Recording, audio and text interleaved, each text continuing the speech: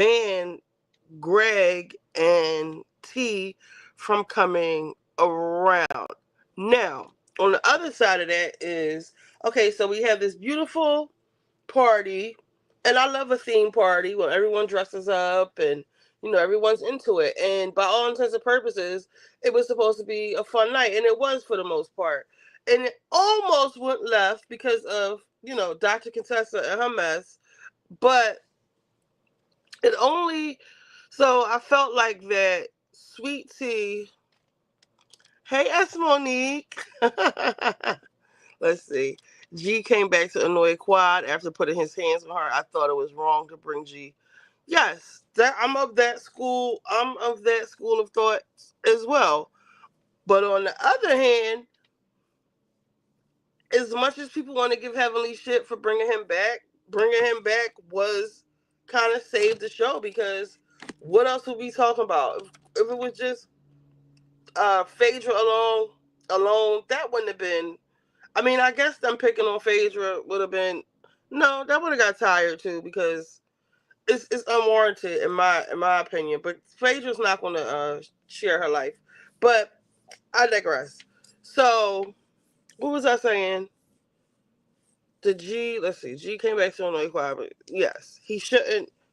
So if they were really aware, if they were really Quad's friends and really listened to Quad, he wouldn't have came back on the show, because he is a quote unquote alleged abuser. But the same thing, that was my issue with them bringing Apollo on a trip, because Phaedra has insinuated that he was abusive. We all saw him chasing her around that garage.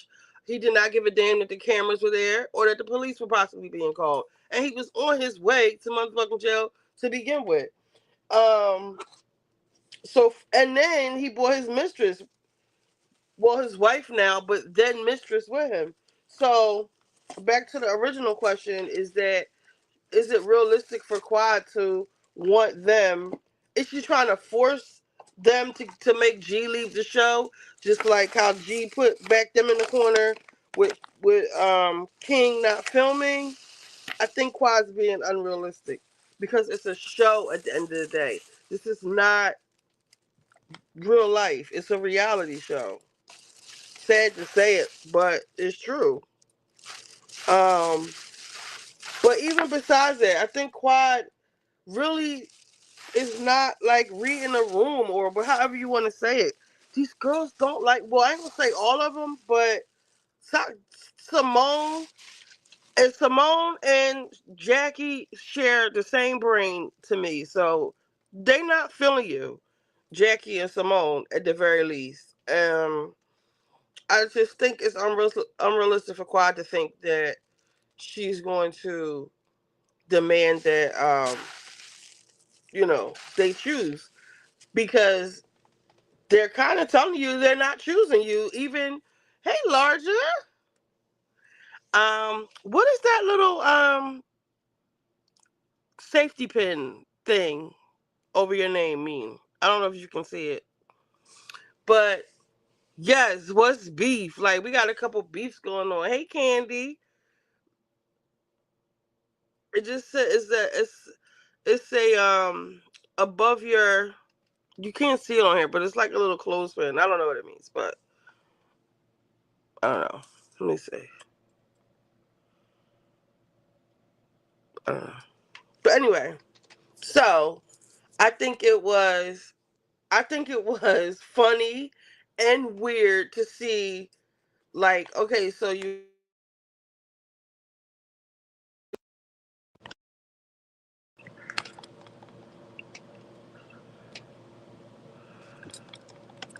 okay, do not disturb is on. Hey, Trent, we back live. Hola, hey everybody. Hey, Trent. Oh, hey, Trent, you've been missing for a couple days, child. I ain't seen you in a couple days, but anyway, um, what was I saying? That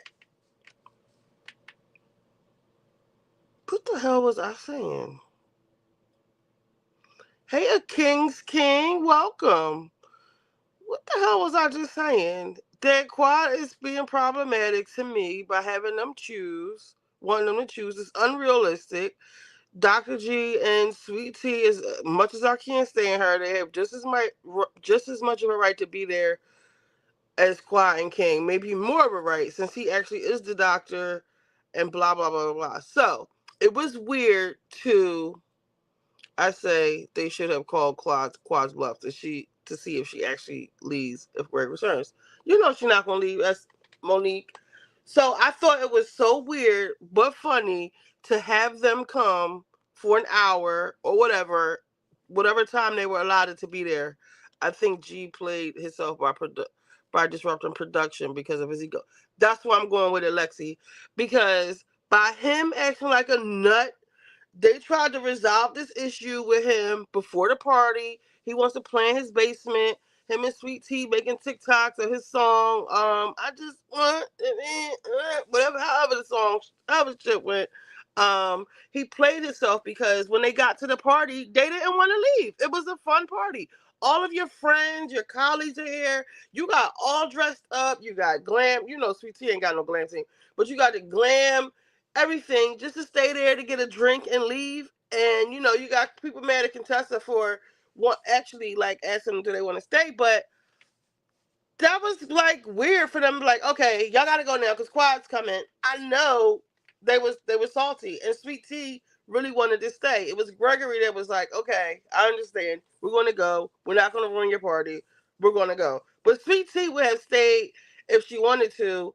And when I was talking to somebody, they would have been like, oh, that wouldn't have been fair to Quad. It would have been like an ambush if Quad came there and they were still there. But I would think that would have been a hell of a finale. But let me read a couple of these comments. But do they? Because he is only worse since that last time we saw his ass. He is more narcissistic and more abusive. At least last time it wasn't on camera. You talking about Apollo? Who you talking about, Larger? Welcome to Fight Night. LOL. Hi. We're talking all things married to medicine. Real Housewives, Beverly Hills, Atlanta, Breakfast Club, work drama, and whatever else is on your mind. Yes, whatever y'all want to talk about. I know she won't. She needs that check. I think more than anyone else. Right, Monique? Like yes, we're going to argue, Larger, but I'm not arguing with you about Married to Medicine. Because it's really nothing to argue about, really. That was awkward. Toya was forced to invite them. You think so? Oh, you talking about Dr. G, so let me read it again. But do they? Because he is only worse since the last time we saw him. He's more narcissistic and more abusive. At least last time wasn't on camera. Okay, yeah, you're right. I feel bad about Sweet Tea and Greg. He probably wanted to make her happy by going back to the show, and now they look so dumb. Yes, Larger was talking about me under the Mia Inc. interview. Oh, what did she say? What did you say about Trent, Larger? Oops. So they have to leave. She wants to stay. Quiet comes in. She starts her shit. Maybe she felt some type of way about them even being there. But I think the girls felt bad that Sweet Tea had to leave, that G and T had to leave, and that's basically my question. And that gives me more of an understanding to why Simone and Toya were seemingly getting ready to fight at the reunion, because it's brought up again. Quad's probably demanding, them choose her, but Simone is probably tired of Quad. Like she said, you gave us your ass to kiss when you had Sister Circle. Like, let's not rewrite history, girl. Let's see. After show is showing multiple montages of G's behavior towards. Oh, really?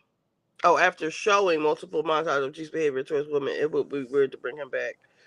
They doing the Mariah all over again. Quad making the girls choose. Is that what Mariah did? Refresh my memory. I couldn't.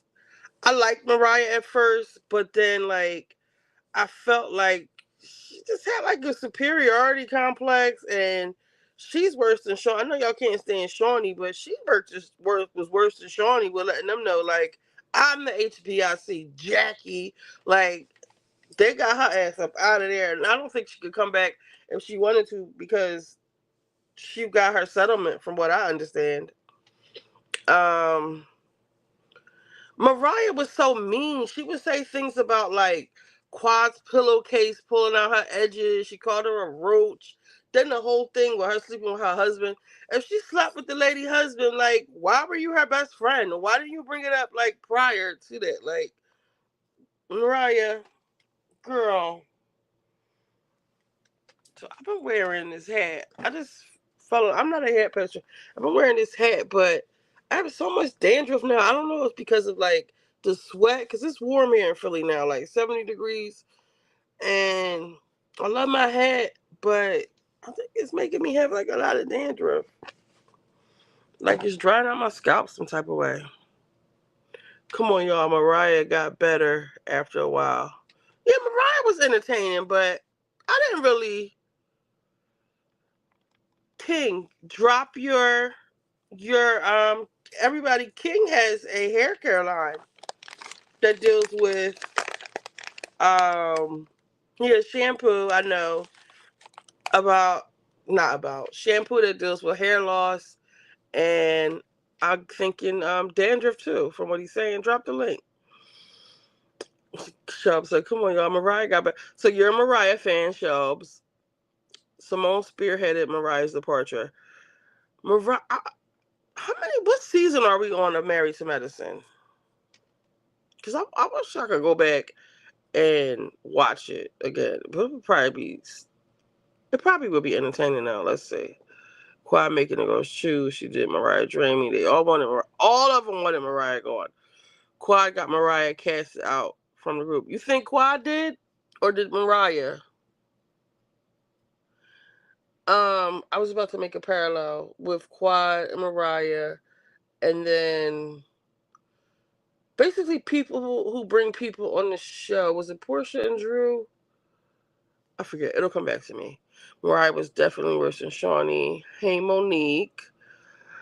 Simone spearheaded Mariah's departure. Hey, Monique. Come on, y'all, Mariah. Okay, hey, Monique. Her website for Andrew. Hey, y'all. Hey, S Lover. Mariah got worse to me. What's up, my niggas? What's up, Wizard? You gotta get Robin Silk Line caps. Okay. Well, violence is a choice. Both the Lunsfords or Lucifer. Larger. Stop. The Lucifers. Girl. Well, violence is a choice. Both the Lucifers select violence regularly and take zero accountability. They are like that track girl. It's the girl's skull's fault for not being on her neck. Child. Now, I will say, Sweet Tea is violent and unhinged because every time, and I will say it again, everything was fine on the beach until Sweet Tea tried to fight Heavenly. I don't care what nobody say. From the beginning, I said, who's right, who's wrong, who's to blame, right? I said Quad set the shit off at the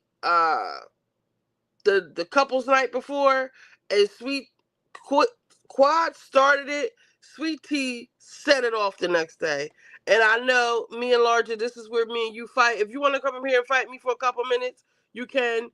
Everybody, Trent's website is My Clear Crown. I'm waiting for my sample because I would like to try it because I do experience a lot of dandruff. I think like when I sweat, it does something. I have to read up on it and see what it is. But let's support our brother King, and maybe King, you can give us an update later about Tasha and Q. What's 11? Oh, 11 seasons. Okay. No, Quad needed a Robin camp. All right, Mariah. I want the show recast now. So how do you feel about the recast on Atlanta? I think Mariah did. Her attitude towards the girls was like she was better than him. Yes, that's lover. Oh, the phenomenon. Oh, the phenomenon when a person brings someone on a show, then stabs him in the back or front. Exactly, like Bronwyn from Salt Lake City. What your take on Beverly Hills, baby? They ate something up. Yes, we gonna get to that. Mariah used to refer to the show as Married to Mariah, according to the cast show. She needs your shampoo. Yes, I do. Show. So RitchieB. Hey, AAE. I have not seen you in forever. I know. I get in my mood, show. I'm in the back. Oh, you are? I'm sorry. Oops, shit. Age. Okay. Shubs, Crown and Glorious, y'all. Got one in the cart. Oh, look, Trent. Did Trent tell y'all? Let me write this down because I want Trent to tell us what happened to him. I don't know if y'all were here the other night. Tasha Caden scammed this man, so we need an update. Let me write you down, Trent. Trent update. Sweet Tea should never ask Heavenly why she wanted. Thank you, Lexi. I'm great. Oh, my mic was off. Sorry. Wait a Hi. minute. Let me read. Let me read the rest of these. Let me read the rest of these comments. Then me and you could go. It had nothing to do with her. I feel like Sweet Tea was always looking for moments. Thank you, S Lover. Wizard, it's not good. It's giving hoe. What's not good? RitchieB, you have your own channel. Yes, AAE, your hair looks. Thank you, SAE. You bumped your ends. It looks good. I'm about to grease my damn scalp to see if I can hold off some of this dandruff so I got to wash it again. Are y'all doing this frequently, Large and RitchieB? We argue about Married to Medicine a lot. I'm pretty sure there are a lot of other things we could probably argue about, but she is 10 toes down heavily, and she's unreasonable. She makes up a lot of stuff. So, yeah. So, I'm a maniac. Wait. You know what? This freaking clip by my name and by AAE's name is because when you're a guest on somebody's channel, uh-huh. then there's an option for me to stream this to my channel up in the corner of the thing. Oh, And so I've been streaming it to my channel since I've been in the back the whole time, and oh, you didn't see me in the back.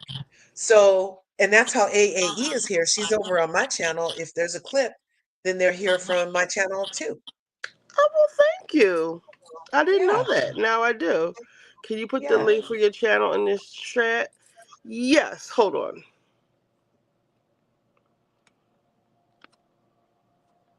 I don't know. I might be frozen. You Hold know, on, y'all. Can y'all hear me? I can hear you. Can you hear me? Yeah, Okay.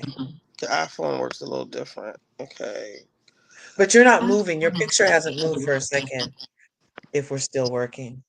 Okay, hold on, let me comment. This is my YouTube channel. If you search it, you have to put at RitchieB to find it because it doesn't just come up. Well, that's why Yeah, I that's can't because they search that, just rolled out handles at the beginning of the year which is or weird. in the last year. Twitch does that too. I have to get on over to Twitch. Okay, so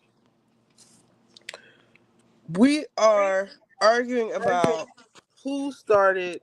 Well, we both don't like sweet tea, right, Larger? Right. The Lucifers. But what do we always argue? Oh, Phaedra. She can't stand Phaedra. No, And I do not co-sign on Phaedra's shenanigans. Ooh, and I wasn't just posted you? that thing Hmm. about her starting that rumor about Shamia back in the day. And Shamia mentioned it in her press run recently over at Angela Yee, how if it was true, then who was she to out her about her experience, you know?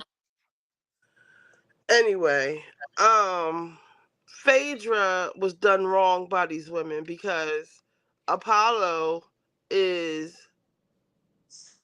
why he Phaedra, he Apollo did Phaedra, not need to be there. I think they had enough drama between there's an echo larger. oh, They had sorry, enough let me see. they had enough drama between Quad and Sweet Tea and that whole thing to not have Phaedra. But whatever. I love the whole beach, the whole vacation, the whole everything. So I'm not mad at any of it. Let's smash the likes with the view, guys. Yes, put a like. Just put a like. It's still echoing. I don't think so.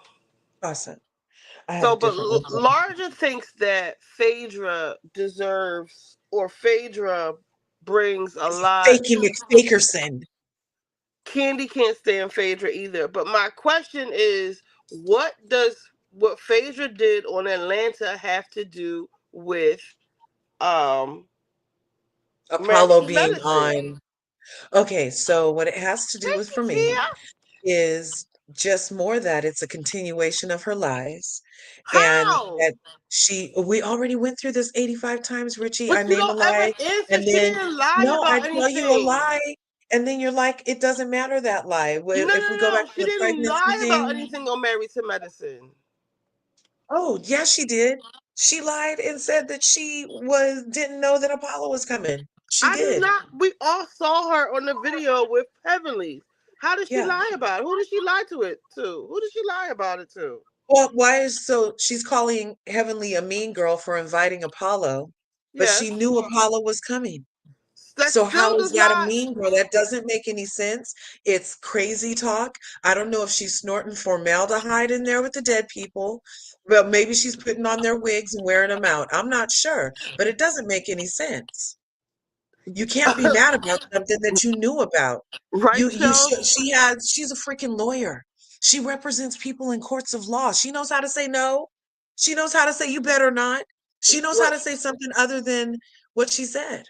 Hold on for a second, Larger. Hey, Shelves. I mean, not Shelves. AAE. Now, when you say you found your own Apollo in a good way or the bad way, like the jail fraudulent ass beating cheating way, or like the fine, like you said, buttery light skin nigga way. Like, please elaborate. Um, Hold on, let me read some of these comments. Why did Phaedra agree to have Paulo come on the trip? She Exactly. said, "Surprise me." He is that Uh, buttery nigga, like well, it's buttery still a as in point. like slippery, like with the law, or like just Buttery like yellow, like caramel color. Like like I like high my dark, yellow. like my Butter is dark high yellow. chocolate. Okay, Butter is so high yellow. he is fine too. Haiti Abia is true though. Okay, Phaedra is full of shit, but she wasn't wrong in this.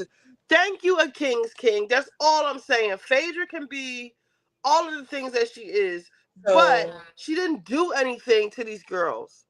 but I neither know that's did right. they do anything to her. If she knew he was coming, what did they do to her? By simply wanting to invite the man. Okay, so when Phaedra called, so when Heavenly called Phaedra and said, I invited Pa.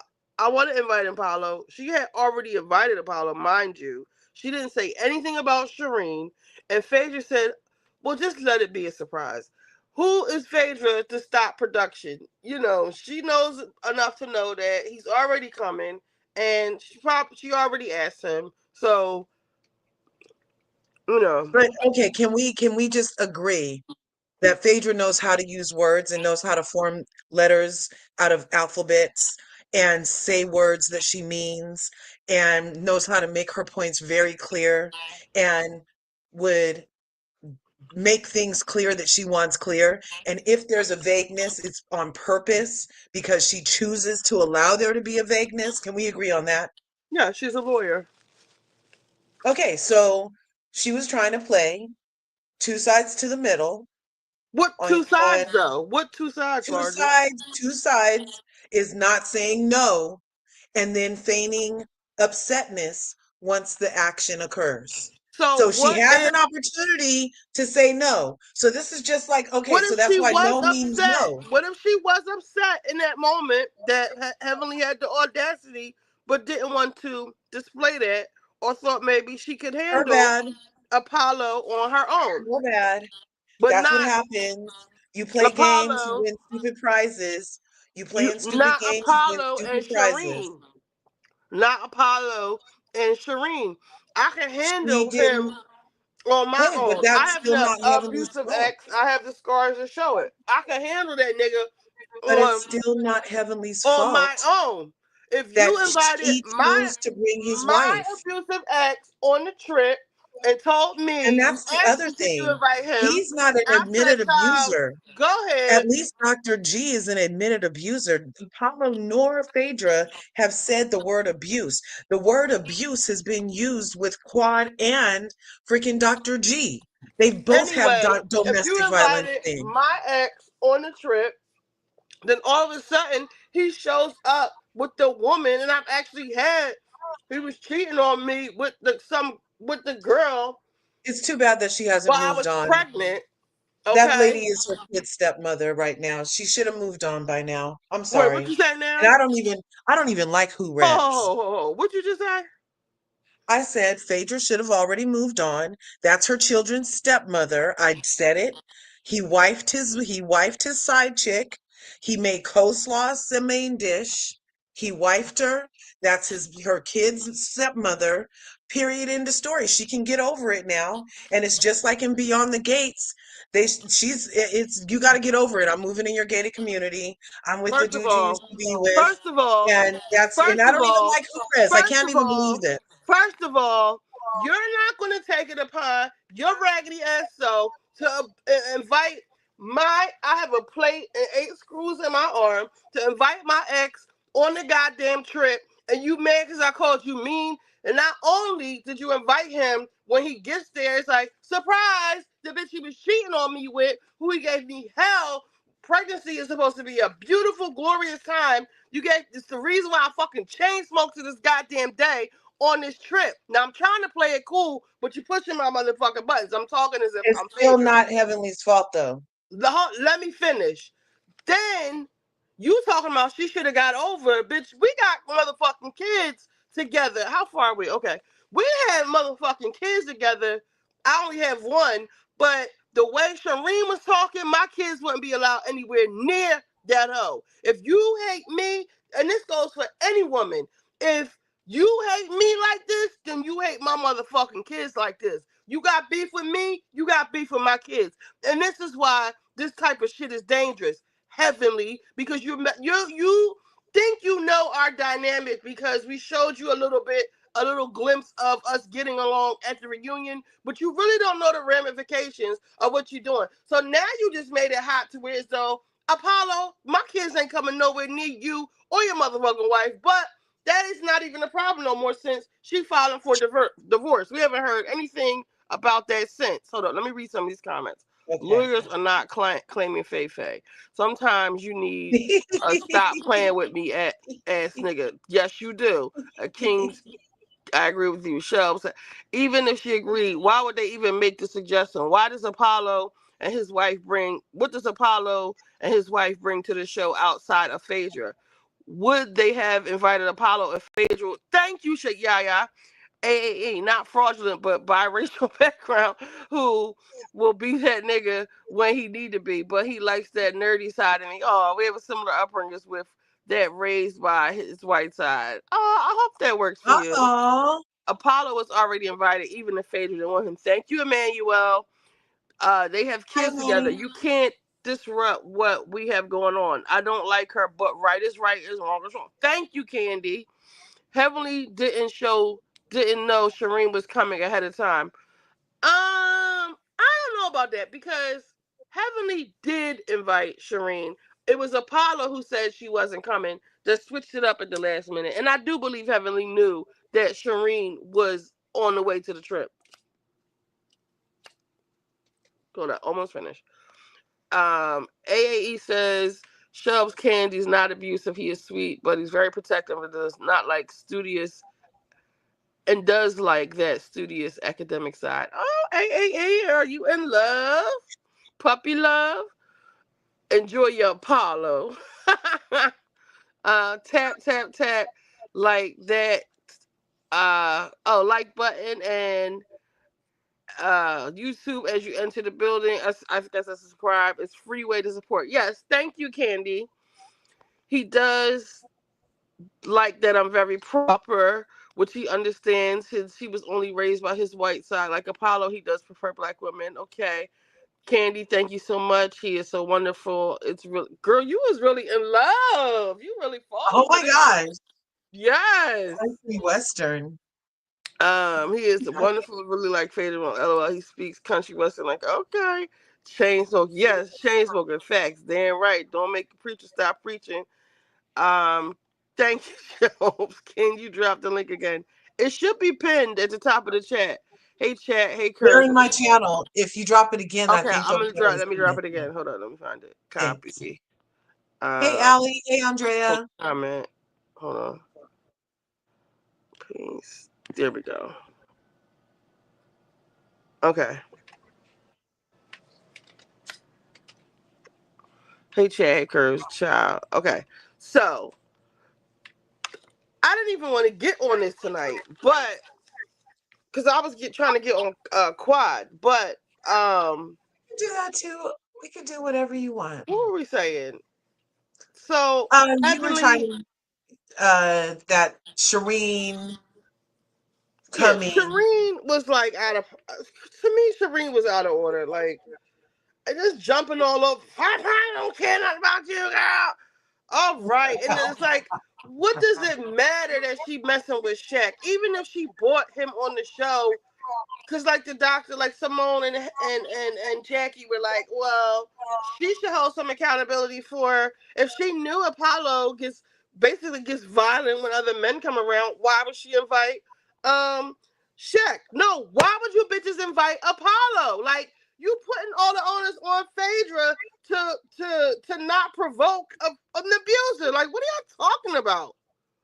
So okay, and even more to my point about this alleged abuse. If a person is like straight up Hey, abused like Deirdre. that, and they have an opportunity to be like, no, the same way that now Quad is being asked and saying, no, I don't want to be around his ass no more, is the same thing that you're saying that Phaedra should have been able to do as a noob on the show. But I heard you earlier saying that Quad is thinking her head is too big by thinking that they need to choose her over her fucking abuser when we've No, known Todd for over a decade, and we just met this other hoe on the show who didn't even come with no medicine that everybody mad at Quad about not having medicine because she gets Rolls Royces now. hold on. I be wanting to come up on your panel because I have a story of when I sold furniture to Kyle.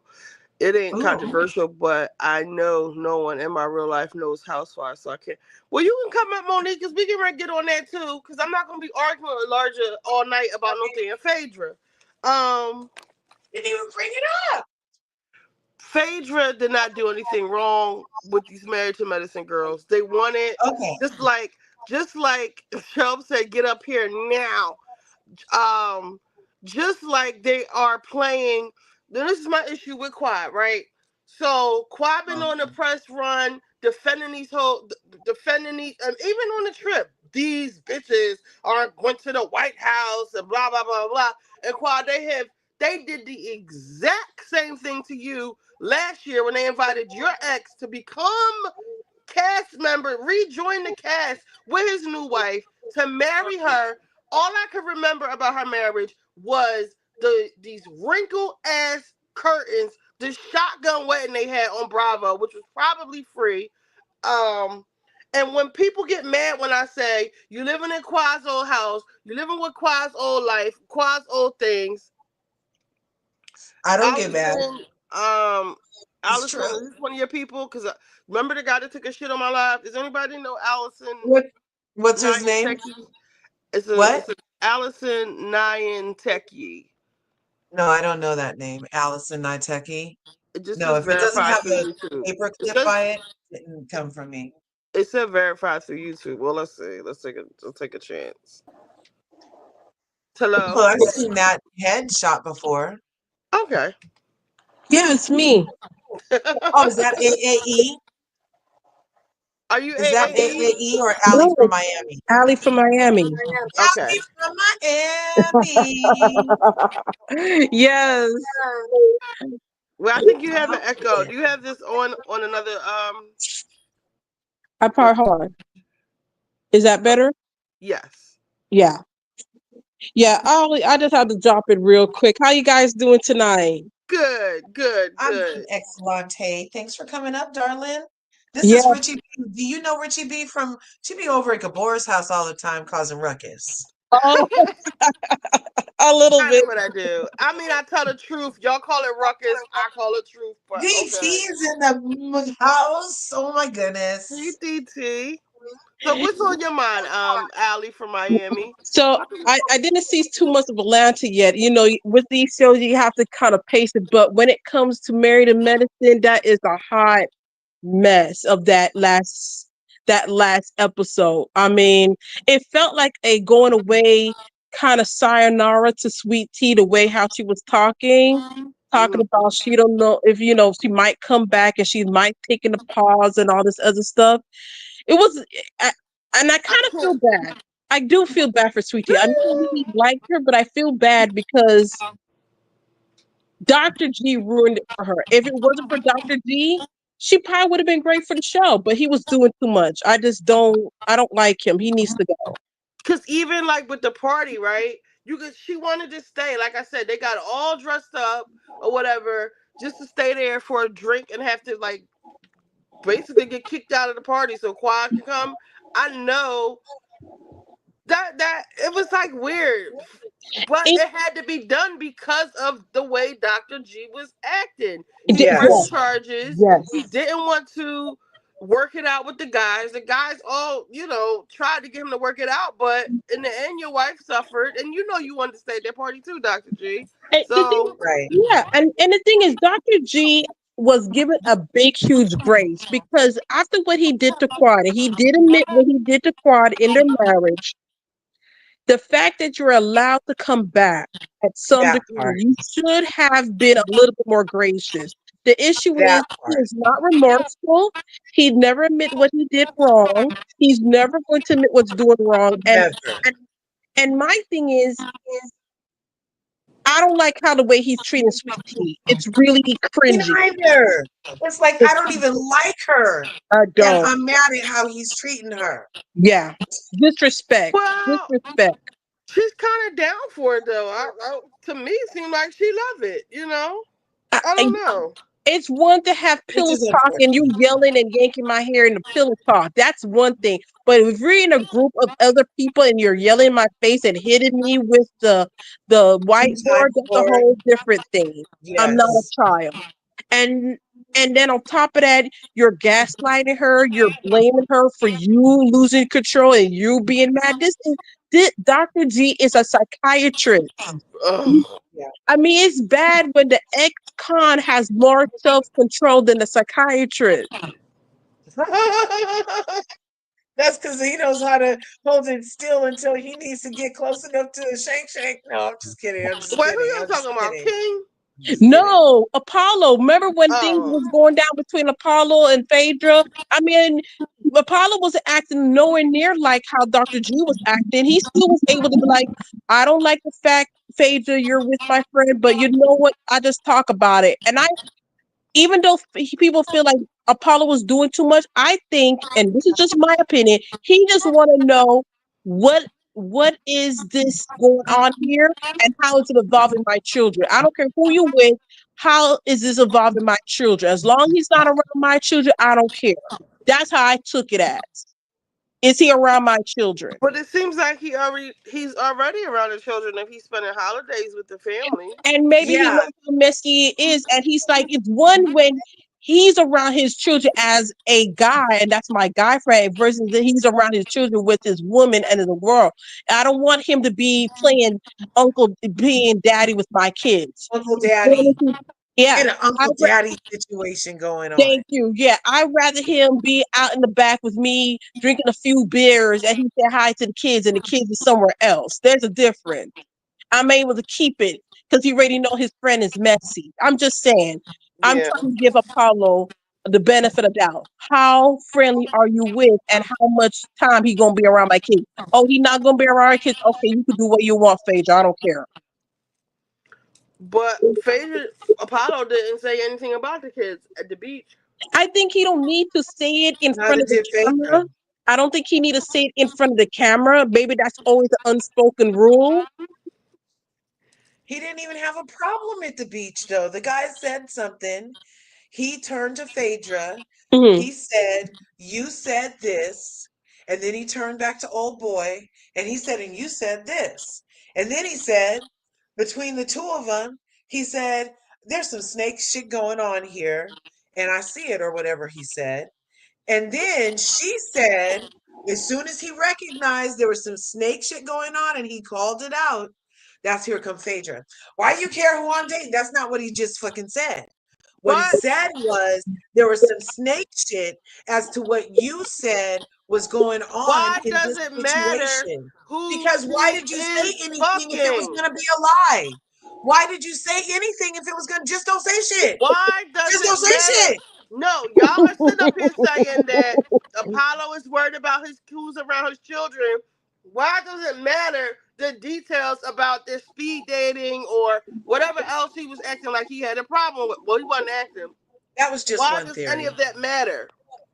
None of it Look, matters, look, actually. look. I'm gonna give another thing. We all know Phaedra lies, and he just need to know what the No, story no, is. no. Answer my Phaedra, question. Y'all always Phaedra. do that. When I make a valid No, no. question, Let's be real. Let's be real. If he's just trying to understand what the situation is, I just need to know what the situation is.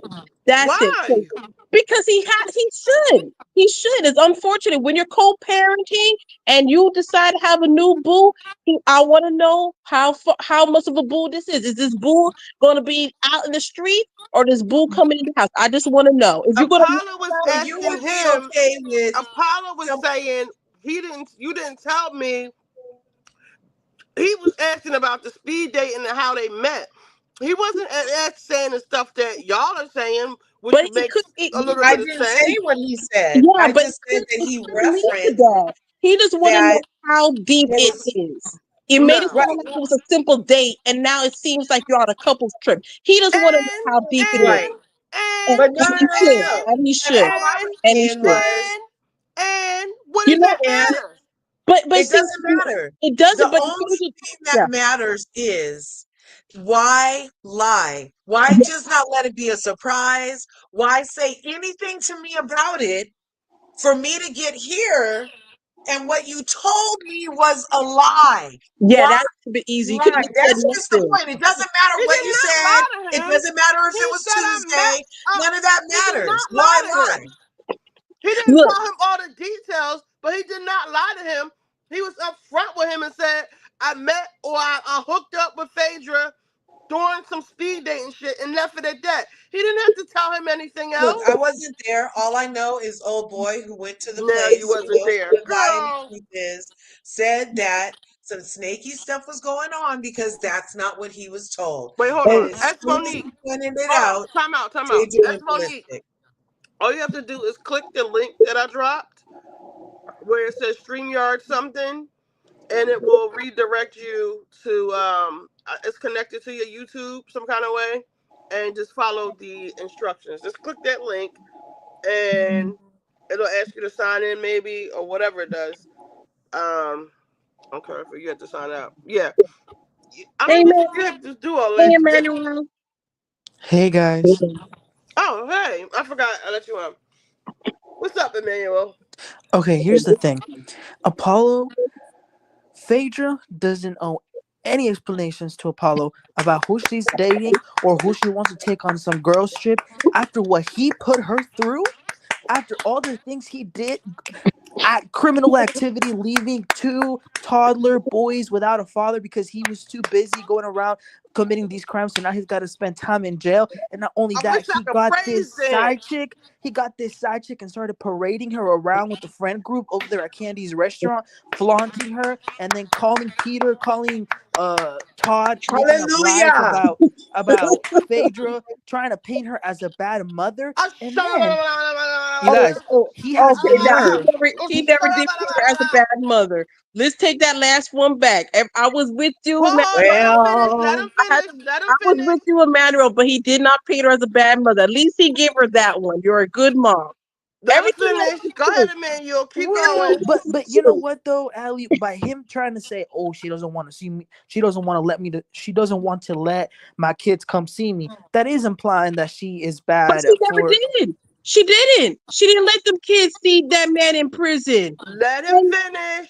But it's like Phaedra said, with all those people in there, she don't know. She didn't want to expose the kids to that. But anyway, she doesn't know him an explanation. She sure as hell doesn't know Shireen nothing. Um, Goddamn sure. No, no, Shame. I'm not mad that he didn't send her to prison. I get it. I don't want to go to prison too. That's Um, traumatic. Ali, let Emmanuel talk, and then you can But rebut. I agreed with him. I agreed that she didn't let him to go to prison, and it wasn't right for the kids. I agree with that 100%. Emmanuel, go ahead and finish. So, like I said, Oh my gosh, Phaedra, she does that all the time, you Phaedra guys. doesn't. So Phaedra cute. doesn't need to give him an explanation. Now, here's the thing: shame on Heavenly, shame on Simone, shame on Quad. And Heavenly's my girl. Uh, well, listen, I don't like Heavenly for many reasons. The She's done reason that we're Sweet Tea dirty. here. But that's a whole other thing. But like you said, when Heavenly called Phaedra to let her know that Apollo was coming, it wasn't a like, can I invite him? It was a letting her know I invited him. So Hello. the decision had already been made whether Phaedra wanted wanted him there or not. So all Phaedra could really do was like play it cool and be like, okay, well, I guess let it be a surprise. But Phaedra, she said, no, y'all not gonna surprise me. I'm gonna surprise y'all by bringing checks Exactly. to the date. And at the end of the day, I feel like these women were jealous of Phaedra. They wanted to put her in an uncomfortable position. Um, Jealous. but she didn't let them. And you know what she did? She left on a private jet. Wait, say the last part. I didn't hear it. I said, you know what she did? She left on a private jet. And she left the mess over there. She And did.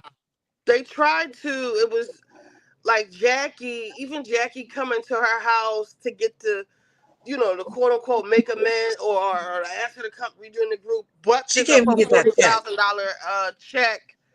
Mm-hmm. That whole thing rubs me the wrong way too. To do that to her and then insist she still, or just not insist, but you know, Phaedra being the class act she is, um, she still paid them their $40,000 check, which commendable, I guess. Just I guess, um, I guess so they wouldn't have anything else to That I talk about had. her for, but whatever. She did. She paid more than Jackie, Mm-hmm. um, for her own charity. Right. As she should have. So where is Allie? So I don't want to get off on a tangent about too many tangents because we still got Beverly Hills and Just a Mess and everything else. Let me catch up on some of these comments. But Allie, what do you have to say about I can't see y'all names anymore. Hold on. I have to unhighlight. Okay. About Emmanuel. What I was, Emmanuel said. like I said, I was agreeing with Emmanuel. Only thing is, I don't think he ever said she was a bad mother, but every other point I agree with him on. That's it. Candy said she Would you also volunteered. agree that it was wrong when he went into that room with Shireen, Simone, and Heavenly and just badmouthed Phaedra all the way? Refresh my memory. When was that? When was that? This was the morning. I think it was the morning after all that mess happened, when Phaedra was getting ready to leave. And Simone and Heavenly were, oh, Phaedra's never been open with us. And Apollo was like, yeah, she probably intimidated that y'all are doctors. But I Hold think on. more the bad mouth it was more his wife rather than Apollo. And then the bad mouth is more on the ladies than Apollo. Shub said, let me tell y'all something. I have kids and their dad has been to prison. Don't take y'all kids until they ask to go or not at all. I don't know how I would feel. I only have one child. If her dad was in jail, I don't know if I would have been bringing her up to jail. Jail is jail.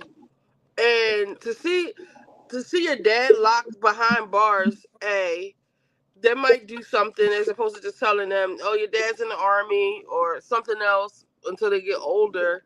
I don't. Everybody doesn't. I don't think Phaedra's a bad person for not bringing her kids up to jail. But that's just gonna have to be something we agree to disagree on because it's not for everybody. God knows what Apollo is teaching them boys. Probably be scammers just like him. Well, they say Phaedra is the head, the mastermind. Okay, I'm going to come. I'm going to try to come in a bit. I'm getting my daughter. Okay, Chick-fil-A. But what time zone you in? Cause Chick-fil-A closed here. It's okay, girl. We can be intimidating. We are obsessed with Beverly Hills. You are so welcome to come up. Yes, you are. Bravo sets a bad precedent. Bring G back after showing multiple flashbacks of abusive behavior.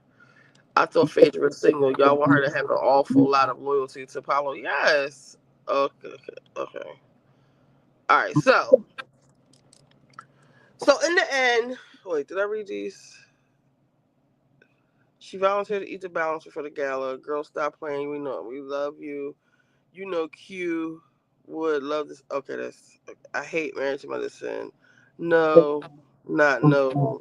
I went to visit a little girl. Didn't understand why we had to leave her and her mom hysterical crying. We were all crying on the way. Oh, it's not in the back. It's in front. It's small. It's really close to. Okay, so I think that. So, what do y'all think about Quad in the end demanding that? Um, Wait, I wanted to say one thing about Dr. G treatment towards T. Now, everybody thinks I'm being smart when I say that she lives in her old house, playing with her old things in Quad's group on her show, but just the house part, right? Just think about the way he brought her on the show. They got married with on the show with the wrinkled curtains, like some last minute they threw her wedding together in a hall. But think about in the house, right? When I say in Quad's house, like okay, like this room right here. Like I picked out this wallpaper. I put the bed over here. The bed used to be behind me where the TV is. I picked out the color curtains. I picked where this big ass mirror, like all of this stuff right here, my vanity, all of this wallpaper right here, this stuff. Even if like if I go around the house, show you different things that I picked out, the color of the front door, the screen door, like everything in the house that I picked out is the essence of me is in this house. Why Doctor? Everybody said, "Oh, Dr. G, that's his house. He owned it. He could have sold that house and got them a new house. He is just trying to put that lady in Quad's shadow, really. Like, and she's not even dead. Like, she's still alive. Like, everything is like she put her in the house. I just think it's like a metaphor for something so much deeper that he's put her in here. He has all these expectations of her, and because she said, "I can give you what Quad never gave you," I guess in terms of the baby, she has like a 2 year, 1 or 2 year ticker running on getting pregnant or whatever, and now she's fighting with Quad's friends, which is probably bringing a lot more stress on her. It's like and now, like this big question: is she coming back to the show? Isn't she? She got a lot of shit else to do. I'm pretty sure she's probably laid off as one of the federal workers too. So I think she's coming back, but I don't think it's realistic for Quad to try to tell them that they have to choose her because as bad of a person that Dr. G allegedly is. Him and Quad started this journey together on the show. I don't think you could tell him he doesn't deserve to be here or Quad doesn't deserve to be here because technically she's not married to medicine, my love. And then Dr. G is, and he has a new wife. So I don't know. What do y'all think of her thing with some was it Simone? With her just demanding the group choose her and then her consequently falling out with Simone. Who's gonna start? You. Well, I I personally am on Team Sweet Tea, and I think she's a really nice girl. She's really sweet in real life, and I think she's been done dirty. When it comes to the house, By who? by all the women in the cast. When it comes to the house, I would agree with you. I would want a new house too if I were Sweet Tea. Hopefully that's where they'll get eventually. Um, as they spend more time together. But you know what? Uh, what makes a home is not the house; it's the people in it. And They look very happy. She treats him very well. She caters to her man. She's just a really nice girl. Quad saying to them, y'all gotta choose, and if y'all don't want to choose me, that's fine. Don't choose me. That's not true. We know Quad wouldn't be okay with them not choosing her because last reunion, she was going on an apology tour, woman by woman, Jackie, this one, that one, pretty much apologizing so she can stay on the show. So, she needs to remember that the only reason she was even on this show was because of her best friend, Mariah Huck, and because the only way she was qualified to be on there was by being married to Dr. G. So it's kind of unfair for her to make this demand, I feel like, especially when she doesn't have the qualification. She's not married to medicine. And Sweet Tea is.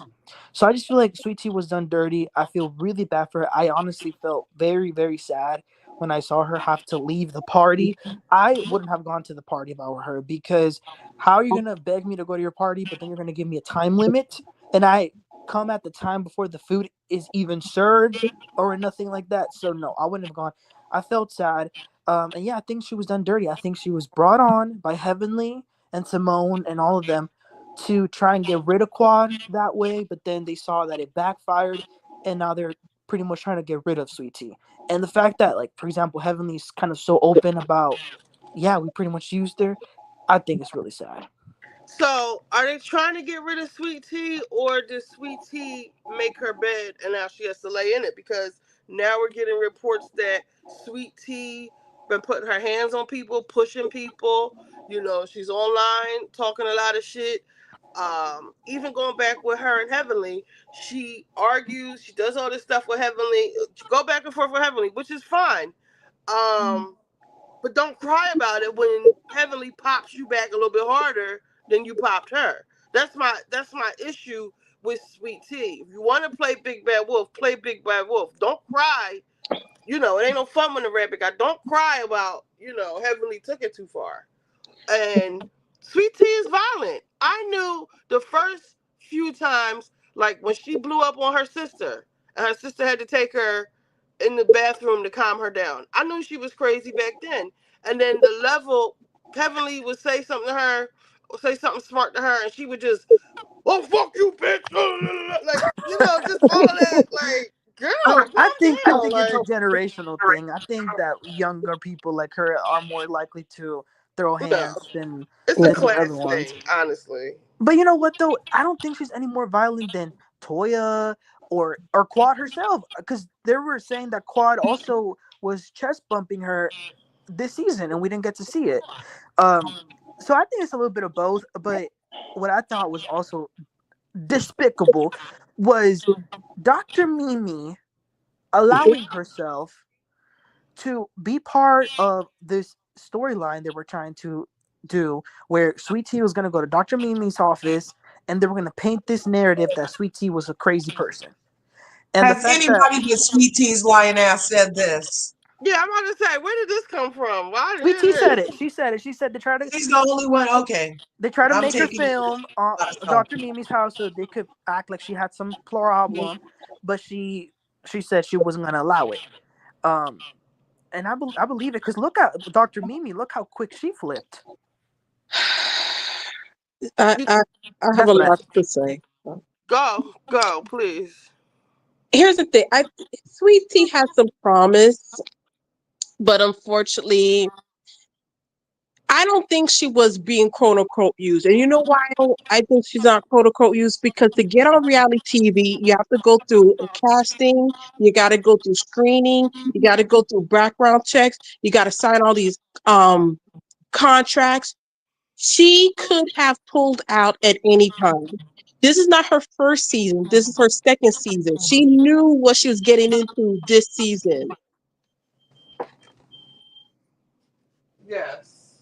I don't think she's abused or not. I don't think she was taken advantage of either.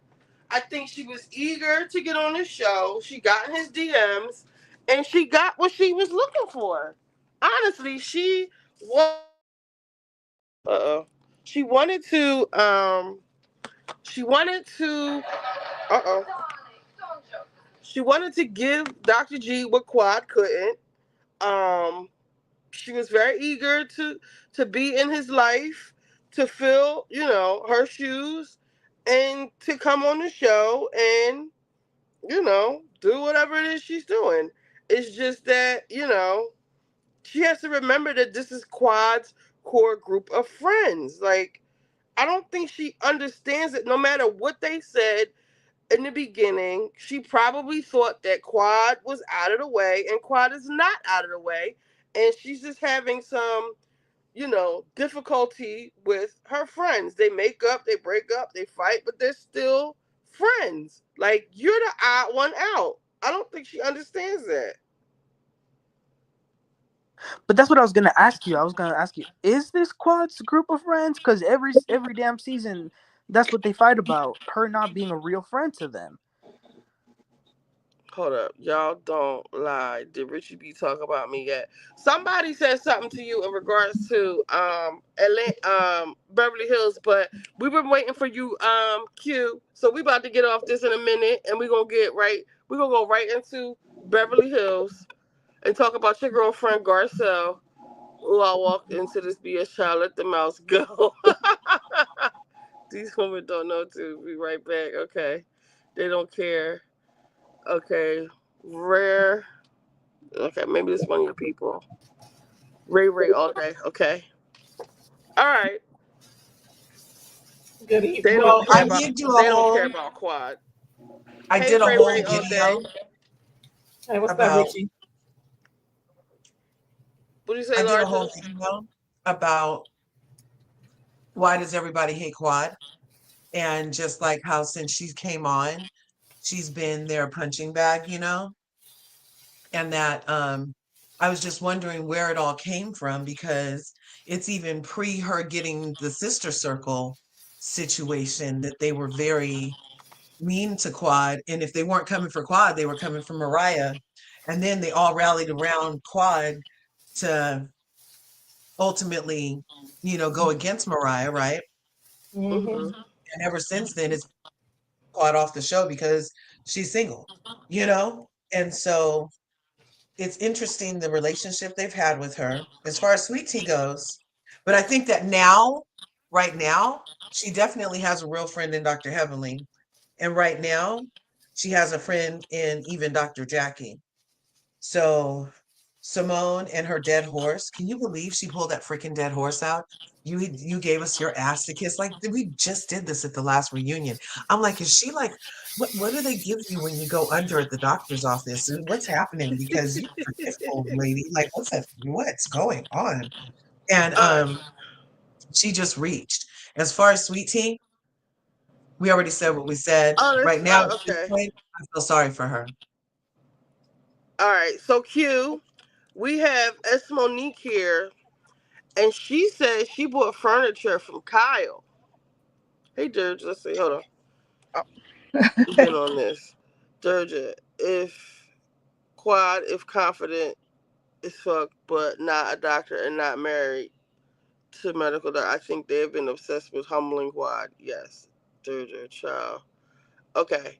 So, as Monique, you have the floor. Can you guys hear me? Yes, we can. Okay. Okay. I work for a furniture showroom in LA, and Kyle came in one day with Faye Resnick. I met Faye before. I've sold furniture to Faye before, Mhm. but she came in with Kyle. Kyle is really small in person, and this is before she lost the weight. She's short. I'm like 5'8". Kyle, I feel like I can put her in my pocket. She's very tiny. She was skinny back then. This was when the house in Encino was in escrow. So the house she currently lives in, it was in escrow at the time. And so this was way before she did all this losing weight with Morgan and all that. And she was tiny then, but she was really easy to work with. And sometimes I feel conflicted when I watch the show because I don't like her on the show, but in person she's a sweetheart. she's a complete sweetheart. Now LVP on the other hand, no. Oh. She's she's no. She's she don't like to talk to people. She looks at you like she'll give you a dirty look if you ask her questions, and that's what we do. It's high end furniture, so Mhm. we that we fill out the client. And LVP, no, I she can see that. she's cold in person. The, She came, she came in one time with her dog. Her dog peed in the lobby. oh. Just had she just wanted someone to go and like clean it up. Like she's mm-mm. I saw that she's opening up a hotel in Vegas, like a whole casino Mm-hmm. She hotel. is. She is. I forgot which hotel, but I guess she's like taking that hotel over and doing Vanderpump, I think it's called. And but yeah. Ken is nice. Her husband came in, he's nice, and Pandora is nice, but LVP no. But Kyle is really nice in person, and so is Faye. And I hate that I have to say it because I don't like either one of them on the show, but in person, they're actually really lovely. I can So see that. it's like it's weird. And then Kyle is exactly the same way in person that she is on the show. It's not it's there's no difference. And our delivery guy delivered to her house, and he said that her house is the biggest house on the block. Every other house is like sort of like a regular ranch style house, and Kyle's is like this big house behind these gates. And but he said it's a beautiful house, beautiful Mhm. house.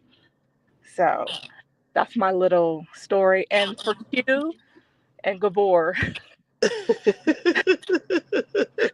Erica does not live in the back house.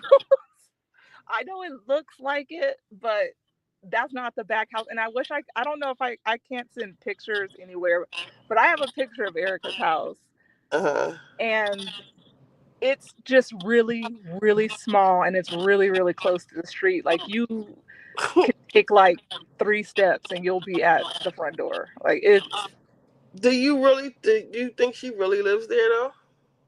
I wonder. I've always wondered that. When I first saw the house, I wondered if she actually lived there I don't think she does. because there's no way. Like it's so close to the street, and it's off of like this major street in LA. It's off of, I believe, La Cienega.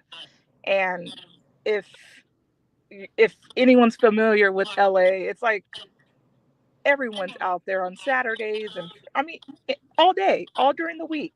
There's people always out, like, and she lives probably 3 or 4 streets down from that main street. And Mhm. I'm just like, why in the hell would you move here? Because anybody could. I found it, and I'm a nobody. Like I found it easily. Because So even with the checks from the show, she could get a nice house. You know? I thought she should have been in like there's like a little bit west of where she is. It's called Century City, and they have high rises. She should have been over there, like in a high rise building, but she probably can't get approval to film in something like that. So, because everywhere in LA, you have to get approval to film. They just won't let you go Mm. in and start filming the show. So that may be why she lives there, but I don't think she lives there, honestly. Even like when we saw her in Vegas. Well, I wanted to say about them being small. They were last night talking about they weigh 100 pounds and 115. They go back and forth between 108 and 110 pounds. I don't think I weigh. I can't remember the last time I weighed 110 pounds. I was probably in like grade school or some shit. I could Um, I could see Kyle weighing 100. I could see Kyle probably weighing less than 100 pounds now since losing that weight, and she didn't need to lose it before. and that's a shame because Garcelle probably isn't even that big, but standing next to them, you know. Yeah, I don't think Garcelle is as big as it comes off on TV, but yeah, when you put her next to Ooh, like shells. like y'all seen Sutton's legs? Like Sutton's legs are like twigs, and then when you put I saw Like, something in that dress that for a fashion show. Not ass at all. no, I hate Sutton's style. Like, to me, it's all tacky, but She swears she um, be killing it too. she really, oh, I can't stand it, Lord.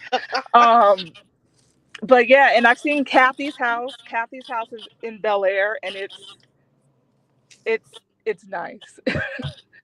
It's really nice, and you can't see much from the street unless she has the gates open. Um, Uh-huh. but it's a beautiful house. It's Is right. Bel Air better than Calabasas? Yes, Bel Air. Calabasas is like Calabasas is actually like going towards Garcelle's beach house, like going towards that direction. Oh, Bel Air, the way it's set up is like it's like Beverly Hills you'll go into, and then Holmby Hills, which is very small. It's like two streets. And then Little Holmby, which is a couple more streets, and then Bel Air. And then you'll cross like this main freeway, the 405, and then that's Brentwood, which is another prestigious area. But Bel Air is isn't that where very, OJ lived? Brentwood. yeah, where yep. What about Um, where Bose lives? Bose lives near he he my bad. Ooh. She lives near she lives near Erica, which is Hancock Park, which is also a very nice area. I mean, it's Okay. beautiful older homes. But Bel Air is like Bel Air is like it's gorgeous. It is just, you got that's like where Beyonce has a house, and Like the Fresh Prince of Bel Air. yeah, but that house is like a shack compared to Really? that house is like nothing compared to the So other houses. where did Erica used to live when she lived with Tom? She lived in Pasadena, which is further out. That's east. And um, in Pasadena, they have a lot of beautiful homes. It's kind of like Hancock Park, but east. And Okay. it's a lot of older homes. You get a lot more land there. You get bigger homes, a lot of land. It's cheaper to live in Pasadena than it is to live in Bel Air. But But she yeah, had a I don't know. really big house. It So Her house is all right with when you Tom, compare it when you really see Kathy's house. uh, It's like, oh, all right. And then okay. like I know like people like they like Dorit's house. Yeah, where does she live? She lives in Encino, not that far from Kyle, and Dorit's house is just like one of those cheap kind of modern farmhouses that they throw up all around LA. I Right. wouldn't be that impressed with it. I went to school for interior design and architecture, Oh, so that's why like when I have like a different perspective when I see the houses, so I'm just like, oh well, I love that you went to school for interior design. yes, yes. So I look at their houses from a different perspective, just because Mm-hmm. I studied like the history of architecture and whatnot. But Oh, yeah, no, and from my understanding, I thought I had read this. I could be wrong, but um Dorit's house is it's like a group of people that own Dorit's house. see, I told people, I said she's not worried about the foreclosure because the house is probably not even in her name. It's probably in an LLC, buried by a Mhm. trust, but another LLC. Yeah. And It would make sense that it would be in a trust because if PK is being sued by all these different people, then he doesn't own that house. The house is in the trust, so those debtors they can't come after the house. They can come after PK personally, but not the house because it's in a trust.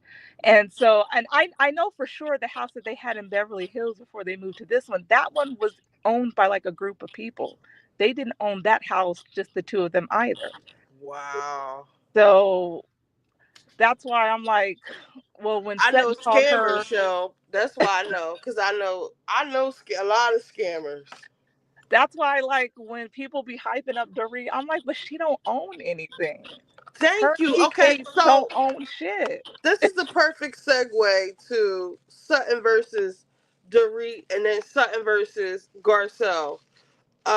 Or basically Sutton versus everybody, because I am team Sutton, because the thing that stuck out to me about Sutton on the after show is when she said that the reason why she said the wallet comment, which I hate these forced apologies. The girl said what she said.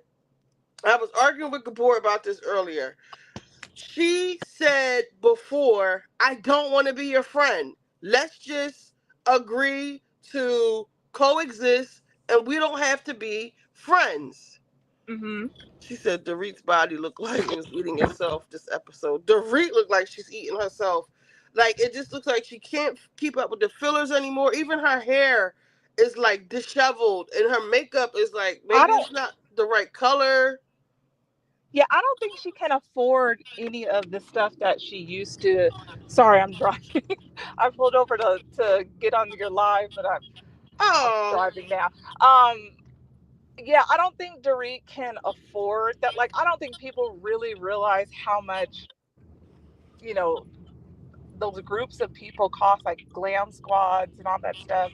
And then, like, well, yeah, how she much gets. was Erica paying? Like, I think she was paying. I think she said she was paying something like $40,000 a month. yeah, it might have been And more than that.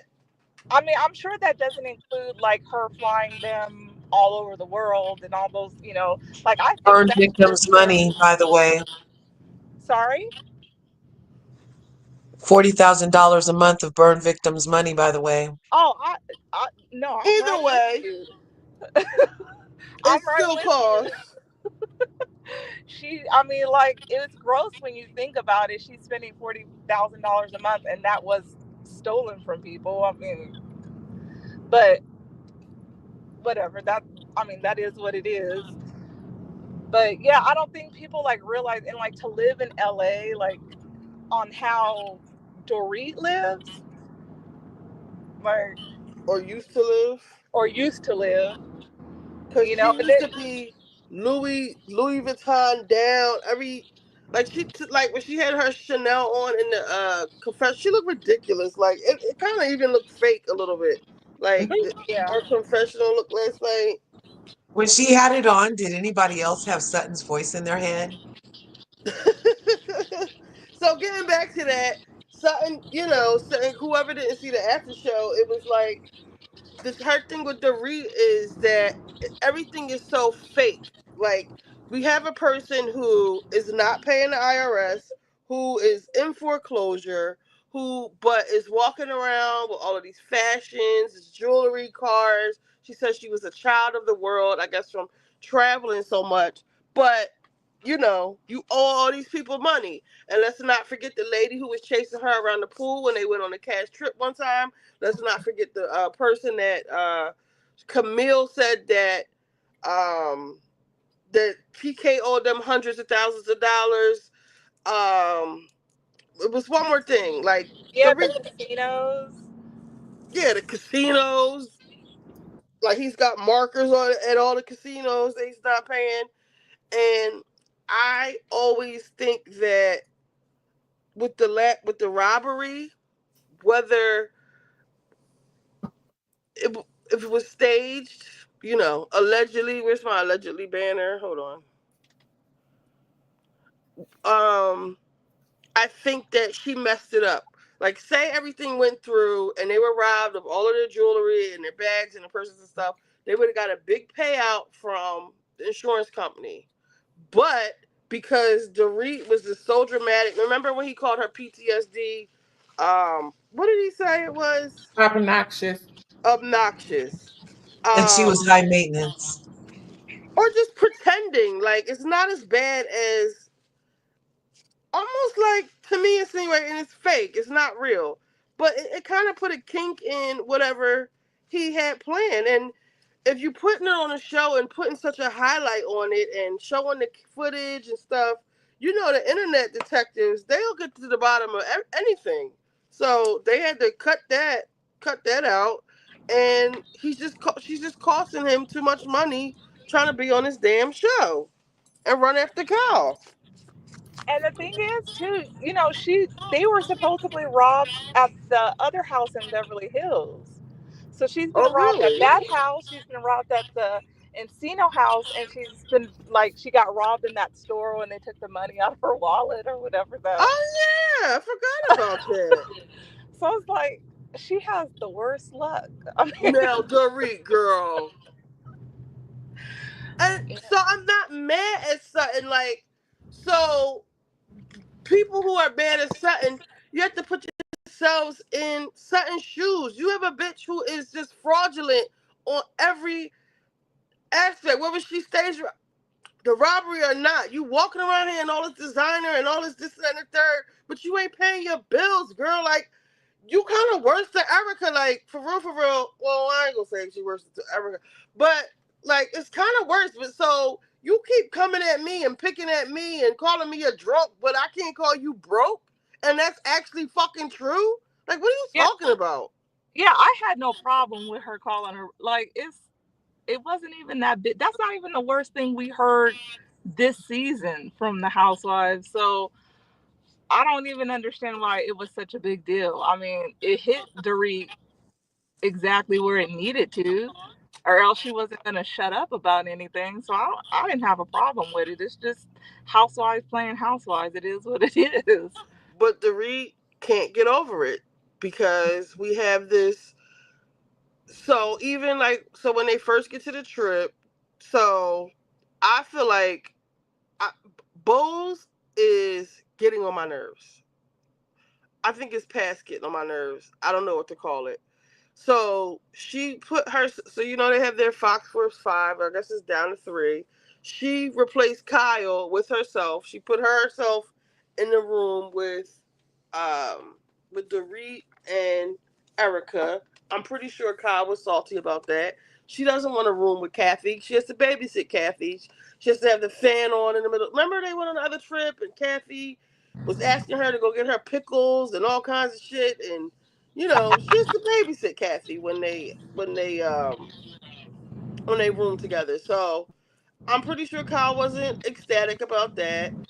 Um, and like I said before, all of Bo's beefs on this show so far are coming from Dorit.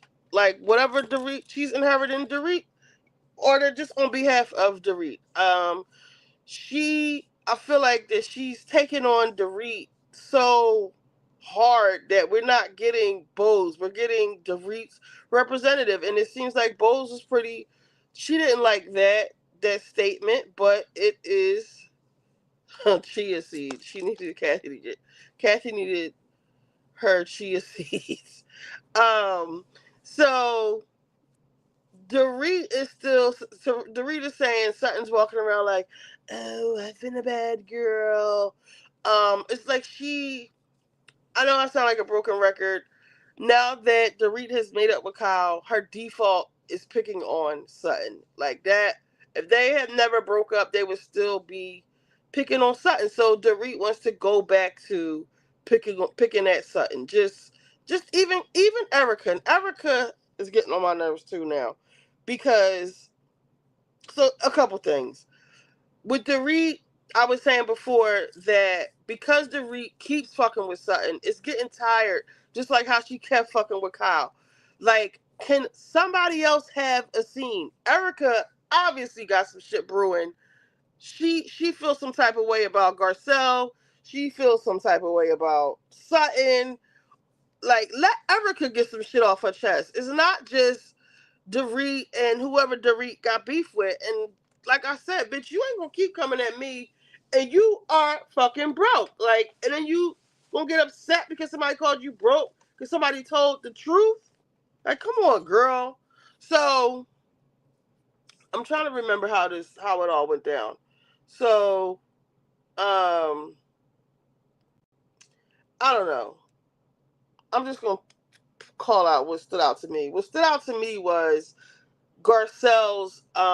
I was making a point. It'll I guess it'll connect, but Garcelle getting mad that Sutton wouldn't back her up on this Morgan thing. So what were they talking about right before that? Um, Sutton apologized. Okay, we'll go back to that first. Sutton apologized. Dorit doesn't really want the apology because when she tried to apologize, I felt like it was somewhat sincere. Like she didn't mean to say it, and it's really not necessarily about you, Dorit. It's me as a person. I shouldn't have said that. I hold myself to a higher standard. I, walk around saying, I am all the things Sutton thinks she is, a fine Southern woman, and she shouldn't have said that.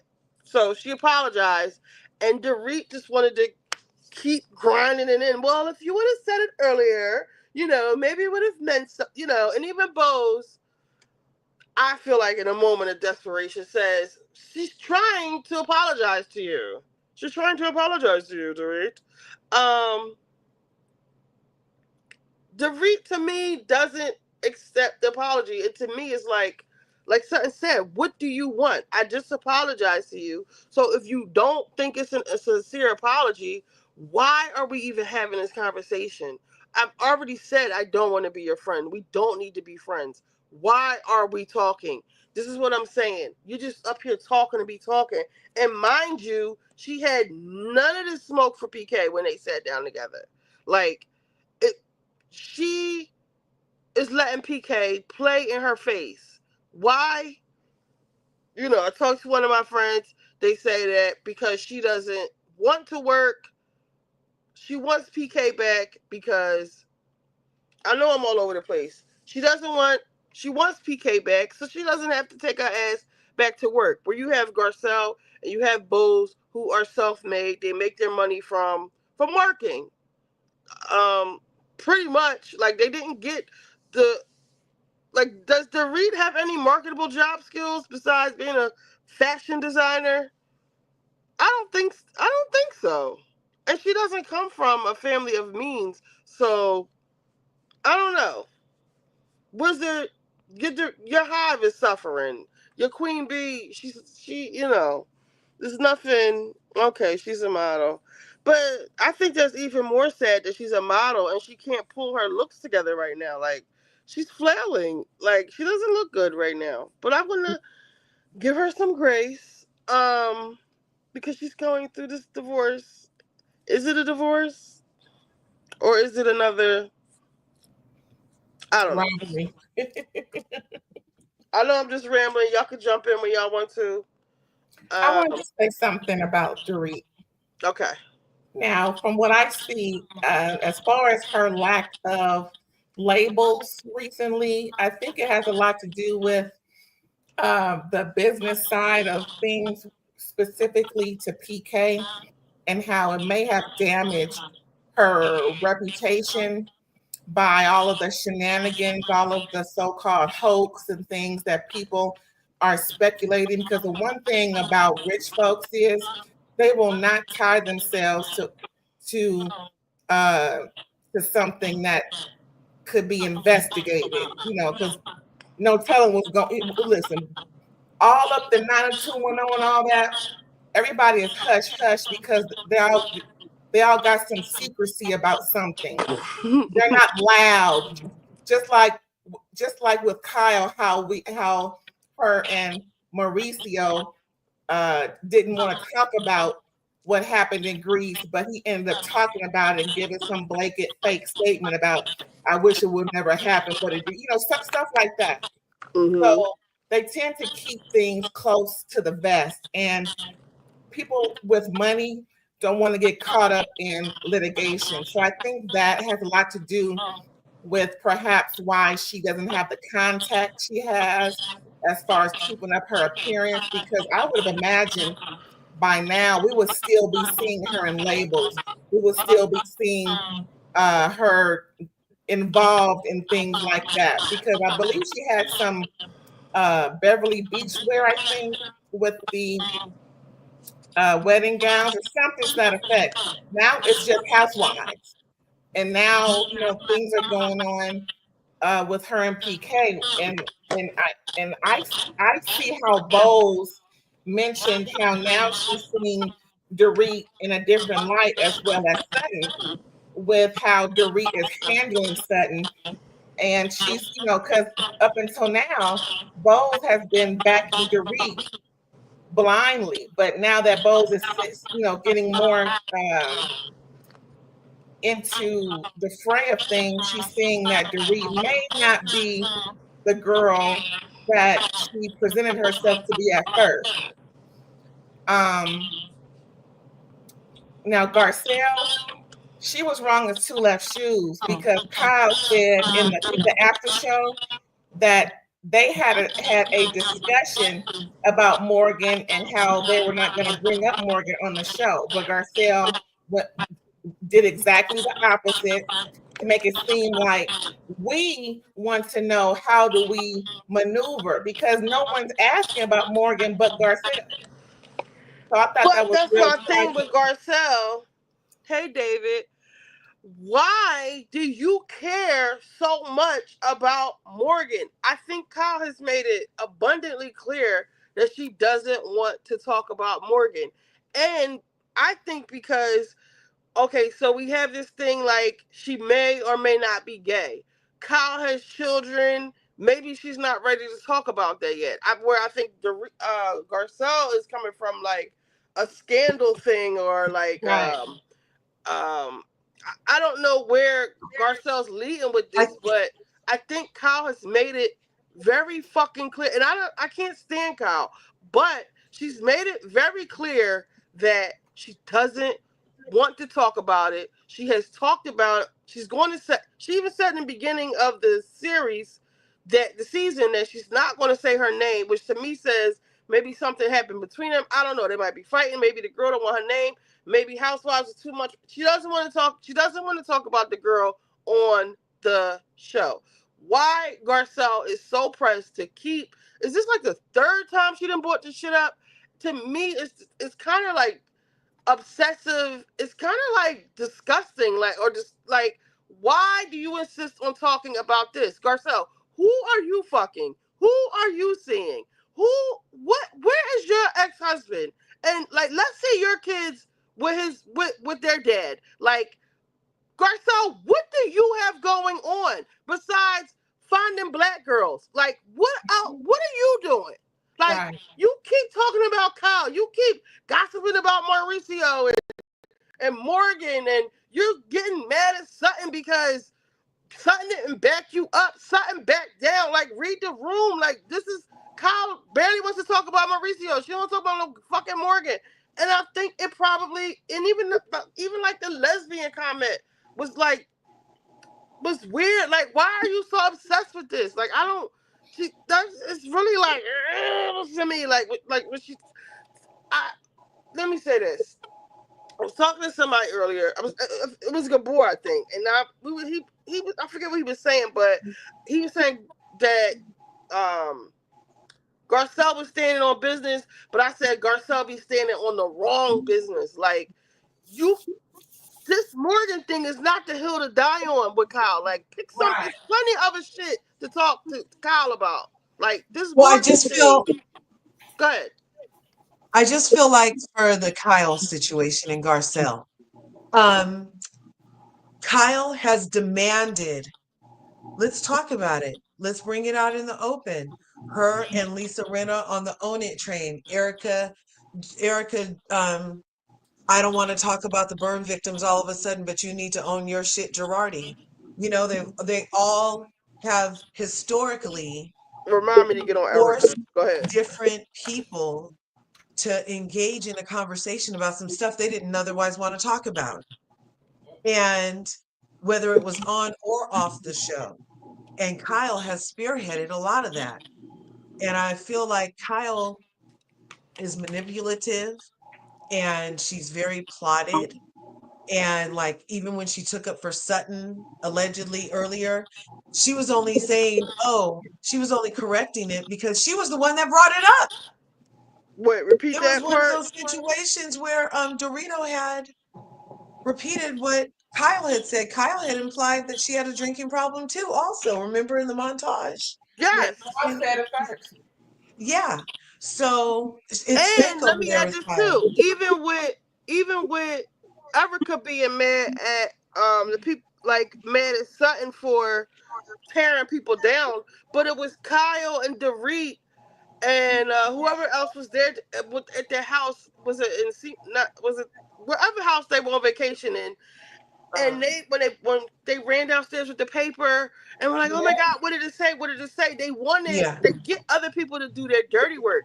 And if memory serves me correctly, Cobb was like, "I can't be associated with Erica either if this is true." But they got yeah, Sutton to do the dirty work, so Sutton's getting this label of kicking the girls when they were down, which she kind of does sometimes. But She does. a lot of the times, you know, not the about only the kick, one. But go ahead, finish. about the kick. Is it a kick, or is it like a question that's on everybody's mind, and that I'm asking it, why does Hey, it have to be Deidre. a kick? Because these are the same ladies who wouldn't give two thoughts about your situation and asking you if the things were reversed. But all of a sudden, because they have this idea that they're over these other ladies, the Foxful Five remnants are still in that position with Erica and Dorito and even Kyle, even though she's not sitting next to him, she's still with them.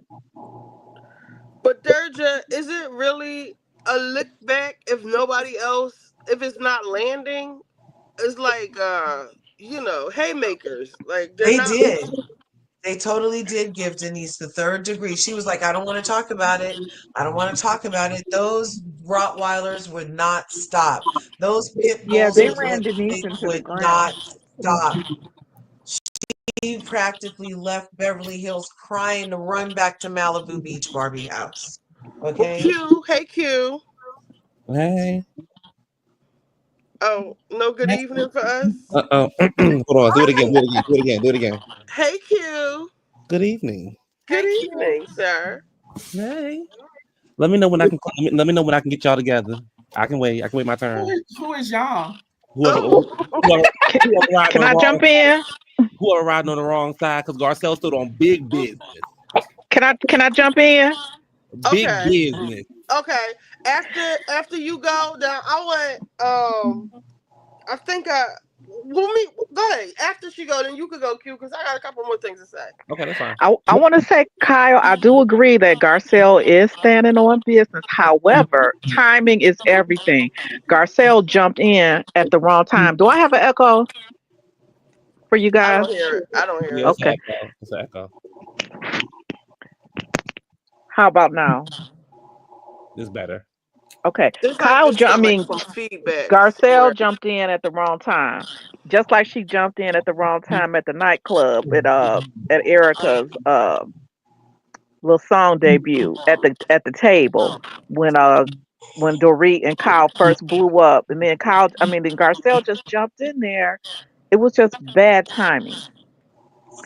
Um, the Fox Force 5 is in full effect still. They probably still communicate with Teddy and Lisa Renna about what they do. Uh, Dorit and Erica just fell right back into that Fox Force 5 haterade against Sutton. Sutton like it was when for her season 1 and 2. Yep. Kyle is strictly has always been trying to label Sutton as a weirdo. That's the Mm-hmm. high school mess. Um, and when Dorit brought up that started that drinking stuff, that was an overture to Kyle to make up. I'm like, I'm still your boo. I still got you. I'm still a mean girl. And Erica just fell right in. Erica jumped in at the wrong time. She wasn't reading a room on the yacht. That wasn't necessary. But let me say this about Sutton real quick. She is, but Sutton is a weirdo because did you see how she was like, "Oh my God, Kyle likes me, and everybody's gonna know." I don't think she was like being cheeky. I think that was like real, And like because I, Garcelle was right. I think Sutton is really scarred by her mother. And was thinking like, why did she even invite Garcelle to Augusta? Not Garcelle, y'all. I keep saying Garcelle when I mean Kyle.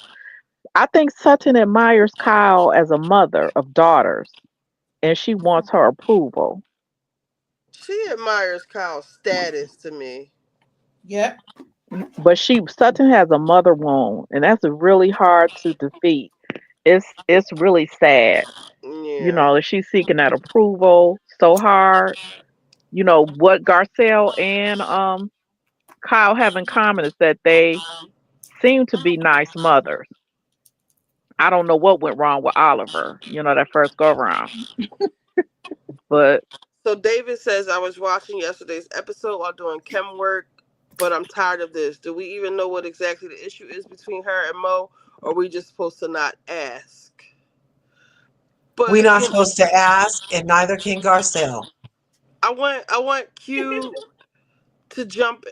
You ready to go, Q? Or you I'm ready. It's your channel, baby. I'm just living in it. Yeah, go ahead listen? and This get is them this is together. an open channel.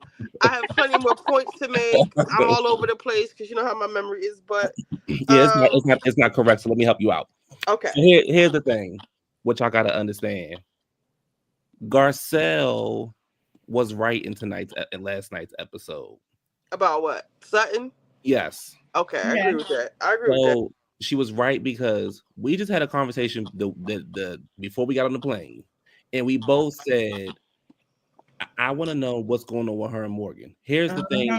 Here's the thing with Kyle. Kyle got on the season, like they said, it was 4 months ago or whatever it was. And Kyle decided to say, oh, I can't talk about you know who. No, we don't know who. Who you can't talk about, Kyle? Because you talk about the girl that she was on the show with last year. You was parading her up and down the street. Kyle was so daggone mean to Mauricio last year. Mm. The He man couldn't touched even her. touch her. He couldn't touch her. He couldn't ask about no tattoos. He couldn't even ask what the color of the sky was. But then Kyle got in her feelings, whatever scheme they were trying to put on, got in her feelings when Mauricio was like, okay, you doing you, I'm gonna do me, even though I truly believe that this is a fake story.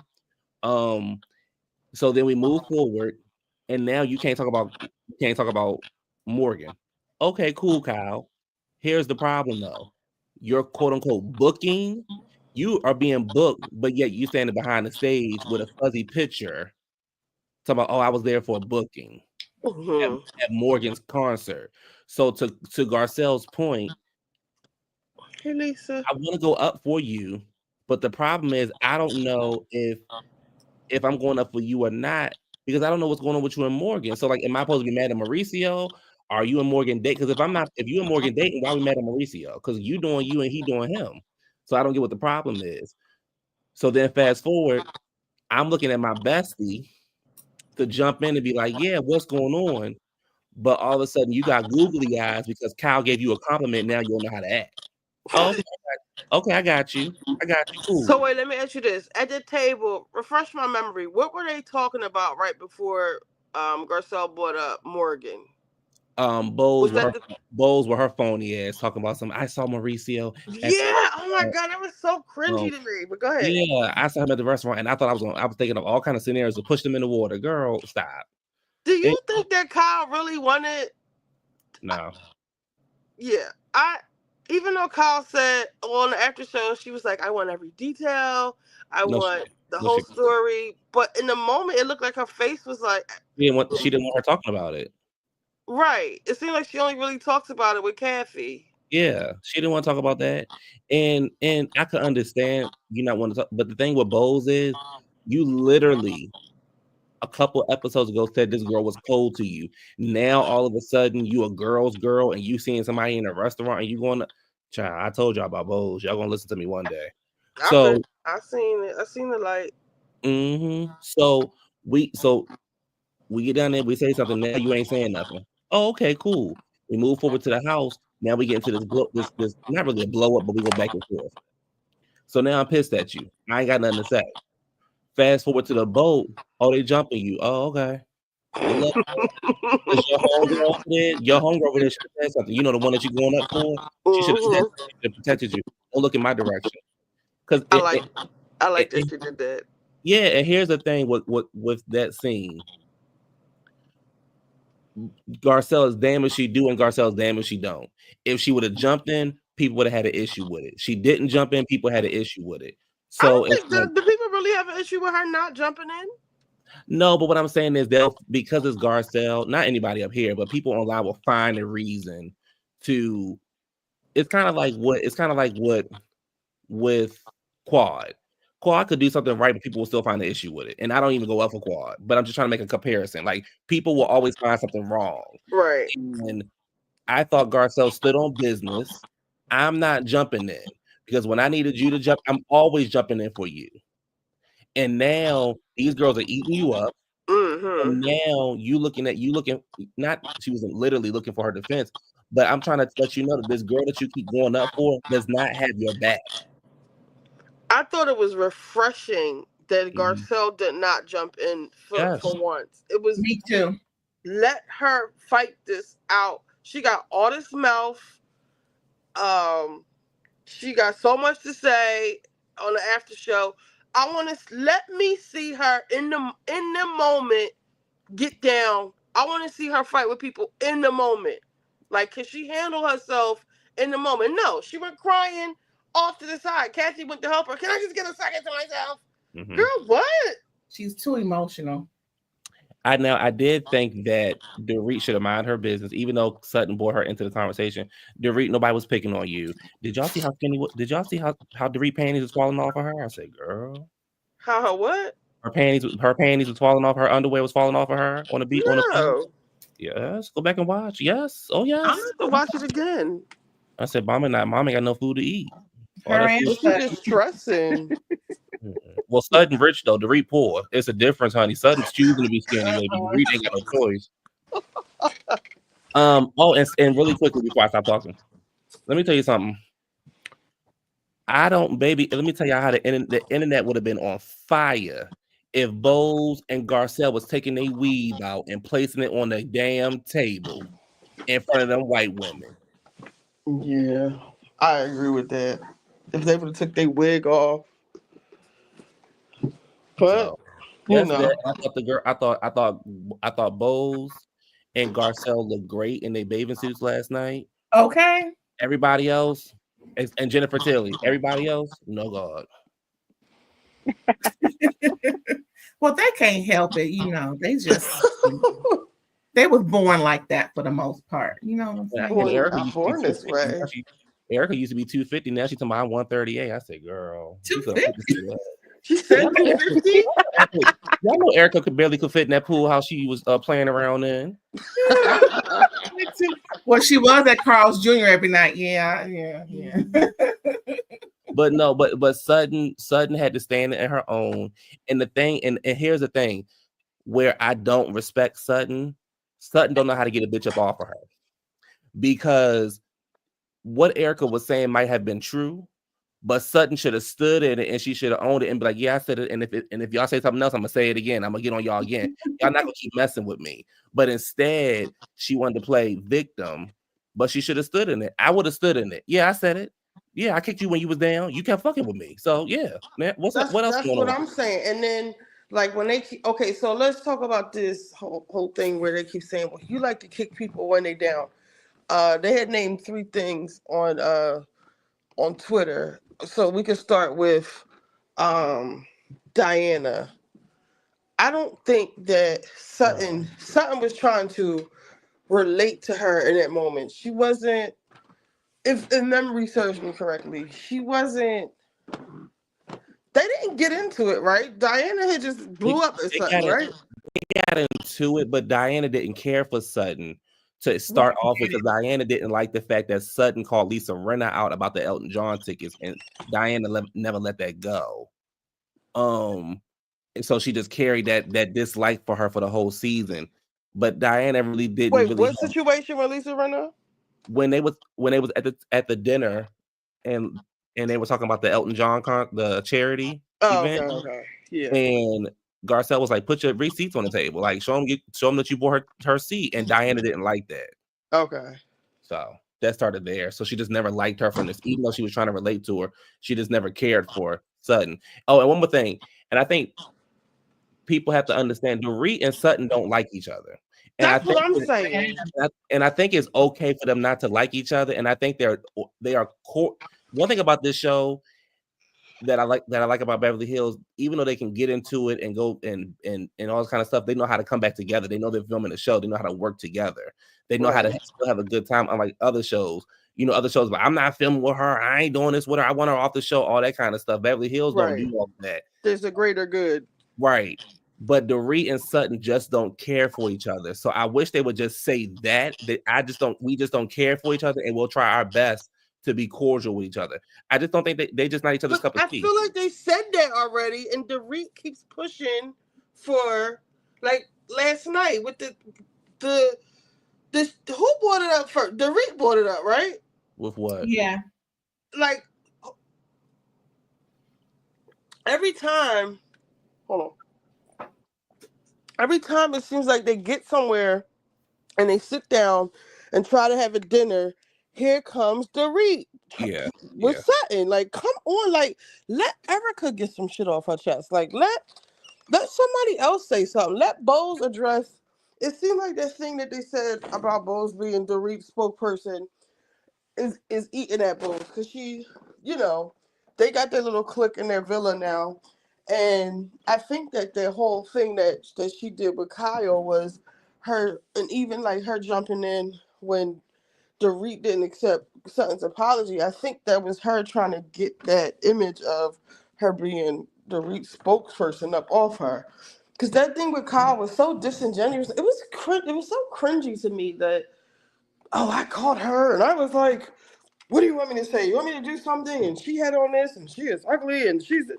It was like, you went from telling this girl's sister that your sister, I don't like your sister, basically, because she was mean to me or whatever, to now you reporting live from fucking Maui or wherever y'all were. It was weird. Yeah, she was doing too much. I think Bose is trying to lay that down and give it a try with Kyle. And she's showing her loyalty and showing her that she can be a friend and she can be what everybody's talking about, a girl's girl. Because like I said, if I was Bose, I would have done a similar thing. I would have said audio, video, make sure I got a picture of the girl. I would have reported back to Kyle as well.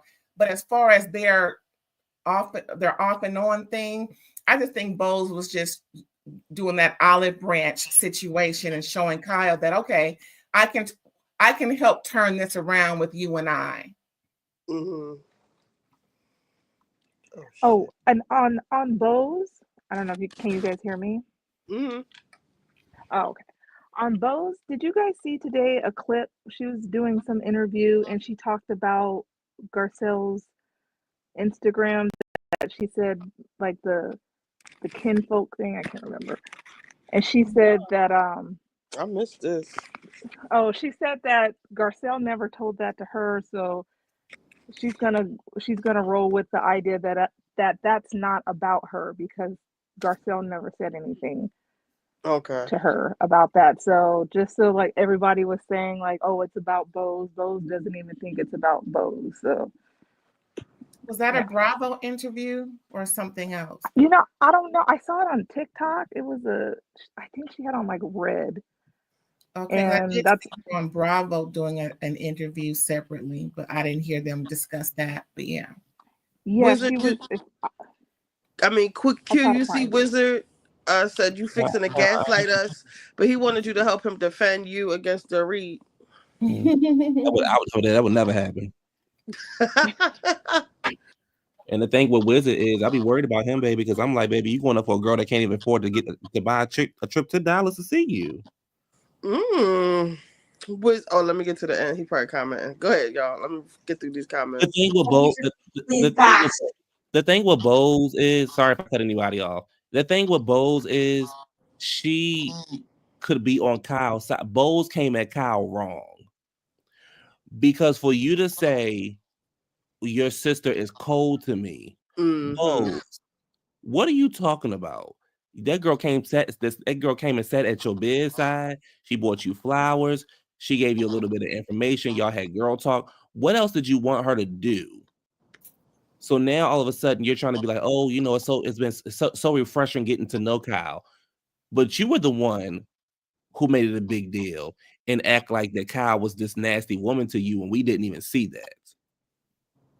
I agree. I thought that was funky too at the time. I wonder if production may have film that out and present it to us out of sequence like they do other shows, because how they doing other shows, it's like they're presenting a narrative to make us think one way about somebody.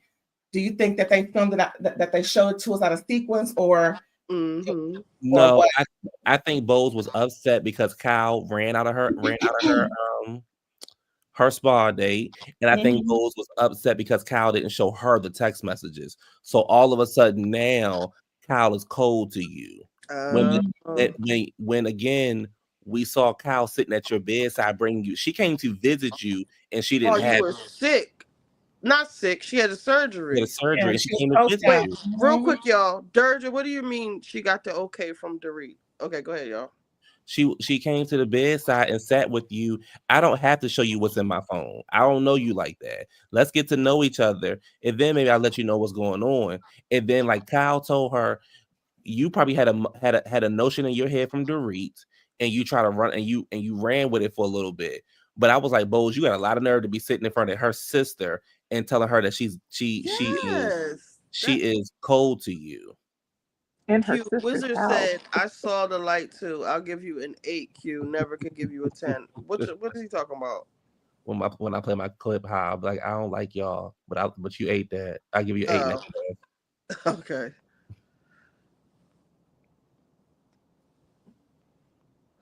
I didn't even piece that together that Bulls was mad that she ran out of her house. And my thing is like, if it's between, why does she have to show you anything, Bulls? Like you just got here. Like you barely. I like to say you don't even go here, but you barely go here. Like sit down. I was. But didn't she show Bose the text, and that's how Bose knew that it said something different? No, She mm-mm. showed Garcelle Garcelle, told right? her. Garcelle told her what happened because Kyle showed them the text at Chuck E. Cheese. So when Garcelle went to go visit her, that's how she found out what happened. And then Bowles brought it up. And Kyle does what Kyle does best: cry and do all that, all that acting a fool. When in reality, she could have said, "Well, I didn't show you because I didn't want to." So I just think sometimes I wish these girls would really say what's on their mind. The only person who says what's on their mind is Erica. Let me see. I said Erica was getting on my nerves. Why is Erica getting on my nerves? Because Erica, you saw the footage just like we did, where Kyle's, like I said, Kyle said that she couldn't be seen with you either if this stuff was true. They had all just as many questions as Sutton, Yep. and Sutton was the one with the balls to stand up to actually ask Right. you about it. Okay, you were accused of some, whether I rock with Erica or not, you were accused of some pretty heinous things, my love. So for you to pretend like no one's supposed to ask you any questions about what's going on is absurd. But you're only holding Sutton and Garcelle like accountable for this. Like you just letting Kyle and Dorit off the hook for it. And this whole thing where I had posted it on my community page. I reposted the clip with Erica saying that Sutton and Garcelle was too excited about the thing Right. with Maurice, but I don't think it's excitement, number one. I think it's like, Didn't oh, look like girl, it. like, how we got some, like, child, did you see that? Like, oh my God, whatever. Even Right. though I feel like Garcelle's a little bit too invested in the Morgan thing, but we can debate that later. But look how, God will prepare a table in front of thy enemies, or just look at God, because it is completely Come on, reversed Pastor now where Phaedra. Garcelle gets to look at you bitches, and she could laugh if she wanted to, like y'all did, and did the same thing when Erica, you cussed her son out, whether you was drunk or not, or you said you wanted to. Did she say she wanted to fuck the older one? Was she getting at that? Yeah, she did. Okay, okay, I thought so. Well, you was doing all of that, and then Kyle, Mauricio, PK, and Devi were all sitting around having a about the whole thing. Like it's funny, and like if it wasn't one of their, what like if it wasn't one of their, if that was one of Kyle's kids, that wouldn't have been tolerated. So for you to act like it's such a big deal or not. You can act like it's a big deal, but you're not even seeing like the big picture of it. Like the tables are literally turned. Like, you know what I'm saying? She was doing. Kyle's kids couldn't handle that. Yeah, Kyle's kids. Erica was doing. Erica with the comment about the delighting. That was like, I was like, Erica, what are you talking about? Like they're doing the same thing everybody else on the cast is doing. They're talking about what's going on because it's in the public. Like I don't like. They're not taking delight in it.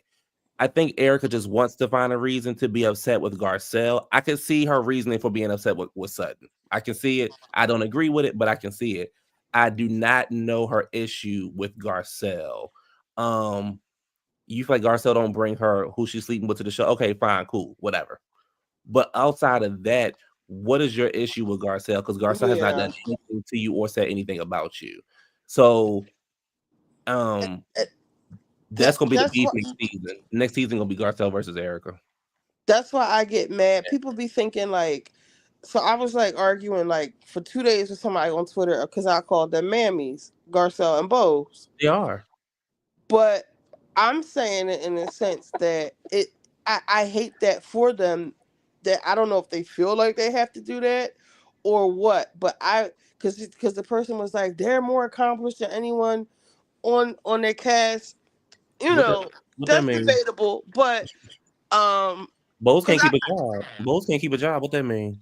and I also think marrying the right man is underrated. Like people don't give people like look at Dorit. You married the wrong man. That's just gonna leave you Mhm. and your kids high and dry and not at least pay the mortgage so whoever name is in, at least pay it so the bank so we have somewhere to live. Like, come Mm. on, bro. Or at least move us, downsize us. Just don't get up and leave, you know? But anyway, they were saying that the two black women are the most accomplished on the show, and I said you're proving my point. Like, why do they feel like they need to play backup supporting cast to these underachieving white women? Like, Mm. I don't want. Why do they have to be portrayed like that? Why is like even just Garcelle getting upset with Sutton? I had your back, you didn't have mine. Garcelle, you don't need her to have your back. You can stand on your own. Like, you don't have to be But like. Richie, but it's more so about like if we riding together, we riding together. If we both said we gonna do this, we gonna do that. Yes, Garcelle can stand on her own, but it's like, okay, girl, I'm always defending you. When are you gonna jump in and help me out with this? But In the minute that Kyle blink her eyes at you, you would forgot the conversation we'd had. But this is what I'm saying. Right. Like, what I'm saying is, it pains me to see Garcelle in this role with Sutton, where she's made this pact to Mhm, basically take up for Sutton because mhm, Sutton can't handle her own. And when it comes down to it, Garcelle should be able to handle her own, but she shouldn't be fighting Sutton's battles for her, and it further like shows that Sutton is just using you, like because she's not there when you need her. Well, first of all, somebody can't stand on their own. What makes you think they can stand for you? But in any event, True. um, you because don't they have have to a be. big wallet for a kickstand. But you don't need to be playing this role for her. Like you don't. I see it as she's getting used by Sutton because, like you said, when Kyle comes around, is whatever, Garcelle. Like I don't agree with you or whatever. You can be mad. See you later. See you in the morning. It's like that kind of attitude. And like even with Bose, like running like just fighting Dorit's battles for her, or maybe she'll wake up a lot sooner than Garcelle. But I don't know. It pains me to see them playing these roles, and I'm not saying it like to be like, you guys are mammies. Like, wake the fuck up and stop. You hear what I'm trying to say? Yeah, it's kind of hard because it's even if they were taking up for other Black women, the whole point is people of this age should be able to stand on their own in any situation. No one person should have to fight another person's battles. Now, I can see if Dorit was calling out both Garcelle and Sutton, but that's between Dorit and Sutton. And that's a part of the problem with these shows. They all want to jump in and jump each other when they should just let people just catch that fade and deal with it on their own. Yeah.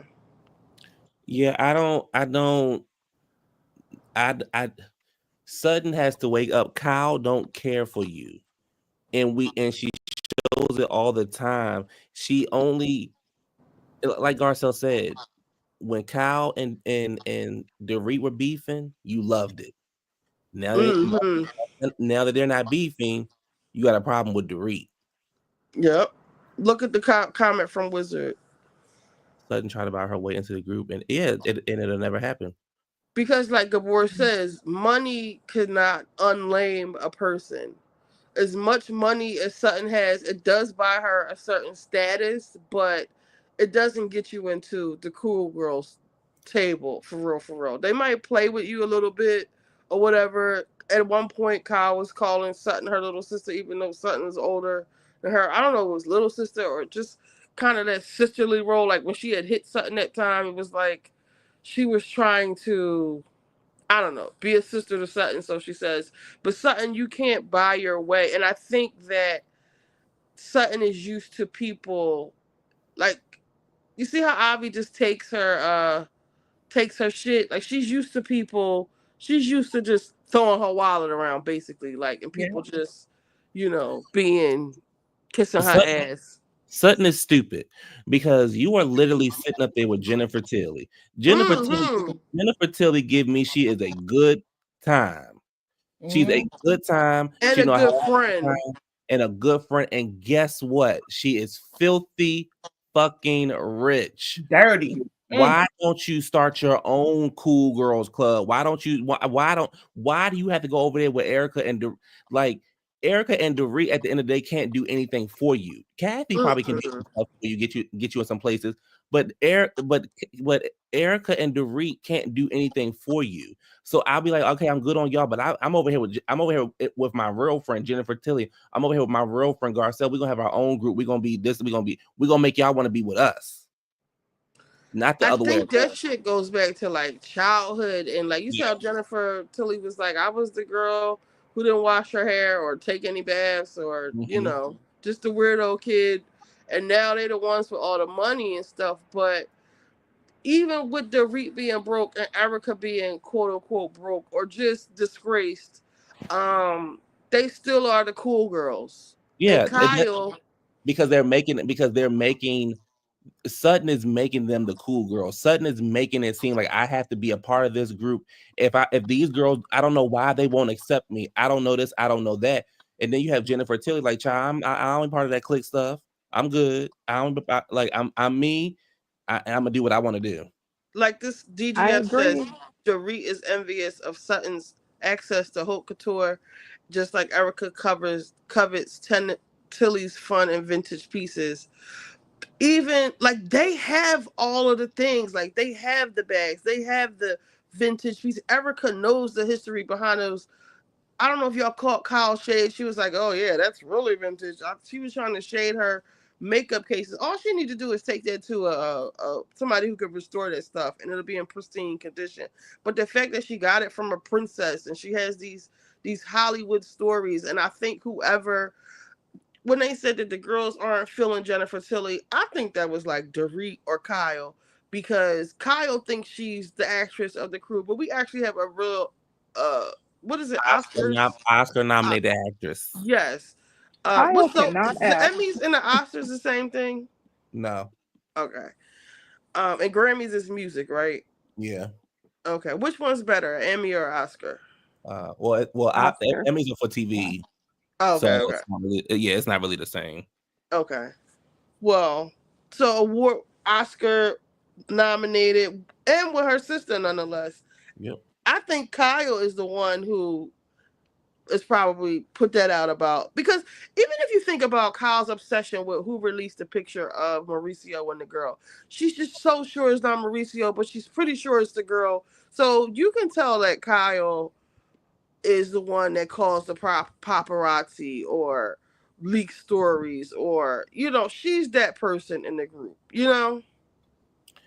Yeah, I agree with everything you said. It sucks because if I had, and it's not even based off of money. Jennifer Tilly just is a kooky fun girl, right? I, And it's like if I had to pick and choose who I would hang out with, I would hang out with Jennifer. I would also hang out with Erica too. But Jennifer gives me, she's a fun time, and she doesn't take things seriously. And I wish Sutton would really look at that instead of trying to be like, oh, I have to be over here with Kyle. I have to be this and I have to be that. And just stand on your own. Like just stand like because them girls don't respect you. They don't care about your money.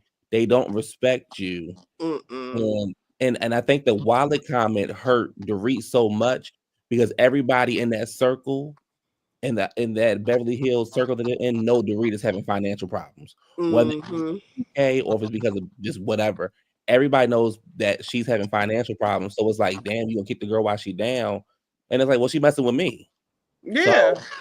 I yeah, thought it was I thought it was perfect timing. I yep. thought it was a perfect get back. I just thought it was completely perfect. The way, the timing of it, who she was around, like all the money girls, like it, Hmm. even though like people acting like they didn't like that she said it, but it landed and it popped the read exactly where she needed to be popped. And I wish that something would just say, I said it, I'm not taking it back. I don't want to be your friend. You keep barking up this tree, and Yep. that's it. Like, and I wish that something like you said would get with Jennifer Tilly and Garcelle's a tag along. I guess she could come too, Mm, but and just make their own clique. Like open up your store openings. Have Jennifer Tilly and her rich friends or her famous friends do the runway and just start your own. Like how I said, like if I was Wendy when Mia had doused her with the drink, like Wendy should have started her own little crew and went against Mia and Mia and not Garcelle. What's her name? Giselle. Giselle. Giselle.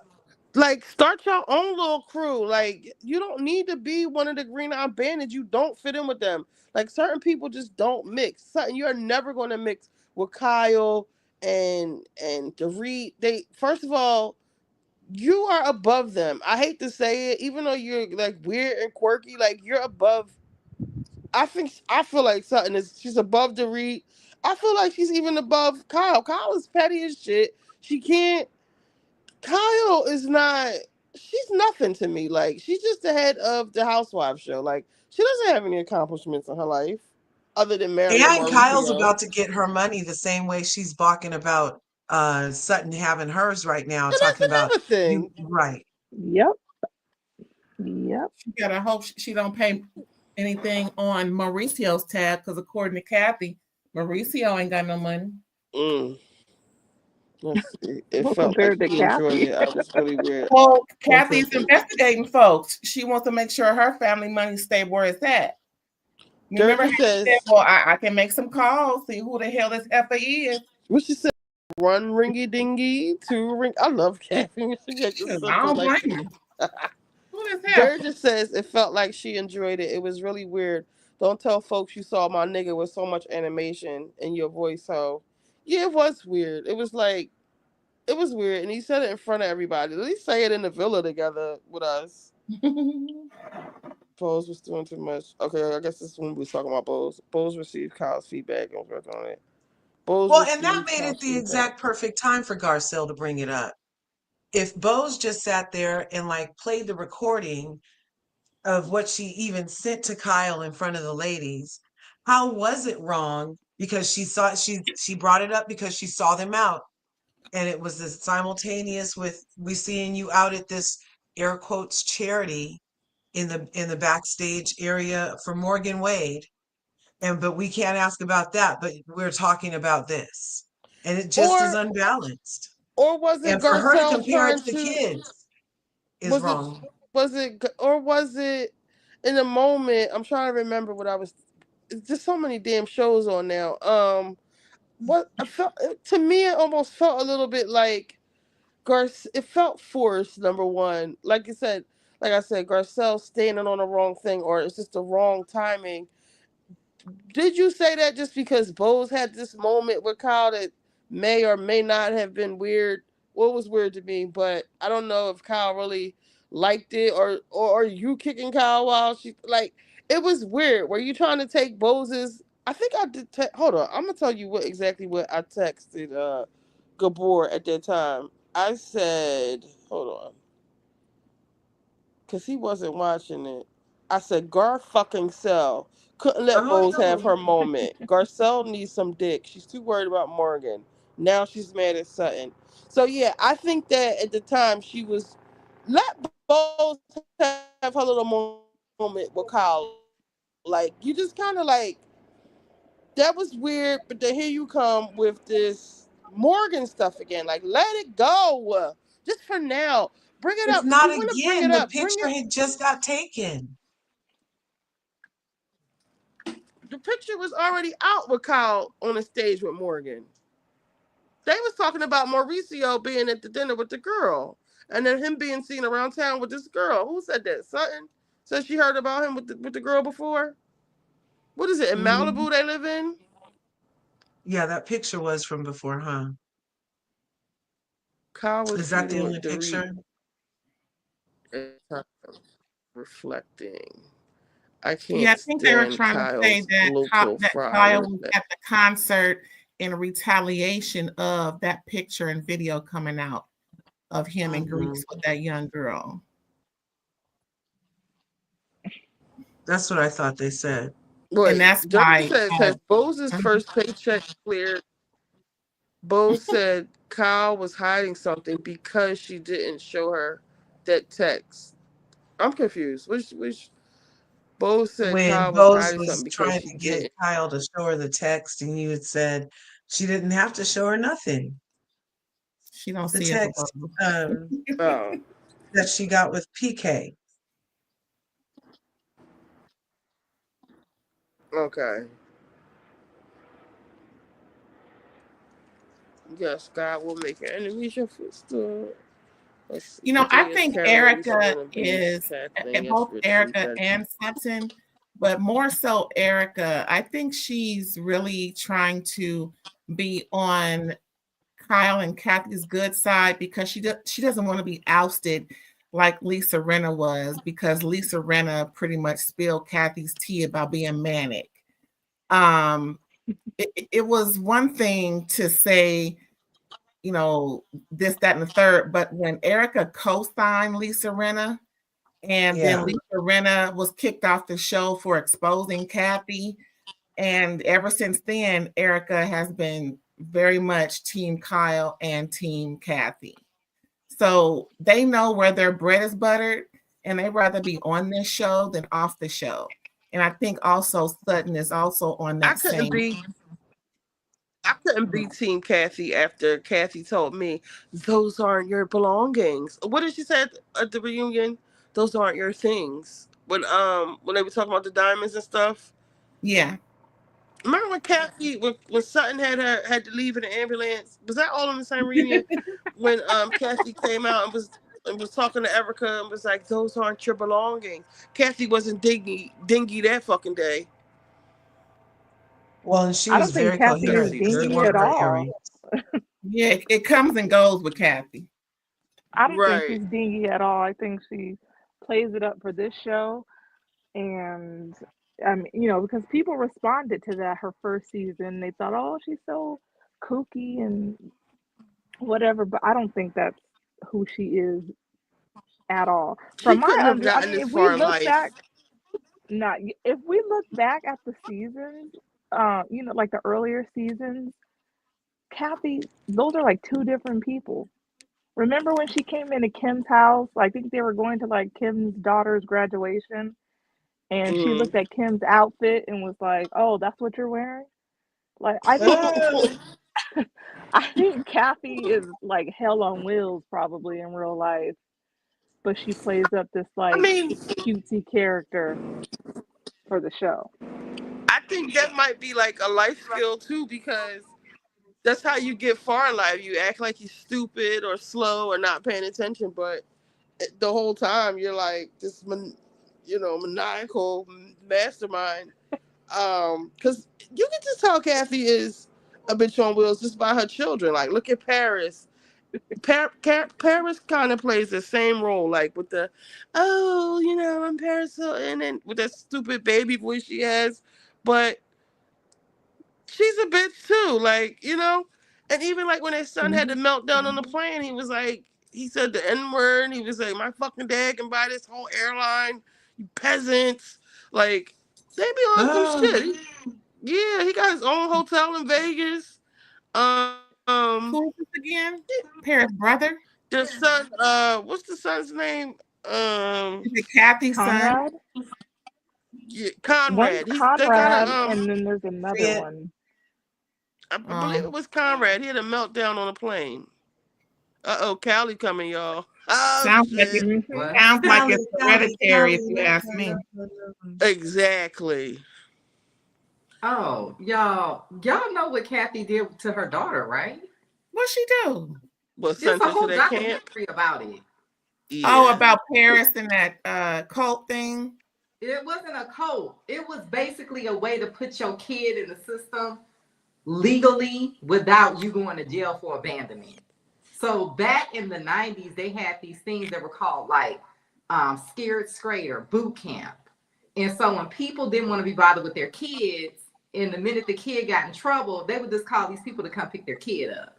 And basically your kid would be kind of like sent to like a camp where these people was doing God knows what to them kids up in the air. It's crazy. Actually, my old neighbor's son was sent to one of those places. He ended up a few years after he got home unaliving himself. Like, that's how bad it was. Like, these places were terrible. Yeah, so Kathy is she ain't fooling me, but I think the dizziness is Kathy just be drunk. I think it's the same thing like what we were seeing with Wendy, and we thought she had dementia, but she was just drunk. I think it's the same thing. I think it's pills with Kathy. Oh, it Drunk, could be both. drunk Yeah, alcohol makes you Yeah, real I, it could be sloppy. both. yeah, I think it's pills too, more than drinking. Like, Typically, when she's probably people taking are Adderall, and they all take Xanax, so she probably was on typically when people Adderall. are on pills, they don't come in and out of it. I feel like Kathy, like she be sober sometime, and you could tell because she be sharp and she be witty, and then she go have her a few shots or get that flask out her purse, and then she just start tripping. No, she gives me the dolls. Like, that's why she's alert a lot of times, because like Valley of even the Dolls. She Xanax. takes the red ones for the morning and the blue ones at night. Because even like pills only last 4 hours. Like Xanax, like they don't last. So you can go in and out of it. And maybe that day of the reunion, she didn't It's take her some normal kind of cocktail. substance. Even Okay, like when she was mental unpacking illness. her bags for the trip, when she started Mm-hmm. unpacking her suitcase, she went straight for the cosmetic pouch. I know she was going in there getting some damn pills. It's something, girl. It's some kind of substance that she's At on. least it wasn't a Lisa Rinna bag full of pills. Those were Jesus, vitamins. I have the same not bag. all of them. That whole family got something wrong with them. I think it's genetic. I think it's Big Kathy. I think Big Kathy traumatized the hell out of them people. Because the only one that got messed up is Nikki, but Nikki never lived with Big Kathy. All of her kids got something wrong with them. All of them are struggling with some form of mental illness. You got the substance, you got the eating disorders, you got the manic behaviors, all those three sisters. And they always describe their mom as some aloof, But lazy Paris type lived of with her woman too. who didn't take care of them. And then all of a sudden she would have her spurts of doing this and doing that. And she was always laying down and not doing what she was supposed to do really as a mother. And I think that's why Kyle takes her mothering so seriously, because of how she wasn't raised. I think they get it from their mom. And yeah, I don't know about it's Paris's too close brother. to home, you know? Yeah, but Paris lived with her too.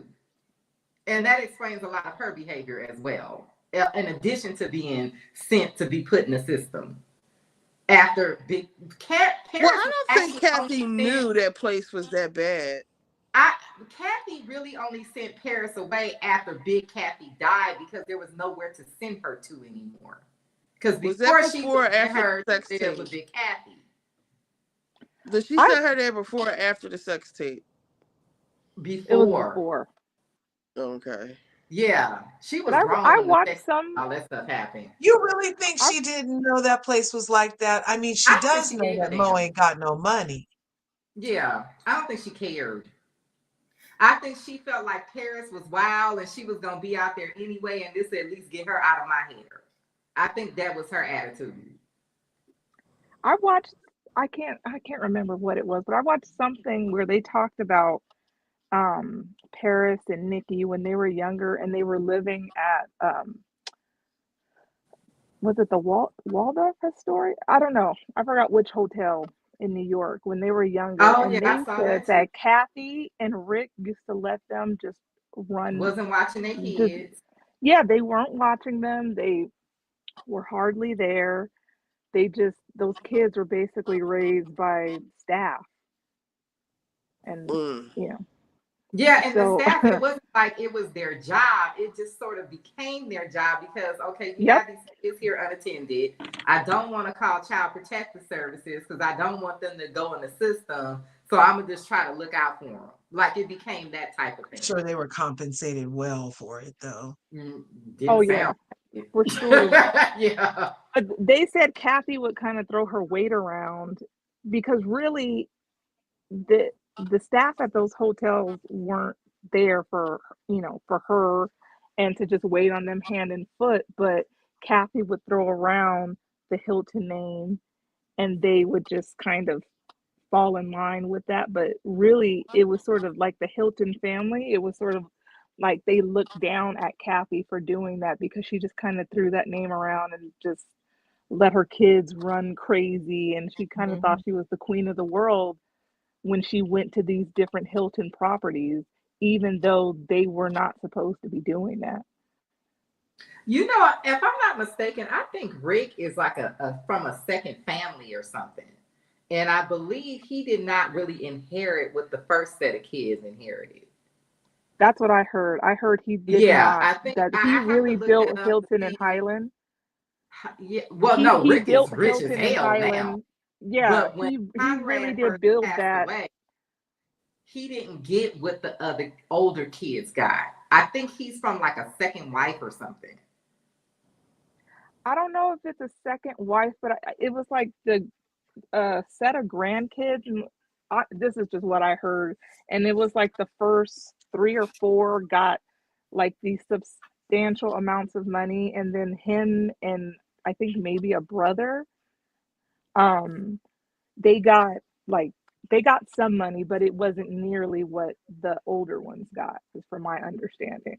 So I mean, he got something, but you know, Mm-hmm. um, it wasn't like what we all think.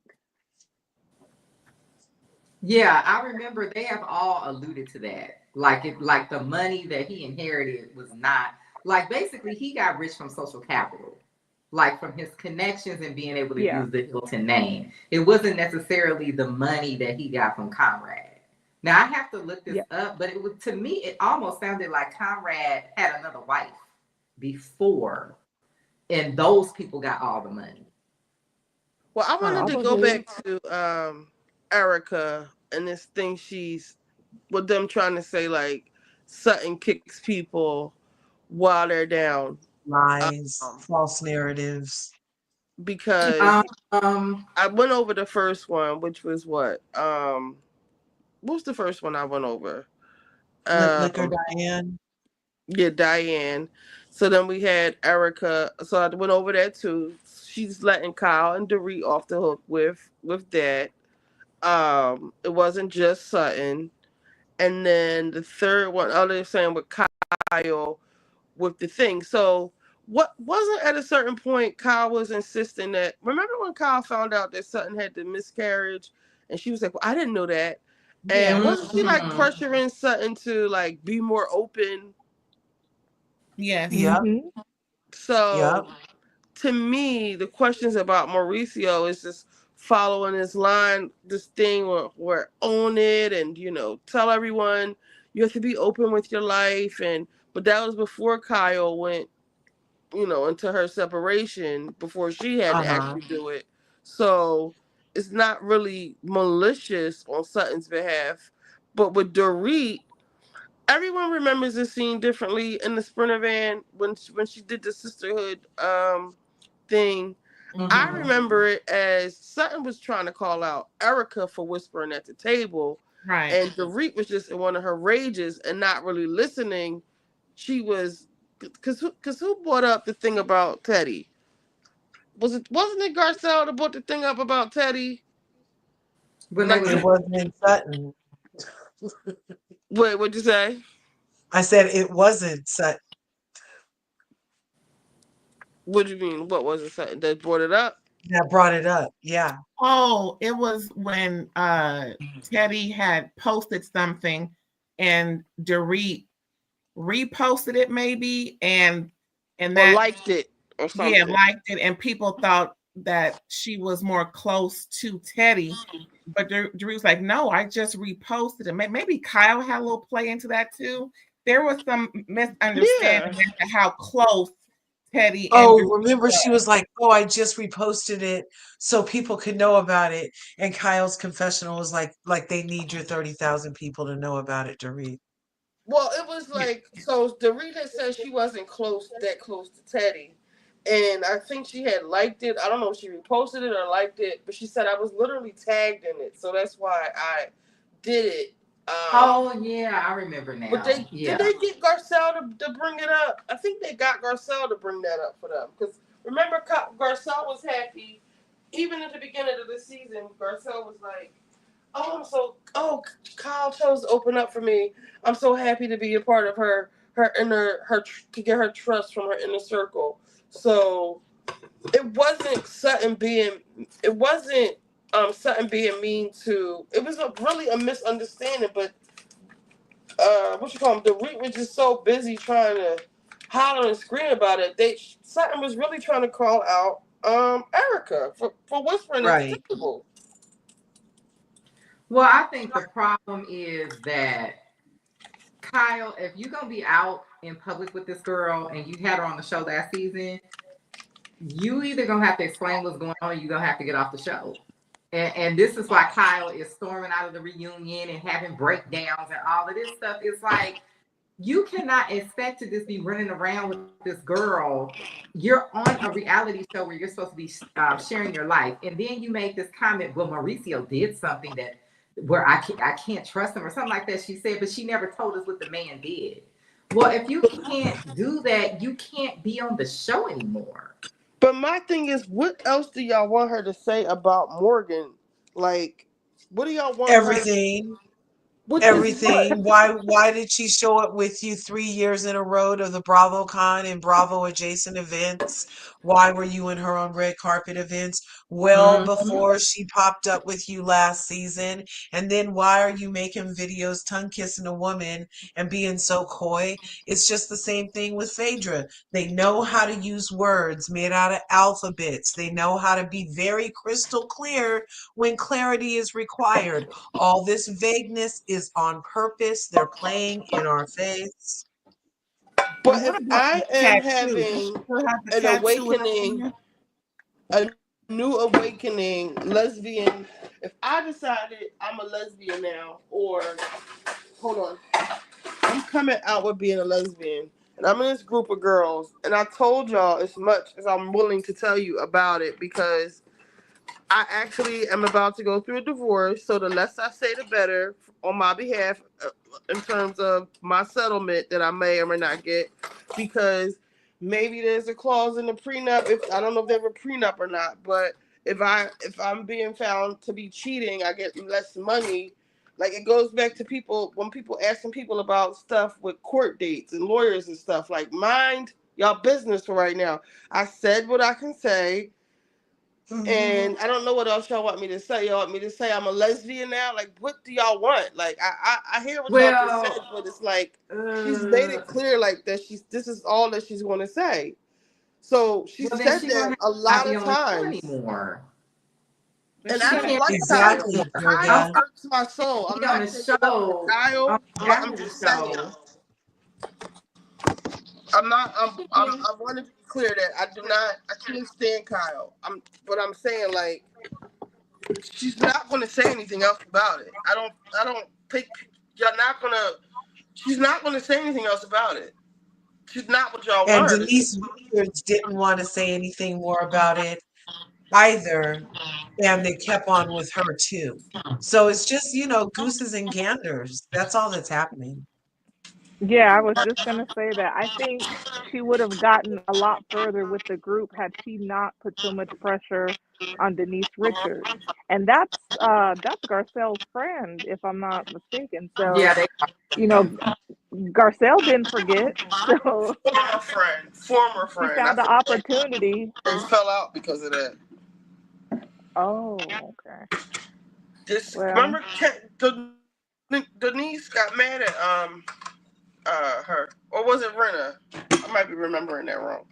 No, Let's I see, think it's DGF. Rena because Denise, I just watched the podcast with Denise and Cynthia, and she was saying that, she felt like Garcelle was the only person there that liked her. And she was like, well, why am I going to come back and hang out with these people? These people don't like me. I don't understand what's real and what's fake. They give a lot of behind the scenes. They give so much behind the scenes that almost makes me not want to watch the show anymore. What, on the after show? No, on that podcast with Cynthia and yeah. Crystal. Oh yeah. They're just Yeah. I mean, DGF says this is worse than Kenya hiding her marriage because the Umanskis were anchors of the Housewives for over a decade. But also, I also think, like I said, I'm not Team Kyle anyway.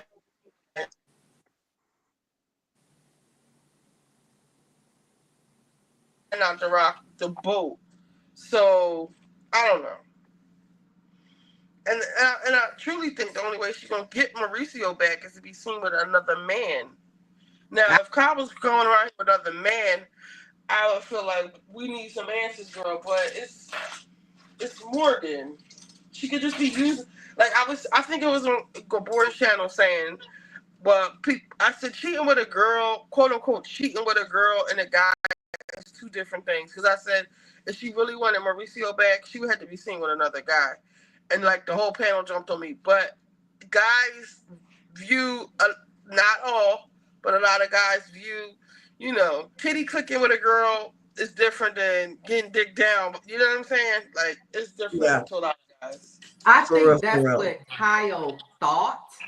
And that's why I don't think that this is what I think happened. I think that she thought that she could sort of mess around with Morgan, kind of BS the audience into thinking like, oh, because she liked the attention of are they or aren't they? And I don't think that she thought Mauricio would react the way that he has reacted. Mauricio basically took that as like, okay, this is my cue to exit. And I don't think Kyle saw that coming at all. Yeah, because she said she wanted him to fight for her. Yeah, Mauricio was like, oh, okay, I see what it is. Bet I'm out of here.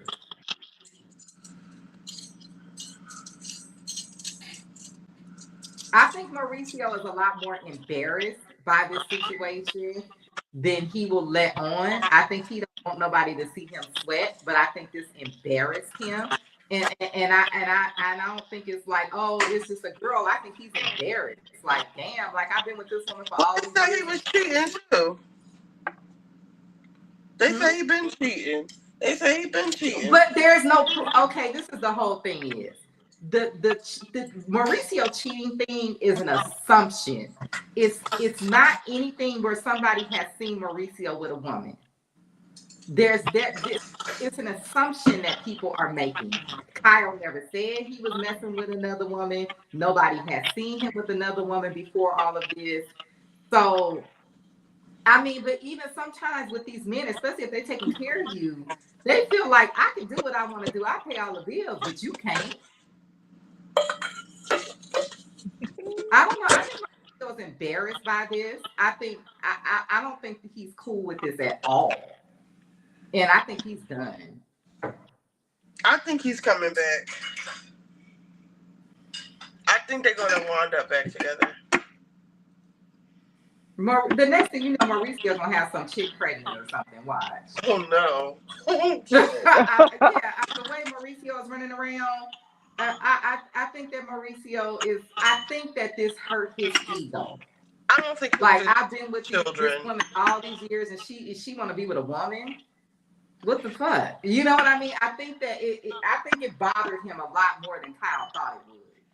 Yeah, I think she may have thought that I think, what am I trying to say? I think that she may have thought she was playing it safe with Morgan, but like you said, he might be too embarrassed. I personally just think she liked the attention she was getting from being with Morgan, and I think that Kyle loves the attention more than anything in the world. You do too, what, Doja? Hey, Kylie. Hey. It's pity. All right, y'all get up off him for the bed. All right, Q. Alrighty. Bye, y'all. Good night. Bye, Q. Night. I'm going to heat up my tacos I didn't eat earlier. I'm not getting home. I'm just saying. That's what I'm doing now. But yeah, I don't think, Durga, what do you mean by I do too? I think the way she was treating him last season is what bothered him more than Morgan. Kyle and Mo getting back. Okay, yeah. I think they get back together. And I think she can speed up the process if she just go on a couple dates with a guy or two.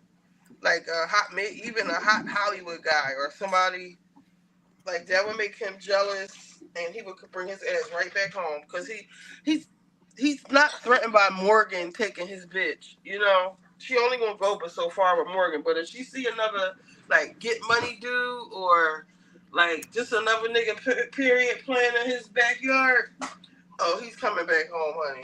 I didn't see Girl, that. this is a man that grew up in Mexico. They don't play that shit. You gonna get Kyle unalive. That's what you gonna do. Girl, nobody wants no, you know, they don't play like that. He probably I think the best for everybody to do is to go their separate ways at this point. Because I don't think he's ever gonna get over this Morgan thing. But look at the way PK treats Dorit as opposed to Mauricio treating Kyle. Like it's totally Well, I think that Mauricio, again, it's the cultural thing. Like, this my baby mama. I'm gonna take care of my baby mama. This is still my responsibility. But I already know what she owns, so I'm gonna be over here. I don't know. I think he's coming back because he's not. He doesn't want to talk about the divorce yet. He says it's way too soon. He don't want to divide up that money. I mean, they could keep it how it is. I don't think they. A lot of wealthy men do this, y'all. They will just screen the woman along and won't get the divorce because they don't want to give up the money. That's why I want Kyle to start living her best life as her and right. I think a big thing with Dorit was her big problem with Kyle. I think that she thought like they would go into this season being single girls and navigating that. But Kyle was like, no, F you, B. Like, I don't mess with you like that no more, especially when you got in the middle of me and Kathy and you doing all this talking and stuff, but we really only friends on the show. She like blocked the pig and told the truth. No, I don't think Kyle ever gonna really fool with Dorit. I think she will tolerate her, but I don't think she ever really gonna. She just found a way to like get her to stop raging on her in public, but she don't really mess with her. I can tell just by the way Kyle is confiding in Kathy now. Like before, she would have never did that.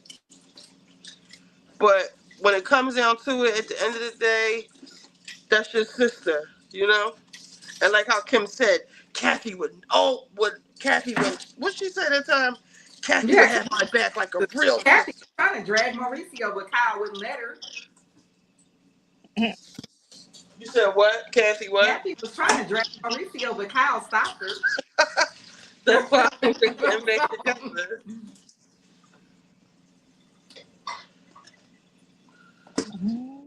Yeah. For some reason, Kyle just won't have a backbone in this situation. I mean, for one thing, just to give him a little bit, my woman couldn't put a tattoo of somebody else on her body and think that everything is going to be cool. So at the same time, Mauricio probably thinks, well, sure, I can do whatever I want. You have a tattoo. Mm-hmm. He That's owns. why I said that man is gone. It's permanent, and what he's doing is just temporary. Maybe that's his part of his rationale, and maybe that's why Kyle may feel a little guilty and is allowing him to do this. But as far as I'm concerned, once we separate, we ain't getting back together. That's it. That's all. So all of this stuff Mauricio is doing, perhaps if she gets that tattoo covered up, he'll come home and act right just a little bit more. But as far as them, they need to separate, because can't no man do me like that and think everything is cool and come up in my house without knocking or even calling her.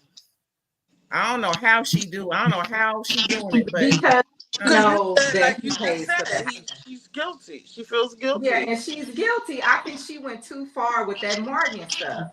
Whatever woman Mauricio had, we never saw her. We don't even really know if she exists.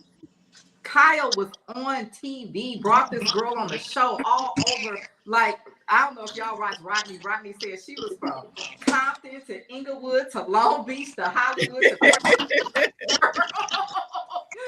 Remember, she was flaunting it in front of Maurice's mom at that party. Remember, Maurice's mom came over and she was telling on Maurice's tattoos and stuff like that, and flaunting like her Mauricio was tattoo hot. that she had got. I remember Mauricio was hot as fish grease when she told him about his tattoo. No, she was trying to make Mauricio out like he was like just smoking weed all day, being irresponsible. I didn't like that at all. Me neither. Because at the end of the day, you're the one that's running around with somebody else. A tattoo, that's permanent. I mean, it would be one thing if she told us, look, I found out Mauricio got a whole other family in Mexico. I'd be like, okay, girl, do you? But you said up here, I can't say what he did. I just don't trust him. And I can't tell you. And you're parading this woman around. So it's like we looking at you like, what the hell is going on? You know what? I would bet $2,500 that because Kyle got a permanent tattoo, perhaps Mauricio got a permanent baby somewhere, and that's why she can't say. That's what I think too. I think he got a whole nother family somewhere. No, sounds about right. Kyle is very tit for tat. Mauricio got a lot of money. I don't know if y'all watch Beyond the Gates. I'm up to I'm up to episode love it, like 5. Remember how the daughter was treating the dad?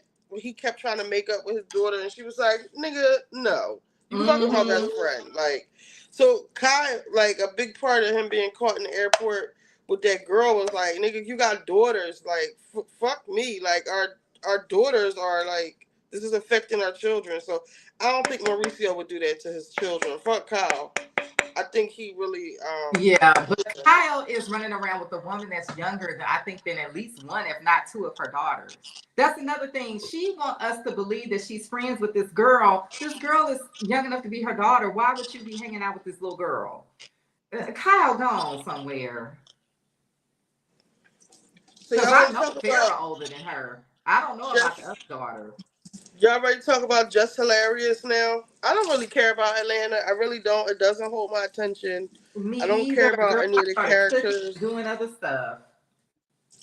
If y'all want to talk about that, I'm just really not interested. It's like I said on Gabor's channel. Nobody to me, including Portia, is giving main character energy. I don't care about any of these girls. Even Portia and her lying, her sob story, manipulating that story. We can't talk about Simon or whatever. I really don't even respect the fact that Portia ran away from after she took Simon or married Simon or just got with Simon. The fact that she went away, people could blame it on that she didn't want to be arguing with Kenya or answering a bunch of questions. But you're doing it now, so what's the difference? She was just hiding from it, and I don't respect that, so I'm not going to respect it now either.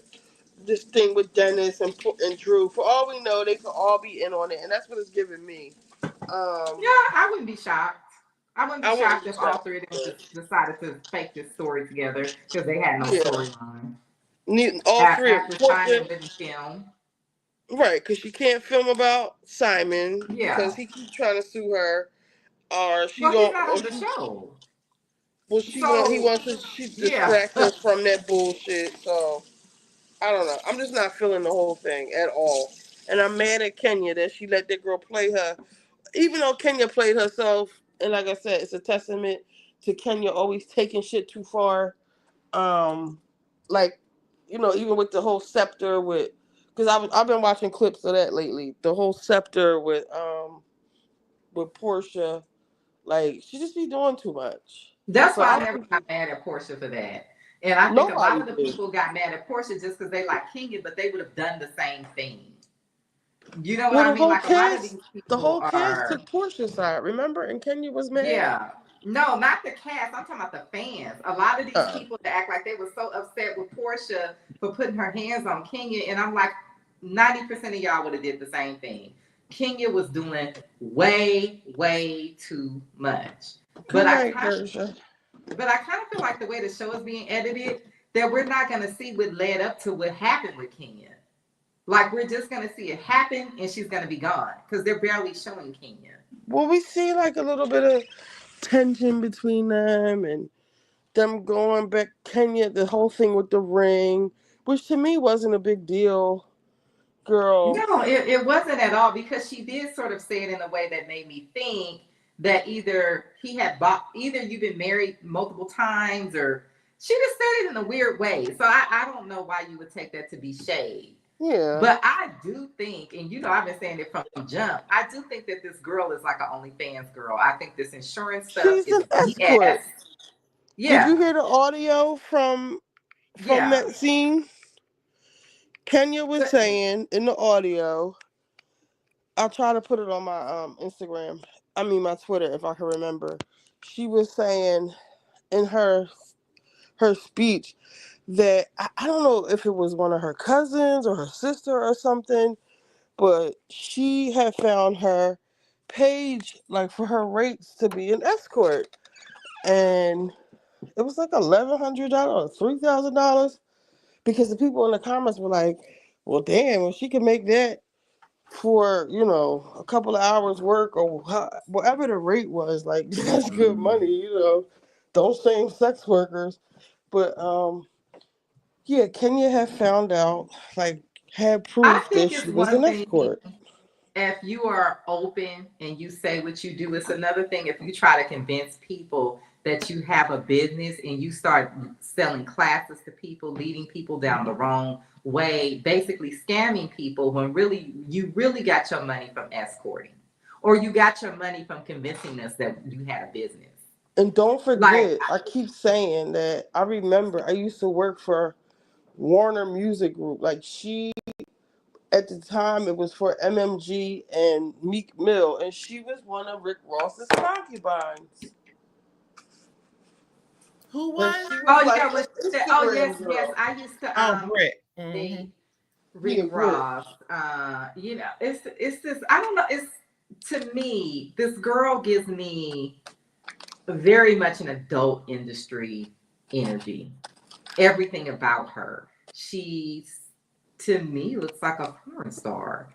I don't feel housewife. I don't feel anything. She to me, it's like she needs to be.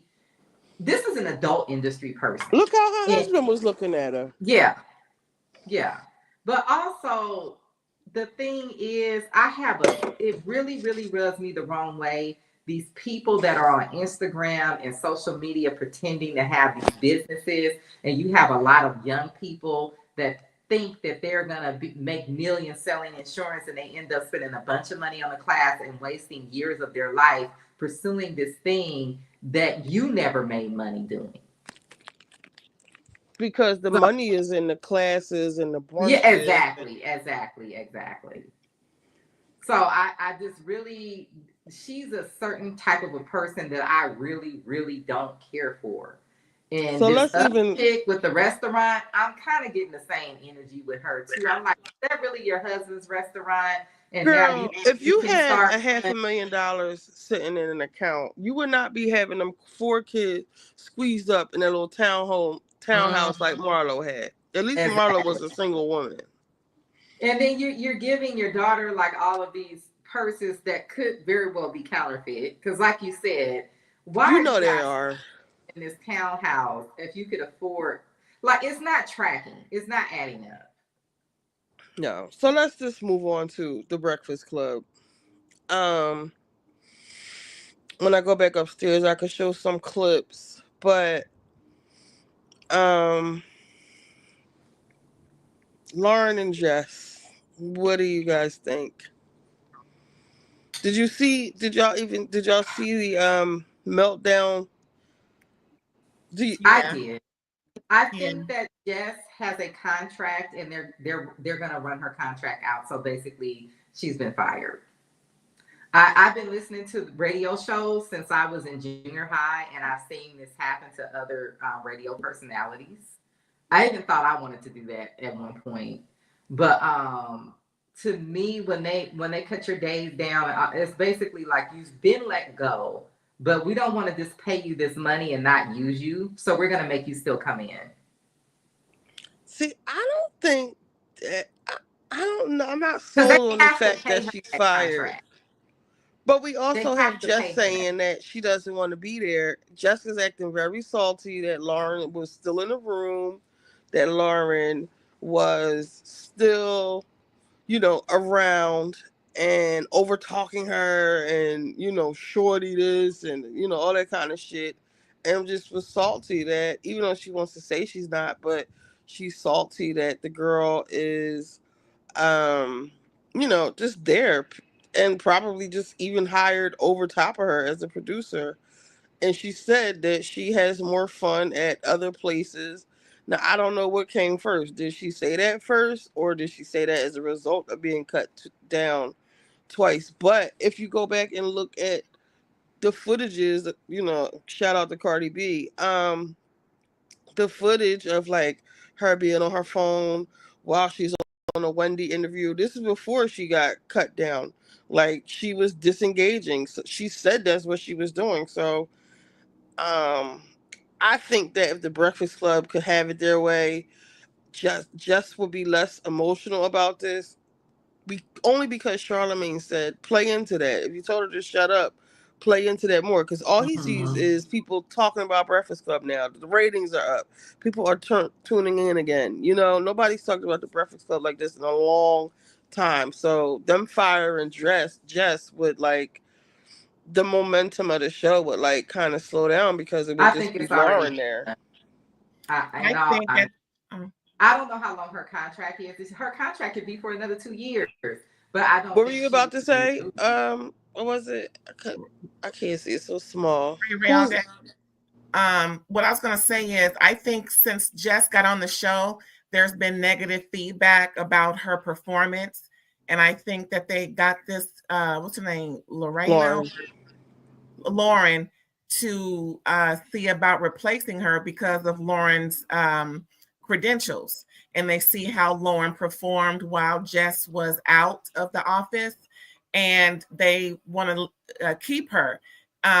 Maybe they put them up against each other to see, who would be best. But I think that they see who is the best fit, and it's not Jess. And because of Jess's immaturity at the workplace, that also put a more of a reason not to continue her employment, because what you cannot do is badmouth your employer and think that you're really going to have that same job and continue on. Now, whatever her contract is, maybe if it's up soon, I'm pretty sure they're not going to renew it, or maybe they'll buy her contract out. But I don't think that she will continue beyond the summer. But do you think that Lauren has main character energy? Do you think Yeah, Lauren can carry that show with just her and Charlamagne? I don't think she can. I Because think. to me, Lauren doesn't do good with interviews. Lauren does overtalk, and I'm Team Lauren. Um, I believe I started a lot of this shit. In the comments. Remember when I told y'all she blocked me? And I was like, give us the lowdown with Lauren. Like, why is just because she pissed me off so bad when she wouldn't get up and do that Wendy story. Like, all you had to do, you could watch it from your own freaking bed, Jess. Like, get up. You got to get up anyway. But anyway, I don't know if Lauren. So what I'm saying is, once you fire Jess, the drama goes away. Will people be so hyped to tune in then? That's the question. Probably so, because it'll still be more interesting. There's the two guys, they're more of the main characters on the show, and they bring more of the controversy anyway. And nowadays, controversy sells. So I think they'll be okay. I don't watch the show, but I have seen clips specific to Lauren, and I've heard a lot. I would listen more of the clips when Lauren was there versus Jess, because I know what Jess gives, which is hardly anything. I'm not a fan of hers. I don't think she's funny. That made me not want to listen to the show, amongst other things that her two co-workers have done outside of the show. But as far as Lauren is concerned, she can be taught how to be better at those things, but what she shines in is what is what Jess It's journalism. right, and She that's shines what in it's all about. journalism, but And she's not talent. She's not like she doesn't have like I, she's I not known. she's not like there's this one clip of her. I'm not near my laptop. I would show it, but or maybe on another night because I'm getting tired. She like there was this one interview she was doing with Chloe Bailey, and she kept asking her about Burner Boy, and Chloe was like, she's from the Beyonce School of Media Training, and she kept just dodging these questions. I actually have a playlist.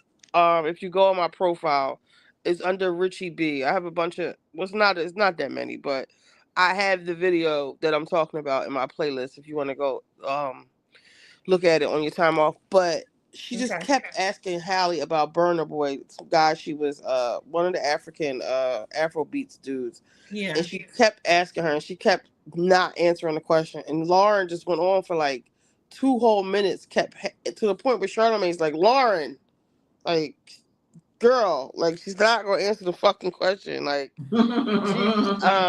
it was cute the way Hallie handled it, but to me it was like cringy the way Lauren just kept, and I guess that's the journalist in her and the TMZ part of her, like be insistent. You know how how the paparazzi is, they just gonna keep asking you this fucking question. Yeah. But I think she misses a lot. She doesn't have like so. I was excited when Jess first joined. Like I liked Jess with the mess when it was on her Instagram, and I think she's funny with certain things like the skits and stuff she made up. So I was excited to see her on the Breakfast Club, but quickly saw that she couldn't really read, or she was like kind of winging the whole thing. But they did have like a little rapport with just like telling jokes and stuff. They did have that. I wish they all four could stay. It's my bottom line. Uh, And as far as her coming at her employer, she was really coming at Charlamagne and Envy. I don't know if you consider those her employers, but um, I think that they're going to try. I personally just think they're going to try to keep her. Now that she made it a big thing, I think that everyone's locked in. Everyone wants to see what's going on.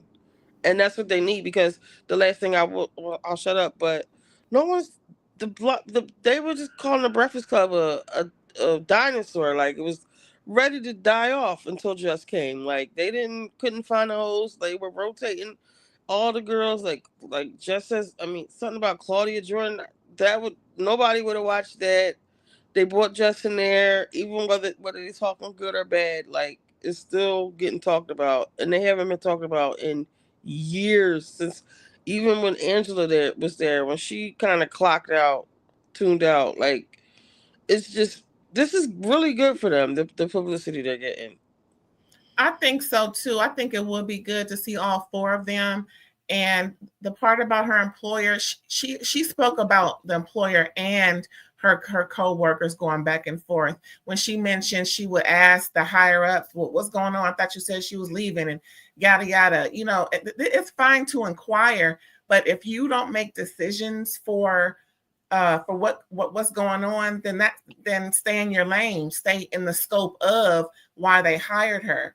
So, you know, maybe she overstepped in that respect, but I would like to see her flourish. I don't want to see her lose her job, of course, Right. but I would like to see her, you know, gain some momentum, make this work for her, you know, turn it around, be better at your job. The things that lack, get better at it. If maybe she and or get coached in some type of way so that she can sound better, do better, look, you know, just be better at her job so that she, because I think it's good for her to be there. She has her mindset fits that show, you know. So, you know, I don't want to see her. I don't want to see her get fired. But my thing is, before you leave a job or before you're asked to leave, if you have another chance at it, shine. Just shine and show them. That's all. I think this is her make it or break it moment now. Like, just okay, so you got everybody on the internet talking about this. All eyes are on you. What are you going to do? Are you going to just sulk like a little baby and quit? Or are you going to figure out a way to get along with this girl? Let's not and make still another keep the drama TGIF up. moment. Let's not do that. Yeah, don't turn it into don't and like TGIF. Because actually a lot of people are rude. A lot of people I was hearing, listening to like a couple of different like YouTubes and stuff. A lot of people are on Justice's side. Like I was listening to Armand, you know, of course he gonna throw in his it's happened to me at Foxhole, but nonetheless he's still on her, you know, team her. A lot of people are team her. So we'll see. Yeah. I guess. I think it depends on when her contract is up. If her contract is not up for a long time. No, if her contract is up for, let's say, 6 months. 6 months from now, everyone would have forgotten about this. Not if they keep the drama up. Like, you see how Charlamagne was like, yeah, tell her to shut up again. Like, we're just trying to keep the drama going. Yeah, I'm not saying that we're going to turn on the radio and she'll be gone tomorrow unless she quits. What I'm saying is that I don't know how long her contract could be for another 2 years. I don't know how long her contract is. But when they start moving them around to different shifts and cutting their hours and days, they basically have already been let go. And they're just making them work that contract out. She better take them 2 days they gave her and turn it around. I don't think she ever was a good fit, to be honest. I haven't listened to a lot of the episodes. But the episodes that I have listened to, I don't really think she added much. And I do agree that she was probably added because they felt like, oh, let's get some young people from social media listening. But I don't think that her being a comedian is translating to her being a radio personality. Like, she doesn't, she's not Steve Harvey. Like, everybody can't do that. Right. And as far as being a comedian, she's not even funny.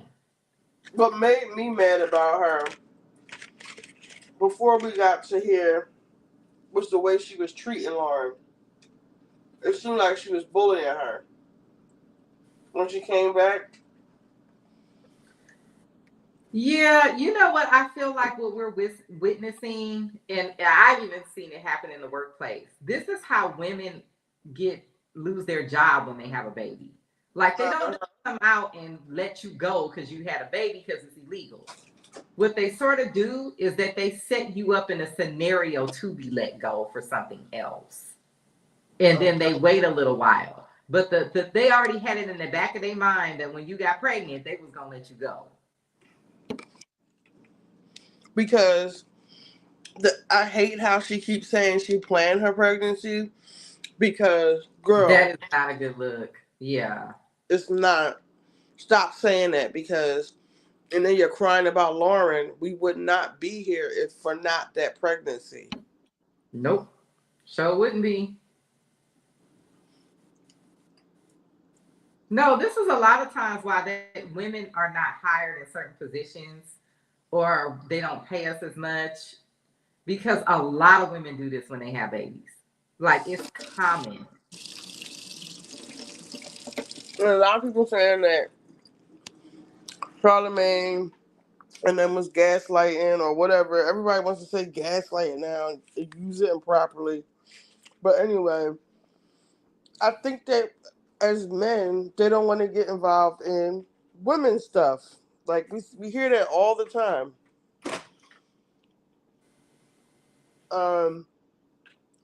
And to me, the fact that they're looking at it like that, to me, is telling me that they don't think it's that serious.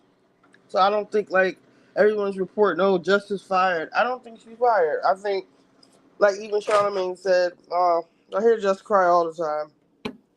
You know, this ain't nothing new. So to me, it's telling me, like, to him, it's not a big deal. But I don't know, know is if he she her was the best manager? Is choice that from true? the beginning. Huh? I don't know if she was the best choice from the beginning. Like I said, I personally don't feel that she really adds anything to the show beyond this drama that we're having that everyone's gonna have forgotten about by next week. Well, I think people will be. I'm gonna be paying attention just to even see just to see, like, how they are towards each other. Like, when they're together now, is it fake? Are they being nice? Are they being mean? It's like, I'm gonna be looking for stuff like that now. Whereas before, I didn't give a shit. People Yeah, gonna be reporting on it now. and just It's a goes so story fast. now. So she did, her background is in social media. So she was successful into making this viral. Yeah, I mean, she has a fan base. So somebody out there finds her funny. I Yeah, mean, just because I I don't thought watch she her, was. I mean, she has a fan base. I thought she was funny on you know, her Jess with the Mess and her skits and stuff. I think she just got maybe in over her head, and she was just trying to. To me, it was like you said, she's no Steve Harvey. You can't come in there and just Yeah, wing the this is shit, not her Lauren. thing. I don't Not think this Lauren. is her You gotta thing. wing it. You gotta do some research. You gotta do some work. You gotta do something. Can't just come in there. I also read somebody saying, like, they were getting saucy with her because she was out partying in New York instead of being prepared for work. Every time somebody call you out on something, you want to say, oh, you're a new mom and all that kind of shit. But you got a podcast, you on tour with your boyfriend or whatever kind of podcast you got. You got time for all that shit, but not your actual dream job. So, like, which one is it? Mm-hmm. Because that's not her dream anymore. She's focused on that bake. See, on that bake. See, this is the thing. I I've seen this happen several times at work. It's like a lot of this is why a lot of times this is why I say that men still need to be providers, because it's a lot that we have to go through, especially if we have children. Even if you're going through menopause, it's a lot that you physically and mentally are going through. And then you got to still try to be 100% focused on this job, because this job is a job that really is going to be like 90% of your life. But now that's not the focus anymore, because you're dealing with health issues or pregnancy or having a newborn or whatever. So you don't have that focus really to give like that. And I kind of, she could say what she wants to say. I don't think she really wants this job the way that she thought she did. Or maybe she thought it would be, like, easier. Because she doesn't come from, she does not really come from the world of being like a gossip columnist or anything like that. Like, she's a comedian. Like, this really ain't her thing.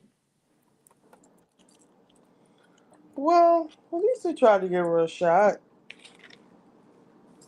Try Yeah, I something think they new, I need a guess. person who is really like up on like the they need a person who's on the blogs and on YouTube all the time, like that's constantly up on the news, and it just comes natural to them because that's how they live their life.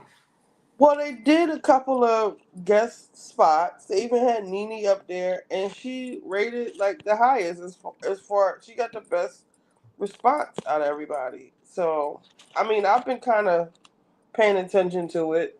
I was excited to see her up there. DGF says gaslighting is more diabolical, geared to make the victim question their sanity. It is not lying nor flipping the script. Yeah, people say gaslight too much. You know, yeah, but it's a girl. It's a whole bunch of people on YouTube that be gaslighting people for clicks and views. I be sitting there listening to this stuff. I'm like, they know good and damn well they don't believe this. Y'all sitting up here, y'all sitting up here playing on these people's emotions, telling them these people all this crazy stuff that you don't even believe yourself. Girl, if you want to see gaslighting. I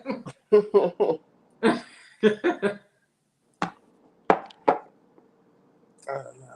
Gaslighting is what those two guys was especially Charlemagne was doing to Jessica. Just stop trying to make her think that it's not what it is. When she saw that girl still there, they were just trying to make it seem like the girl wasn't there. It's like Jessica sees her. I just heard that, was like, oh my God, they're really trying to make her think she crazy.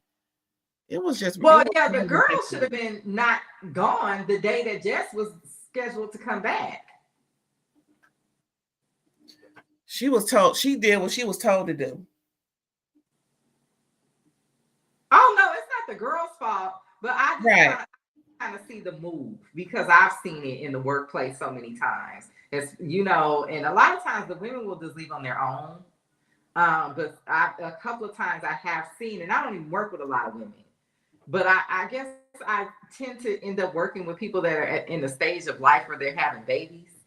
And yeah, they will push you out after you take that time off to have that baby. They pretty much have found your replacement, and they don't really want you to come back, but it's illegal for them to just get rid of you. So what they kind of try to do is give it like a runway, so it doesn't seem like they got rid of you because you had a baby.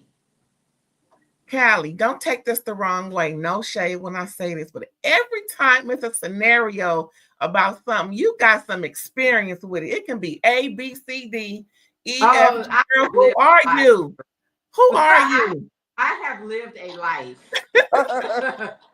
I mean, no shade. I get it because I have lived it's not too. my personal. I'm just saying that I've witnessed it at work. I don't have kids. This is not my personal experience. This is something that I've seen happen to other people.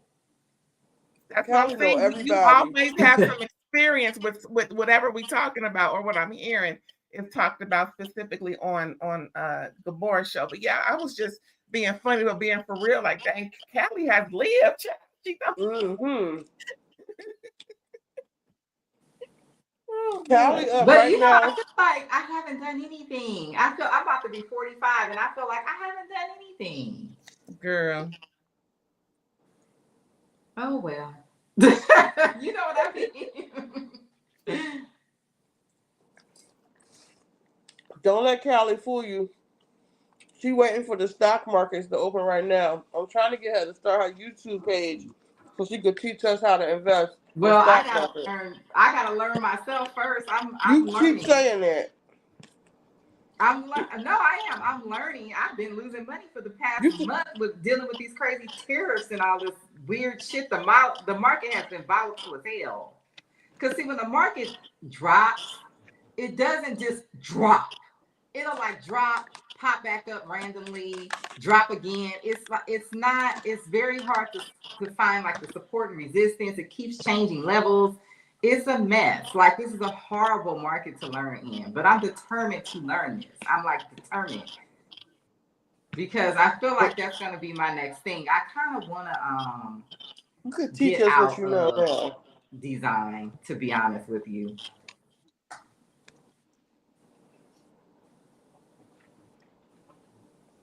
Because even it's just a first of all, it's a lot to be depending on other people to have work for you just in general. But just with me, like what I do, I'm typically going into environments where I'm the only Black person there. That's stressful. You know what I mean? It's a Yeah. lot. Like, someone's telling me like, don't even put all your experience because you don't want them to be a victim of ageism. And I'm like, so now it's a bad thing that I have experience. It's a lot. It's a pain in the butt, and it's not something that I feel is stable. This me looking at the job market. Um, it's something that I really want to transition from. Um, but you know what I mean? It's like, On my I gotta last find. job interview, the Mhm. lady, on my last job interview, the feedback I got from the lady was that she was worried about me working under her. I guess I had more experience than her, probably. Mhm. But Mhm. my thing is like, well, if she worried about that, she don't need to be my boss. The same thing happened to my aunt, and you know what? It's funny. I almost kind of feel like when you get like in your 40s, it's Hmm. hard to change jobs unless you're going to like an executive role or something like that. Because, like you said, most of these people that are interviewing you have less experience than you do. Yep. And they're not trying Yep. to hire you, they scared you're going to take their job. So for me, Yeah, I that's what she find that thought. I have better luck when I can just go in and work with the owners of the company. But me going into like a design team, mm-mm. Yeah, I don't think it's going to happen. So my whole thing with this trading, until I come up with another idea of something else I can do to start a business or something, I'm focused on this, but I know that I need to do something else. Because I don't even know if I'm gonna find another job. I'm hoping that I will, but with it's a lot of nuances going on. I have a question. When you are curtailing your resume for that particular job, are you only listing the job experience for that job or everything that you can do? Oh, you know what? See, here's my thing. I've been doing this since I was in my late 20s. So I don't really have any other job experience. So Okay. that's another reason why it would be difficult for me to just hop up and do something else. Well, me, I've been so before I had my resume with like all my jobs on it, and then somebody told me my resume was too long. It should be one page, so I cut it down to one page. So that makes me have to tailor it to different jobs. I mean, to the job I'm applying for. But then the last person asked me, "What's the gap in your resume?" And I was like, "I do have more experience, but it doesn't all fit." So I sent her to like the whole resume. It's just like really messy. So I don't know which one is better. Mm. Yeah. I'm so glad I am listening to this conversation because, like you, Callie, I'm in my 40s and trying to figure it out. I've been at my current job for 18 years, and it is just Time to go. it's time. Yes, yes, with the daughter going off to college, and Oh, Oh. it's that's just exactly where. Well, my daughter just finished college, so Oh, cool. and I've been like a property manager. I hate it, but it seems like that's all I'm getting interviews for. I would like to do something else, but with all these federal workers being fired, I think that Mm-hmm. they're like priority with the jobs now. Because the last job interview I had, I knew you couldn't tell me I didn't have that job, but they never called back. I never heard anything else about it. Mm. yeah. Yeah, that's Before another problem. Now we're having to compete with all these people with these layoffs. And my whole thing is, I'll be honest, y'all, I don't have the money to retire, but I'm over it. So that's why I'm really trying to see if I can sort of pivot into something else. Same here. Yeah. I don't have the money to retire, but I can't. And I commute. And I know, Callie, you're here in California, so you know, Oh, I've driving been is home impossible. since before COVID. I had an interview today to go in 3 days a week. I don't really want to do that. I mean, I will if I have to. I don't think I'm gonna get it anyway because it's a gaming company. I don't have no gaming experience. Um, but I'm gonna be honest with you. I'm more productive not having to deal with that commute. And I personally feel that it is a waste of time to be having people driving an hour just to go sit at a desk. Yep. I think it's a waste of time. I think it's a waste of resources. I think it creates traffic for the people who aren't able to work from home, that have jobs that can't be done remotely. You're creating a traffic issue for them. And I honestly think the only reason why we have like this man who is a commercial real estate investor by trade, by living, but for a living, that's what him and his father did, trying to get rid of the work from home environment, is because he's a commercial real estate investor. Yep. There's no other reason. Even a federal judge told him he's lying about the productivity, which I already knew because my aunt works for the federal government. And she said that our productivity has been way up since we've been working from home. She was like, I don't know what this man is talking about. What department is he talking about? Riley says, what field are you in? Oh, I am a designer of digital products. Tech. Yeah, I work in tech. Okay. But she just had to leave one of her jobs, right? Her contract was up. I wasn't even on a contract. They just kind of decided to shut the company down. Like the company is just gonna operate. Like they're not gonna produce anything new. So yeah. So that's that. And I wasn't one of the owners. I was lucky to be there that long. That was an extremely long time to have a tech job, especially if you're not one of the owners of the company. So, I'm grateful. They're really nice people. They helped me out as much as they could.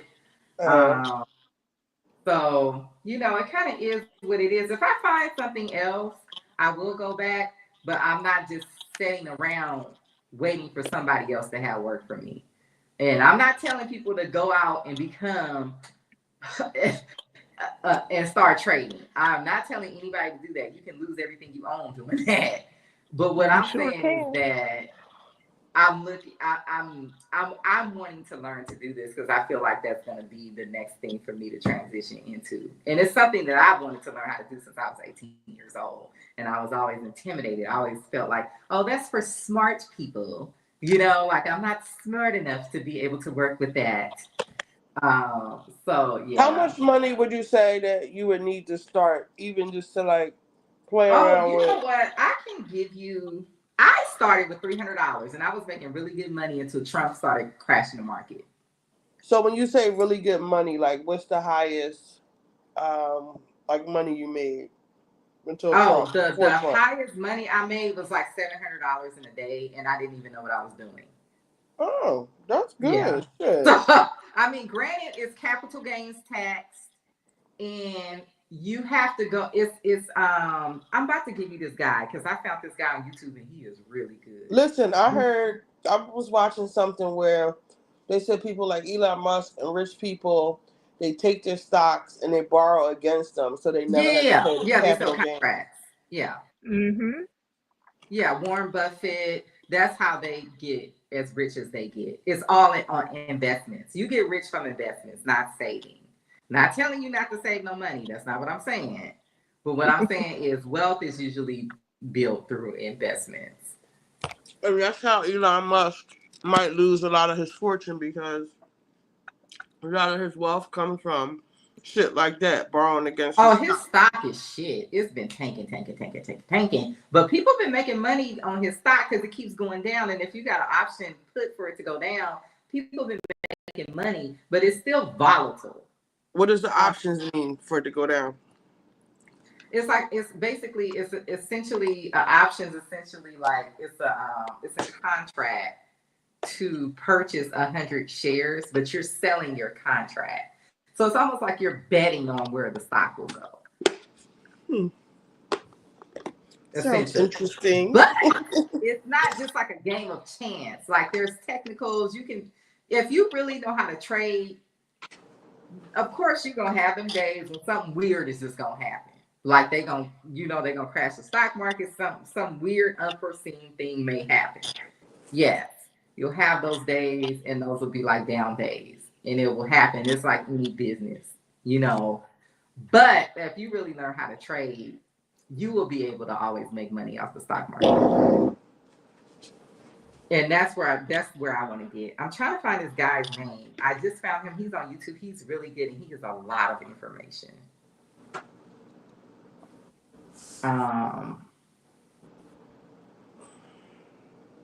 Like he really just like breaks it down.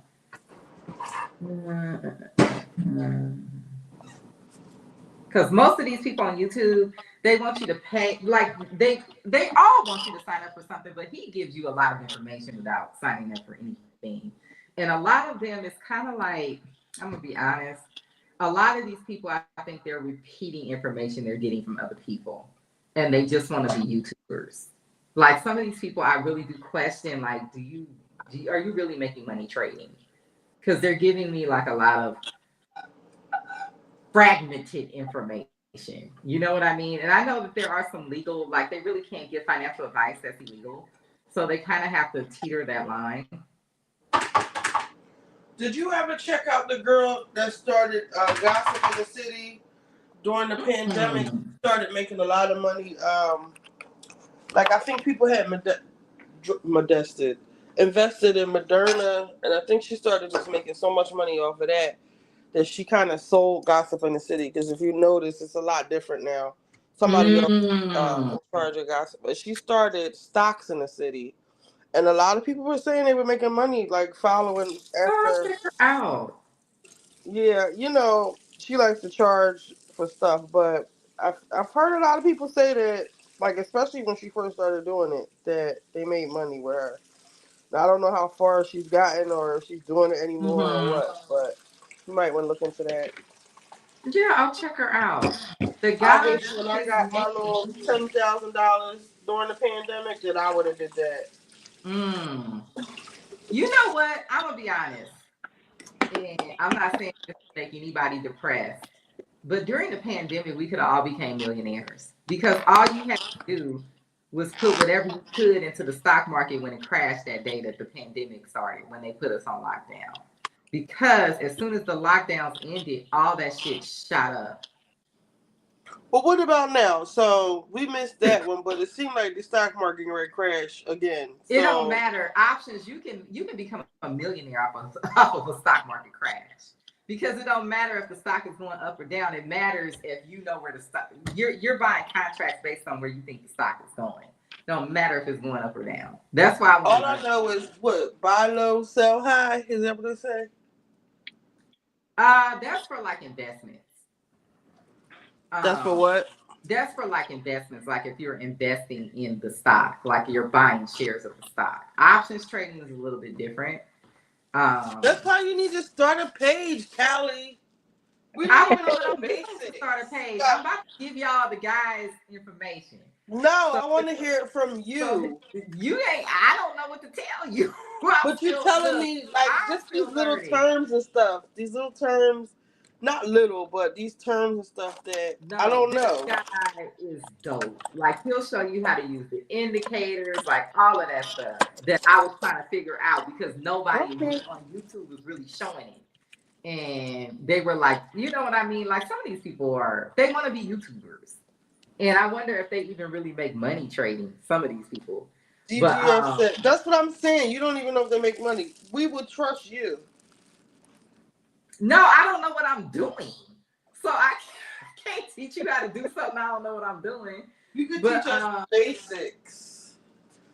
No, I'm not saying like tell us what to invest in, but teach us the basics of just the basic shit. Like I'm gonna put his information in the. Well, let me see if I can put it in the live chat because I'm at my desk. And he will teach you the basics because a lot of stuff I did not understand until I started watching him. And I see why I started losing money because I was making money like every day. And then it's like for the past month, I've done nothing but lose money. Like I can't even get like a quick little scalp trade. Like nothing will work for me. It's a lot of it is mental. A lot of it is like, it's really a mental game because this the way that we're taught to see money and think about money is like you have to fight that. Like a lot of times, like you'll feel like, oh, I had to pull out of this trade. I lost this money. Let me go try to get it. No, don't do that. You still got to look at your technicals. You still, it's a lot. It's really a mental game, and he talks about that a lot too. But again, I'm still learning. I barely know what I'm doing. I've only been doing this since the end of December. And until I found this dude, I really didn't know what the hell I was doing.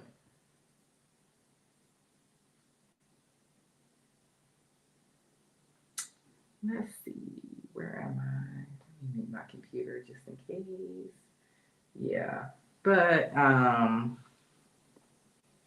am gonna try to post something to my channel. I've just been working on my website because I know that if my website is not together, I definitely can't get a job. So I have one. It's okay, but it needs to be better. So that's what I've been doing. Just trying to update my website. And once I do that, I will have some peace of mind, or either I would have going back to work. But I really don't want to get stuck at a job. I want to go back to work so I can have more money to trade, basically. But my goal is to get out and transition into trading and ultimately retire early, hopefully. That is the goal because I'm tired of this depending on other people stuff. And the reason why it sounds like I've had 50 lives is because when I was in my 20s, I had a very hard time finding a job. So I had a lot of different jobs. Mm-hmm. So if you name it, the only thing I have not done is work at a restaurant. That is the only thing I have never done. So I can tell you nothing about food service.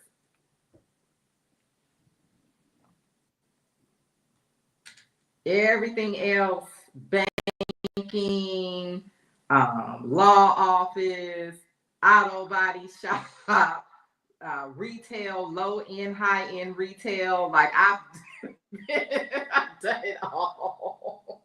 What about healthcare? A stylist. Callie was a stylist. Yeah, I heard that story too. Like 2 weeks. Mm-hmm. Oh look, DGF said I posted a short of the last lunar eclipse and got over 200 views and 2 likes. Go girl! Oh wow! Where was the lunar eclipse? When was that? That's all over like the planet, right? I feel so dumb. I thought I saw a post that it was going to happen on the 23rd.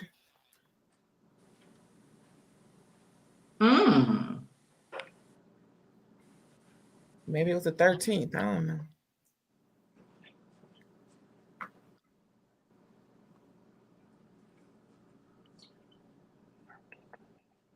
Y'all, I've been so out of it. I didn't even know about it. I really, for the past couple of days, and then I'm in LA, so we had like somebody big here that just got busted with a RICO charge. So that's been all over my timeline. People been calling me all day. And I'm like, I don't know nothing about that dude. I don't know that dude. Y'all know that dude. I've never, ever met that dude in my life. Has anybody watched the, that sounds like some Ryan Murphy shit, The Blood Moon. Has anybody watched The Grotesquerie? No, I haven't. I did. It was... I'm on like episode... How many seasons is it? Wait, is that the one with Niecy Nash? Yeah. So I think this is the first season. I think this is the first season. I'm trying to get past episode like 6 or 7. And I'm like, what the fuck is going on? So like all of that was fake? Like Yeah, I think so. It lost me like I don't know. I'm mad I because didn't hear no more about it, so I assumed it wasn't good. I felt like with the first two scenes, like with the murders and stuff, we were going to get a good detective thing, and He, it's just not that. It's some Oh, random Ryan Murphy is good for that shit. He's good for something that starts off real good and then it just turns left. episode And 8. you're I like, think I'm okay, on what? close to episode 8. You still here, Trent? Yeah, I love these. Oh my god, I want to post a review. I'm gonna actually read it to you. Listen to this review.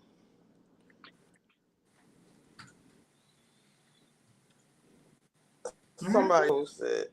They're probably white too.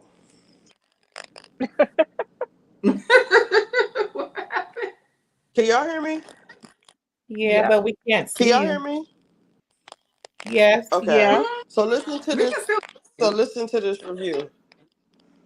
It says, "I love the first two episodes as it seemed like maybe we were going to get a show that portrayed black women as people and not just fetish objects for liberals. Niecy finally washed the stink of the rookie off her career and was acting instead of posing. Then the third episode came out and the cracks began to show. We ended up with scenes of her informing us that her morbidly obese daughter had the perfect score on the SAT. And then they brought in Taylor Swift's boyfriend to tell Niecy how beautiful she is. She is, of all things, well, beautiful isn't one of them. At least not on any planet where words still have meaning. It's been all downhill ever since. The director seems to just be indulging any random idea that comes into his mind. Hey, let's have an extremely long, extremely painful duet from two characters who can't sing. Let's have a nun randomly throwing herself around and literally foaming at the mouth without any explanation. It's frustrating because this could have been so much better. It could have been the season of a true detective that we deserve, but it's not. It's just a mash of non sequitur events tied together, but incredibly vile and graphic scenes of torture, murder, and infants boiling in cooking pots. It's more incoherent with every episode. Are there are they in a small town like they claim? If so, how do they manage to have a community of prostitutes that rivals Las Vegas? Why would keep Niecy on the job when she's clearly an extreme alcoholic and borderline insane? Yeah, because she's the only one who can catch the killer trope. Anyway, this review took longer to write than the show is worth. It's probably worth a look as long as you lower your expectations to subterranean levels. But if you want a better show featuring a bad and graphic violence and a black savior figure, watch From. But I think I was more offended that he called Niecy Nash ugly. Like, because she looked good in this to me. She was. Yeah, where I did can't even that come from? remember. That was Wasn't that like that was some me? hater shit. It sure did sound like it. No, you know what that's given? It's given that I don't know if you guys saw that video that was going around of the women hating on Meghan Markle. And they said, did anybody notice anything about the women in this video? And they were all unattractive, clear women, like every single last one of them. That's the Hmm. energy that that's giving me. Right. I feel like a white man wrote that. Oh no, because it said, hold on. At first it said, I love the first episodes, and it seemed like maybe we were going to get a show that portrayed black women as people and not just as fetish objects for liberals. That's a Uh-uh. woman. That's a That's a woman. woman. Talk about some fetish objects for liberals. That's a feminist woman. But Niecy Nash, she looked good in there to me. I Somebody can't even hating. remember what she looked like. She had a nice, They be like, hating. I think like a little bit shorter than my hair, but it was like that body kind of look that I always say that I want, like a little fullness. She had a nice coat all the time, and she just looked like she was like a bad bitch detective, but not like. Hold up, something is moving in my backyard. Oh, Hmm. mm-mm. This is Is it a possum cat? that comes around. Oh. But I have be one, so feeding I don't him, know where they so went. he just looks so dirty though. Oh, He's not dangerous. He just look like he out there living rough. yeah. He be eating the cat food I put out here for the little cat. I take care of Oh, him. yeah, I'm not feeding these cats. They already think they own the place. I only So do it because our cat disappeared and I guess my dad, he's a cat attached to this. My dad took it really hard when the cat oh just no. disappeared. So he's like attached to this cat in the yard that comes.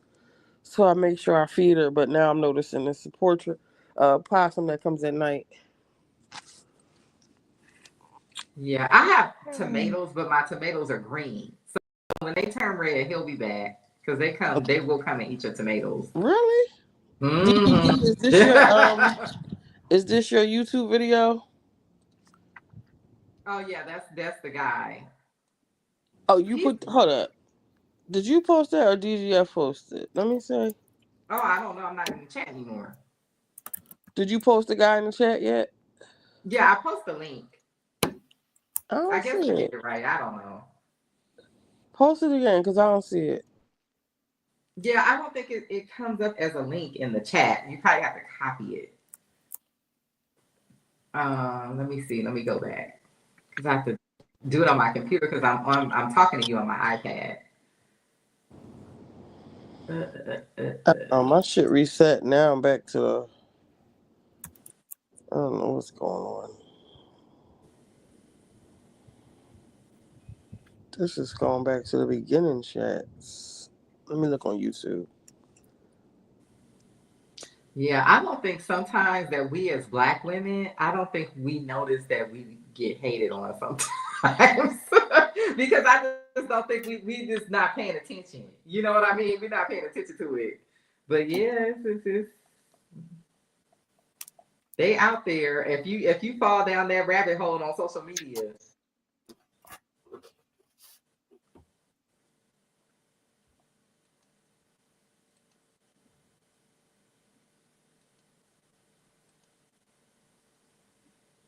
And I used to work with this woman who was an educator for us, and she labeled me stoic and wasn't sure if I was receptive to conversation. And it's far from the truth.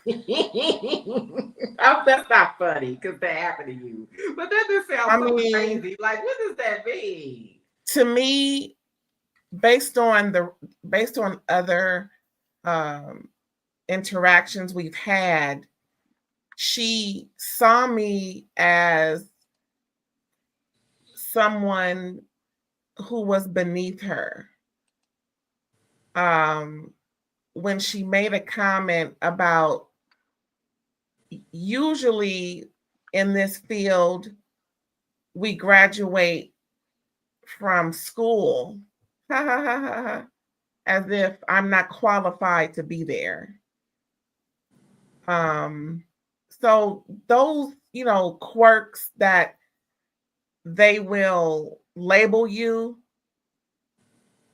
to one, check your intelligence, and two, just to put you in a box so that you would feel inferior or out of place or made to feel like you need to change who you are. And that's what it kind of sounds like to me when they were labeling Megan in that manner. It's just real trifling. Well, I think that a lot of them feel like they are supposed to always be the ones that are picked over us. And I'm going to be honest, Black men have a lot to do with that. Girl, I was thinking the same thing. They're the ones that have created that narrative. Yes. But the problem is they actually don't get picked over really attractive Black women. Megan is biracial, but that type of woman where, she's educated, she has a lot of money, because Megan is a millionaire of her own right. You know, she's petite, she doesn't have any children. They don't get picked over that Black woman. Even if Megan had 2 Black parents, that's not who they're getting picked over. They're getting picked by the men who can't get that woman, who can't even stand next, get near that woman to ask her for her phone number. That's who's picking them. But they don't seem to understand that because they're not Black. They don't really understand what's happening. So I think that they really feel very insulted that Megan got this prince.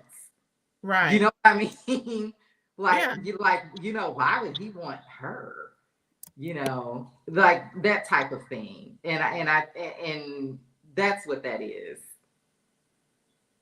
Because if she was just a white British woman doing the same exact thing, nobody would even be paying attention.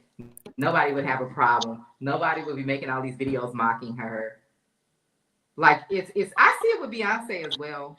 You want to find something wrong with her because she's not supposed to be there. Right. You know what I mean? Black women are not supposed to be there. They're not supposed to be able to have that. Like somebody told me that they don't get picked to be the it girl. So yeah, that's what that was. Because I mean, Megan ain't bothering nobody At all. That girl over there with her kids living her life, and she just trying to find something to do. You know, you complain, you say she's a gold digger. The girl go try to find a job. Now something wrong with that. So, you know what I mean? Like you're just looking to find something wrong because she got picked and you didn't, and you didn't think she was supposed to be picked, not over you. You see what I'm saying? You think Pierce Yep. Morgan is still bad mouthing her and people are, following his lead? I think that Piers Morgan is bitter because he was trying to befriend her because he thought that he would have an in with that family through her, and she saw through him and stopped talking to him, and that's what that's about. That's like if you were hanging out with Andy Cohen and you married some prince and you were like, okay, Andy, I can't talk to you no more. Now Andy Cohen's coming after you. Is that type of thing, you know?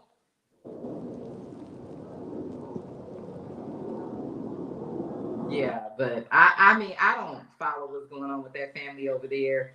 And a lot of these people would be shocked to realize that this woman is probably here in California living her best life and she's not even paying attention to them people. She probably don't even know half the stuff they do or say.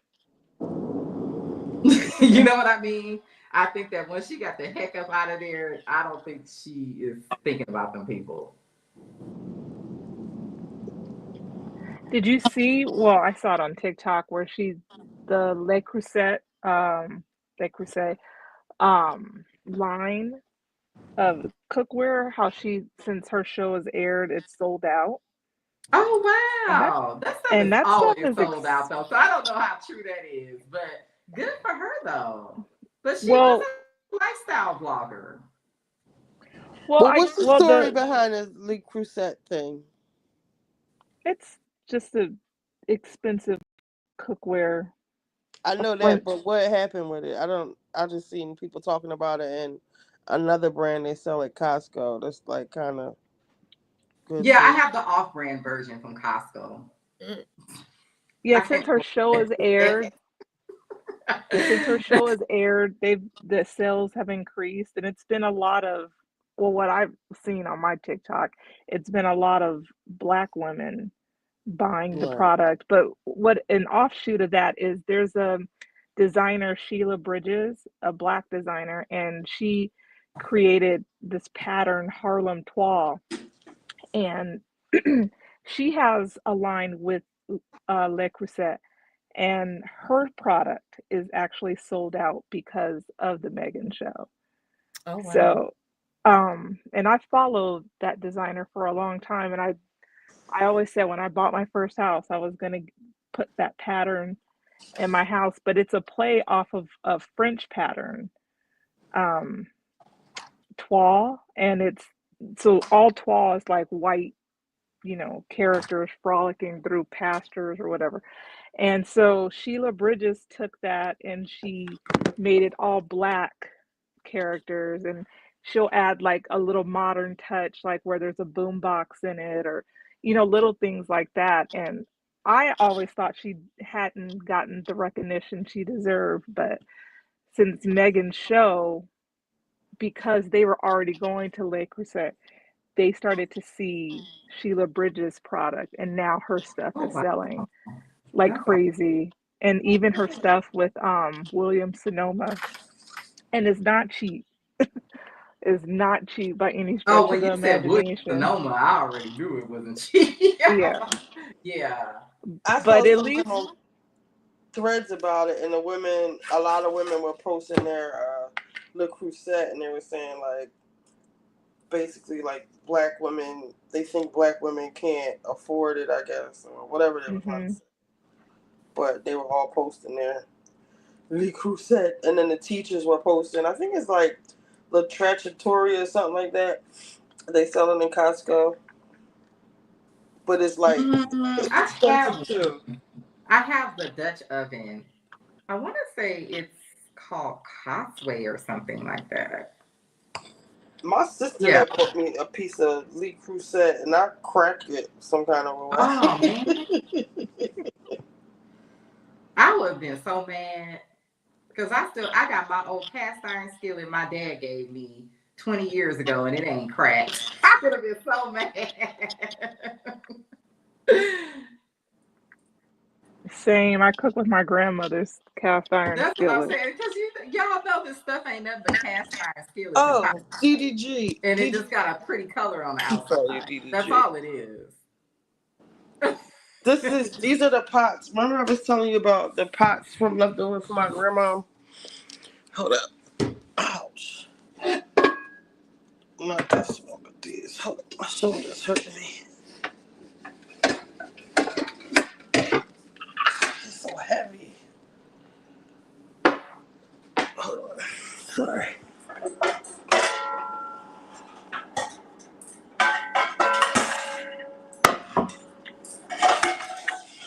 So this was the first one. It's I don't know, but it's I don't know if you can see the shape of it. It's like Oh an yeah, oval. yeah. Like a roaster. Yeah, it's like oval, Mm-hmm. Mm-hmm. oval shape. It's not round, but the one that I really want to show you, because these are all from my great grandma, is this one with the handle on it. I don't know Oh if you, yeah. Oh yeah. Yeah, we fry fish in those. I got one. it's Black. Mm-hmm. just I don't know the names of them. I forget what they call, but this is the one like I cook greens and crabs, and it's huge really. You see like the little, Mm-hmm. and they're really good pots. I can't find the other one. Oh shit. The names of them.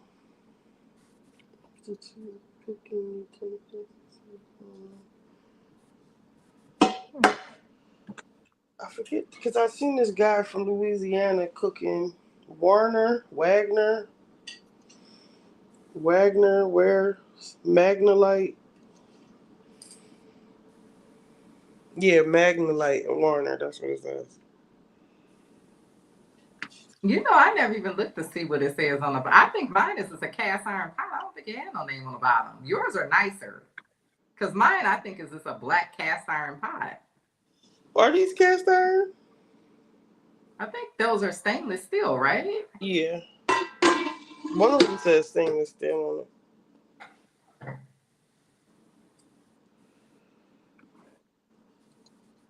You break out the bay leaves. Yep. Mm-hmm. I want some crawfish.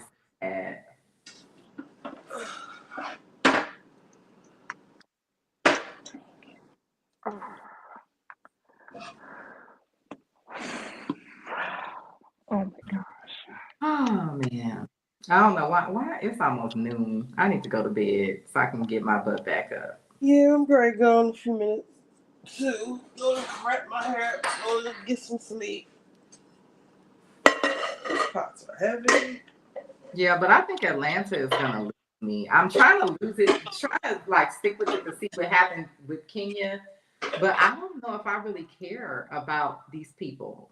No, I don't. Absolutely do not. Definitely not these new women or Drew. And they coming in so spicy. Mm-hmm. They I just see a lot of that fake Atlanta that people always talk about, just trying to be in the mix, and I'm not saying that everything about them is fake, but I can see that they're trying really hard to, be a fixture on this show. They see the success in the past.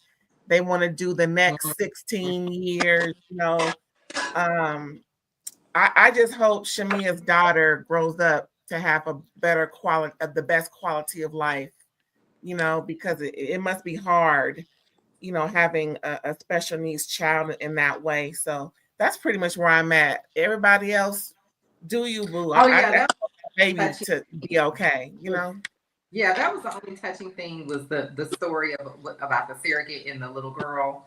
Other Mhm. than that, I did not care what was happening. I didn't care about it and portion them over there trying to get a check because I'm with Richie. I almost think that y'all just got together and was like, okay, we need a story because Simon won't film. So let's just try to come up with something. Drew ain't got no story because Ralph won't film. So we yeah, gonna just do we the three of us, we gonna come up with something. exactly. You know what I mean? I've been calling Shamia Portia's muse. So Well, it's kind of true. I was Because like, all this Portia doesn't even like that girl.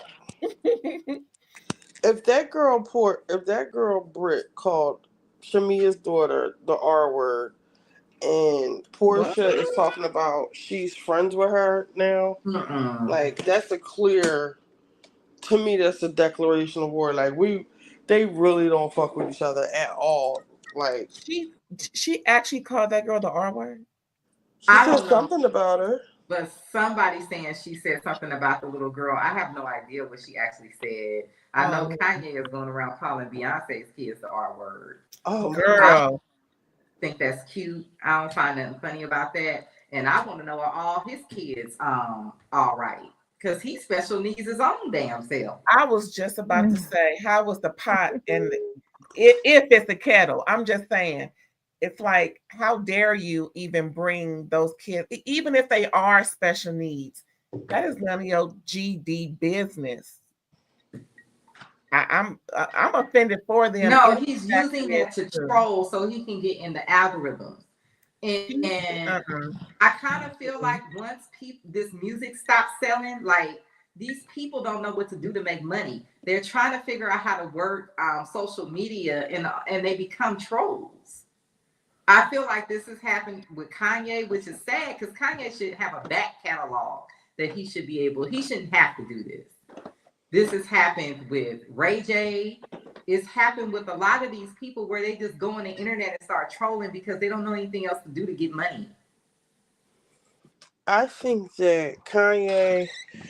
I think the chosen people have really did something so bad to him or took so much from him or whatever. However he feels some type of way, and he is just taking that shit out on the world. I think that he realized that he was still black. And what I Yeah. mean by that is that I think a lot of these people think that their money comes with power. No, it does not. You're still a black person in this society. You're just now a black person who's able to consume more. You don't have power. And that, I think, was a wake up call to him, and it's something that he cannot process. Hey, it's I me. I'm hope. jumping in here. It's me, DGF. Wait, real quick, DGF. To Kanye's tweet, I responded basically. I said, what if someone was to say North is going to be a whore just like her mother, and I showed pictures of North with her titties pushed up, with her dressed in all black with like spaghetti straps at his Sunday service, just these little skanky outfits that she be wearing. I said, what if somebody was to say that to you? And what if somebody was to say that, basically that, is she making her sex tape yet? Something like that. Like, don't talk about Jay-Z and Beyonce's kids. Don't do that, because we could easily say a lot of stuff about North. Easily. So you might not want to go there. Because you can talk about Beyonce kids all you want to, but their parents aren't crazy. Unlike you need a conservatorship, and your wife, she's a whore. But go ahead, DGF.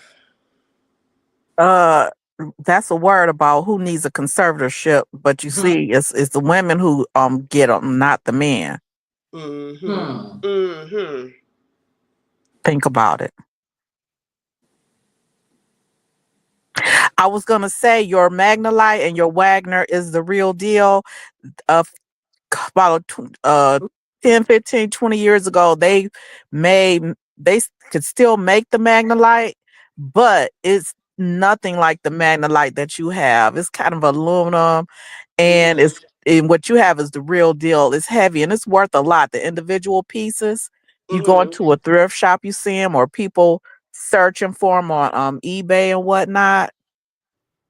We have the giant roaster.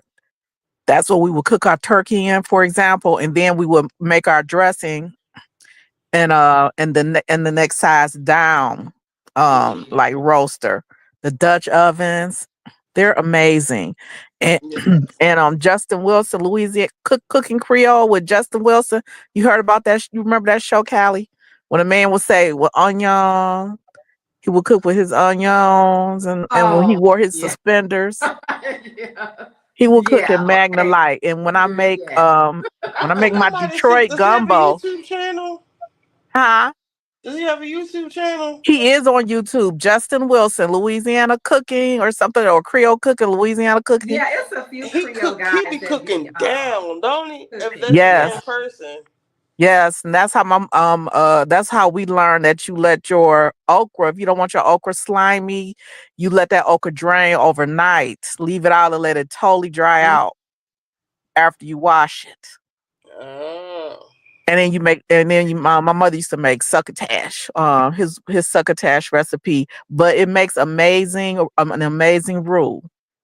I love me some okra. Ooh, that sounds good. Does he cook crabs and stuff, like a whole lot of crabs? I don't either. Does he cook a lot of crabs? I'm sure he does.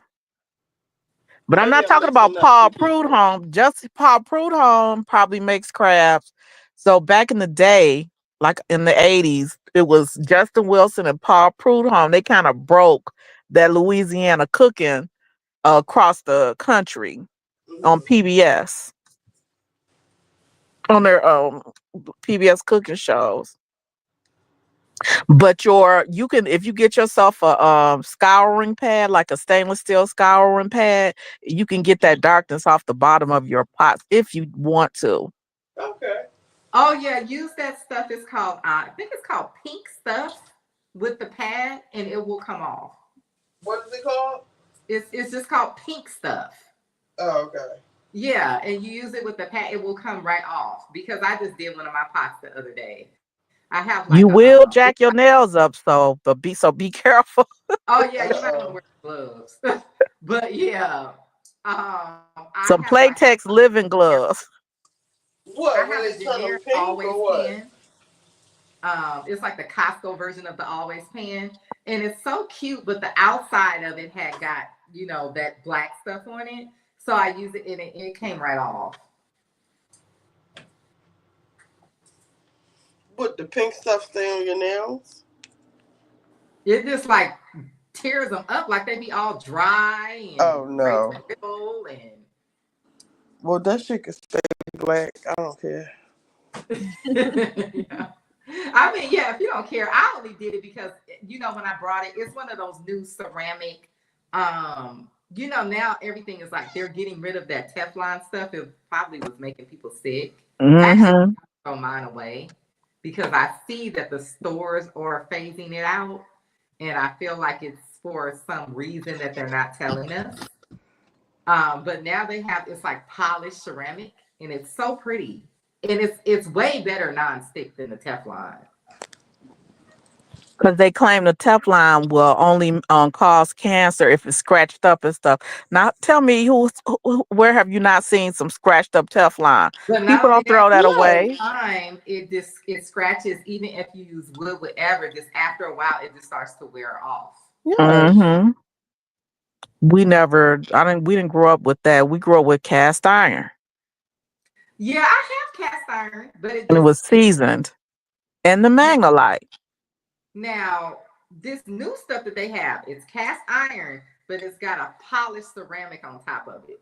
Like it's Mm-hmm. like polished, like smooth, like marble. And Okay. better non-stick than the Teflon. And they Mm-hmm. said it's non-toxic, all of that. It's this polished ceramic. Mm-hmm. That's the new thing that they have at the stores now. You can hardly even find Teflon at a store anymore. Isn't Since Teflon it's carcinogenic? probably this Yes. year. Yeah. That's the word, carcinogenic. I I think was they were reading talking something that about the air fryers have the Teflon. A lot of them. They do. Mine does. And of course, I think they all do. I love my air fryer, but I wish that it had a ceramic pan that's I like got my the Ninja pot. one. They don't have it. Yeah, I wish that they had that would go to an air fryer. Does I know some air fryers have liners or whatever. Well, does that offer protection? I don't know. I don't know, but the liners are rubber. I would think that Oh, they what? would be more dangerous. Girl, I don't know. My niece has Yeah, my nieces that's have air fryer. maybe I'm Yeah, I got a wrong. Ninja Maybe I one. don't know what I'm talking about. But the liners look like they would be more weird, worse than what's already in there. I don't know. I like my air fryer. I like my Ninja Foodie grill, but I do not like that pan that's in the inside. I hate it. I wish it was like the new pot that I got, the ceramic pot. But they don't make that for an air fryer. I don't know if it will crack or what the deal is, but that would be a deal breaker, like a deal changer. I would throw this thing in the trash if I found one that had a ceramic pan in the inside. Because this thing is hard to clean. It does have Teflon that doesn't work. The air fryer? Yeah. Because it's also a grill. It's like an air fryer and a grill. It's the Ninja Food grill. Yeah. Yeah, I hate cleaning that thing. Hate it. But yeah. And I want to just change the subject one more again. Back to Sweet Tea not being an angel. Sweet Tea is very conniving because, as you guys know, or you may recall, that I am marathoning Married to Medicine, and I'm on season 3, like about episode 4. But on one of the episodes, and I just knew I would remember, but I don't. I was gonna record it and then send it to you, Richie, so you could play it. Where Quad told Greg, "I'm gonna give you what you want. I'm gonna give you what you want." And why did Sweet Tea? I don't think it's a coincidence. A coincidence. Now tell me, is it a coincidence that Sweet Tea used those exact same words in her text or her DM? I'm gonna give you what you want. Doesn't she have something Cause who named says that after about Quad giving a man a Spice Line? baby? She also I has would have never something. thought Quad so. has a spice line, and Sweet Tea copied the name of it for something that she has. I forget what. Oh, Apparently, Quad has some seasonings, yeah. and the name Mm-hmm. of it, I forget the name of it, but sweet Sweet and Tea savory. used it for something. Yeah, Sweet Tea was using that name for something. Who uses a Who uses the ex-wife's exact words concerning a baby Sweet to the tea. man to flirt with the man? Sweet tea does. Well, And who? that's conniving. But you Yes. guys, this is why I can't get into this show. Who in their right mind, unless they had some type of something wrong with them, would agree to go on this show?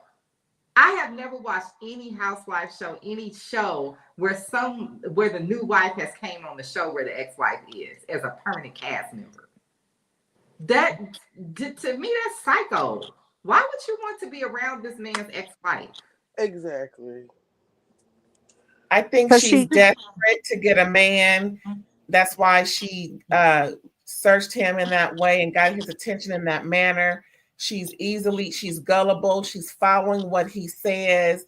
I think he's telling her that, to move in a certain way. Like she said, I'm going to follow my man.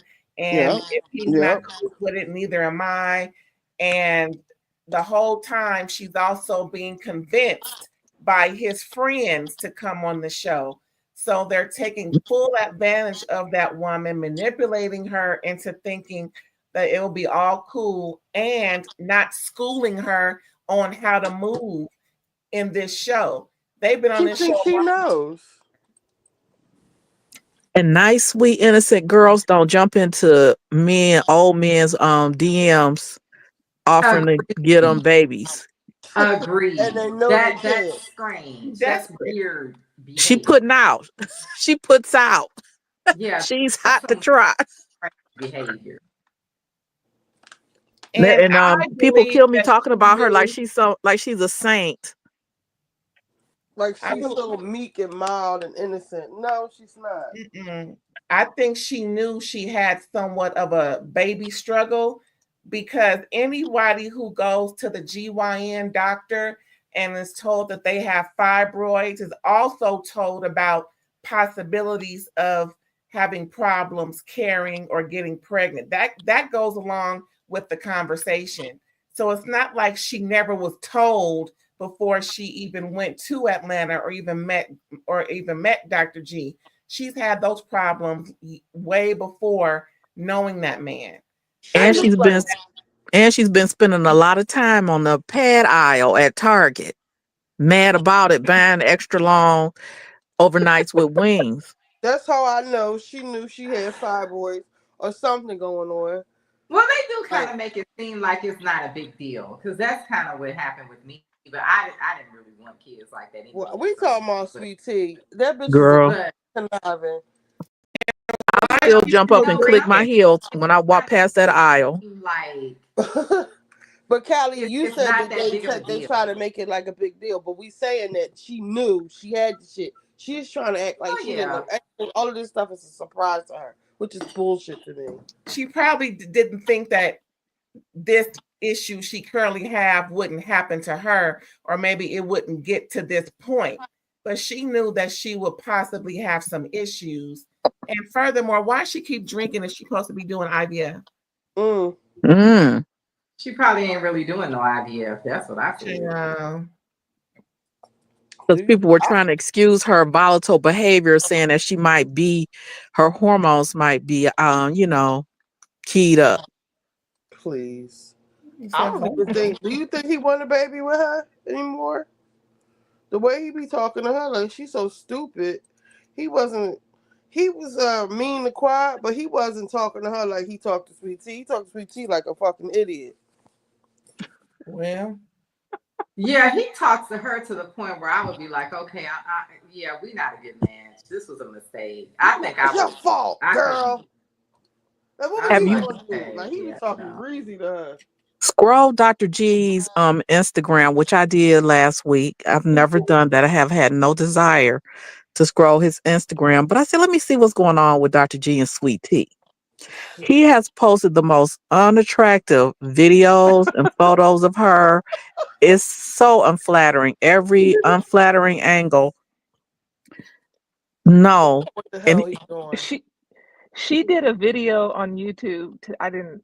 It just like showed up, but I didn't watch it. But the camera is at a terrible angle. Like she just looks so bad, and I'm like, Why doesn't anybody help her? Anybody? You know And he not gives being me mean. the It just is what it is. but he gives me the type that he wants her to feel like she's unattractive so that she'll stay with him. Like he gives me that type of dude. Yeah. Mm, He don't want her thinking that, she could fix herself up, she could just look better. He don't want that. Like he you know what I mean? Like he feel like if she starts fixing herself up, she'll leave him. Like Quad. Yeah. But also he knows this is the thing. He knows that he's an asshole. And I think that that's the part that we sometimes miss with these men. They know that they mistreat women. So what they're trying to find is a victim. They're not trying to find like somebody who's a good match or someone who's beautiful or successful, whatever. They're trying to find somebody that they can mistreat. And that's going to Mm-hmm. put up with it. That's what they're looking for. So I don't think that he was necessarily looking for somebody that's gonna glam themselves up because he feels like that person is not gonna sit there and put up with that.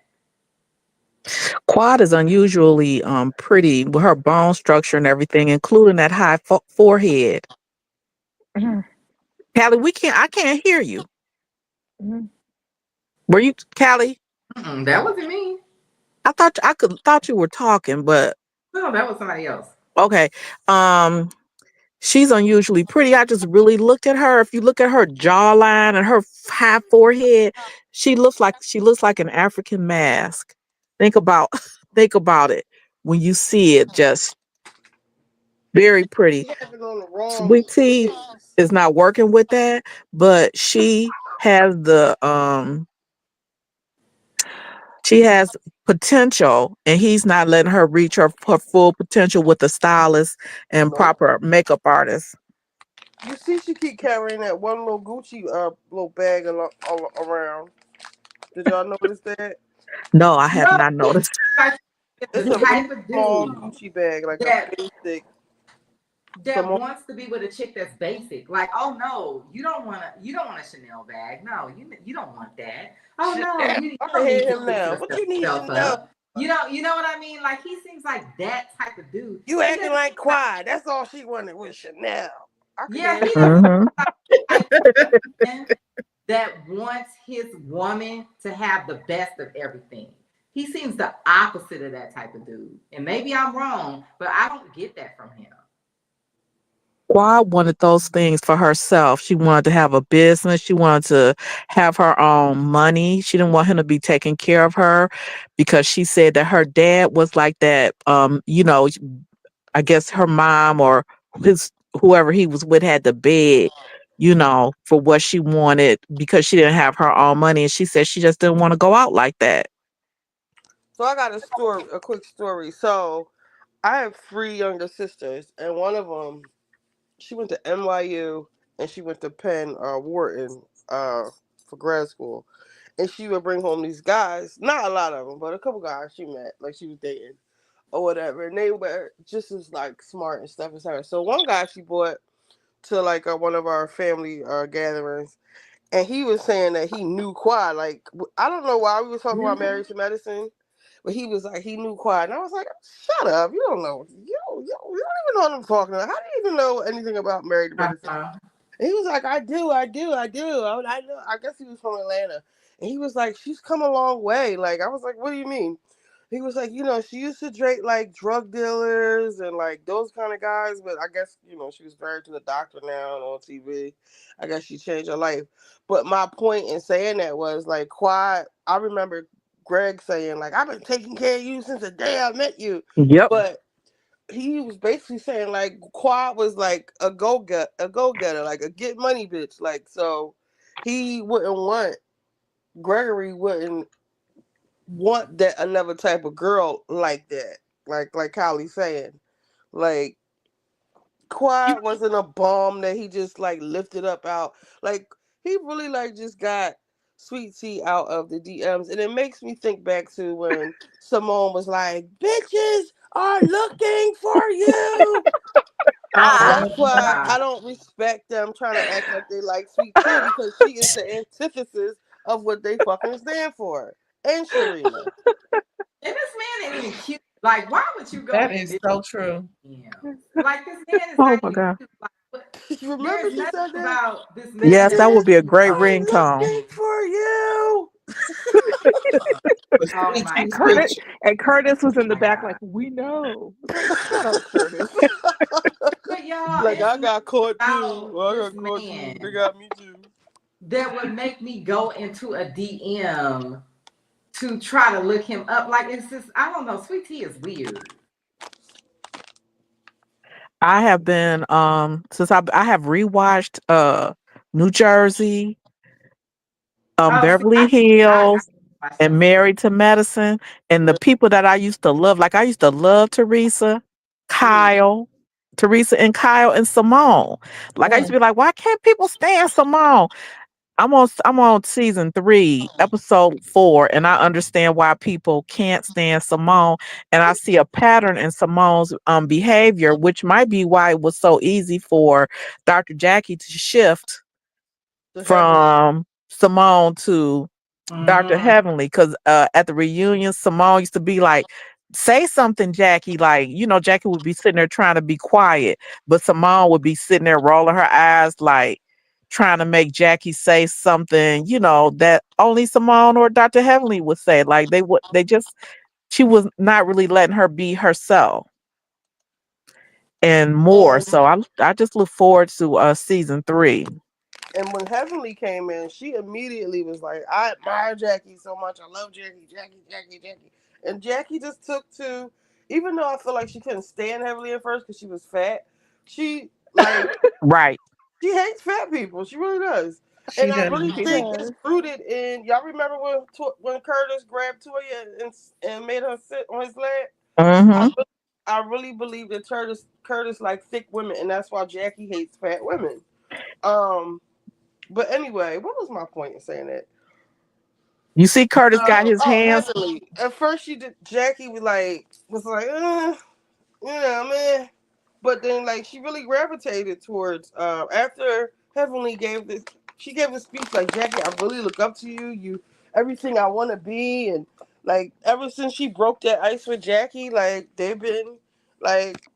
But buddies, I need to watch that again. For when her and Jackie fell out, Simone and Jackie, that was good. That was good TV back It then. hasn't happened yet. I haven't gotten to Okay. that part yet. But absolutely, I forgot that absolutely everybody could not stand Mariah after that first season. Quad showed up for Mariah during the reunion, but when they came back, Quad was done with Mariah on the second season because Mariah was threatening everybody with her executive producer credit. Like she Mm. was gonna fire people, intimidating people. Mariah was a little monster She out of was, and people control. forget that. They And act like had her no forever. power. I know you're not to this season yet, but there's at one of the reunions, Heavenly's gonna draw some devil horns on I saw that girl. I love that. I remember the first time around. I'm doing a rewatch. Oh my god. I love that Man, reunion because Heavenly she I thought it was really brilliant. is. And Mariah ran that into the ground like she She like she really drew did. horns on her daughter. Like, girl, it was a poster, and she just drew some horns on it. Like, get over it. She made such a big deal out of it. But the only person who was still riding for Mariah was Simone. Oh, I Yeah, thought you were gonna it's say like she was Aiden. scared of her or something. It was Like, so weird to me. That's because the mom didn't like Heavenly. no. And heavily handled herself from the giddy up. So and then I had posted on my Instagram a video when Simone walked up and introduced herself to Dr. Heavenly. Right before bitches in ball gowns were fighting. Mm, mm. Simone is Oh, hilarious. I do miss that Mariah. first season was great. I sure wish she could have, things would have went better, but I like Mariah for the show. I really do. Mariah was too toxic though, because she was making people draw lines just like they do on Potomac. You know, like Giselle, she was worst, 10 Remember times when she was worse. like, "This ain't no damn family," when they was on that vacation or that couples Oh trip? yeah, I remember that. Wait, She who was said that? Mariah? yes, because Eugene was giving like some speech, and he was like, "And whether we like it or not, we family." Mariah's off to the side. This ain't no damn family. Is that when And Aiden had to she broke the glass on the chair? Hmm. when she was about But to cut when she did Pico de Gallo that bitch. Yeah. Girl. Girl, you ain't gonna do nothing. Sit down. You And that's gonna the go to only jail. time that we saw Dr. Damon go off because he threw a chair and walked off the set. He was upset that oh, I happened. can't wait to get to that. What season was that? I don't know, but it was maybe the one before Mariah left because she Mhm. went. I don't know. I can't. Don't get me a line. It amazes me how some content creators have perfect total recall of That is, seasons and episodes. Gabor is very good at Yeah. yeah. that. I remember on I episode keep I 5, keep Married to Medicine on I'm as like, like oh my white god. noise when I go to bed. I will fire up like with Peacock, like with no commercials, and go to sleep to it. Yeah, I do that sometimes too. Just Is let them Peacock roll. and Paramount together? MTV and Paramount. Peacock and Paramount. Oh, I No, don't they're think so. separate. Oh man, I wish they were together because they. I really want them. I think I might break my strike for those. Because people tell me they can watch stuff. I don't know. You I can watch regular CBS on with Paramount, okay. and you can watch. Can you watch live stuff Yeah, well, I don't know. You might have to on have a Peacock? on Peacock. No, I don't No, think you can.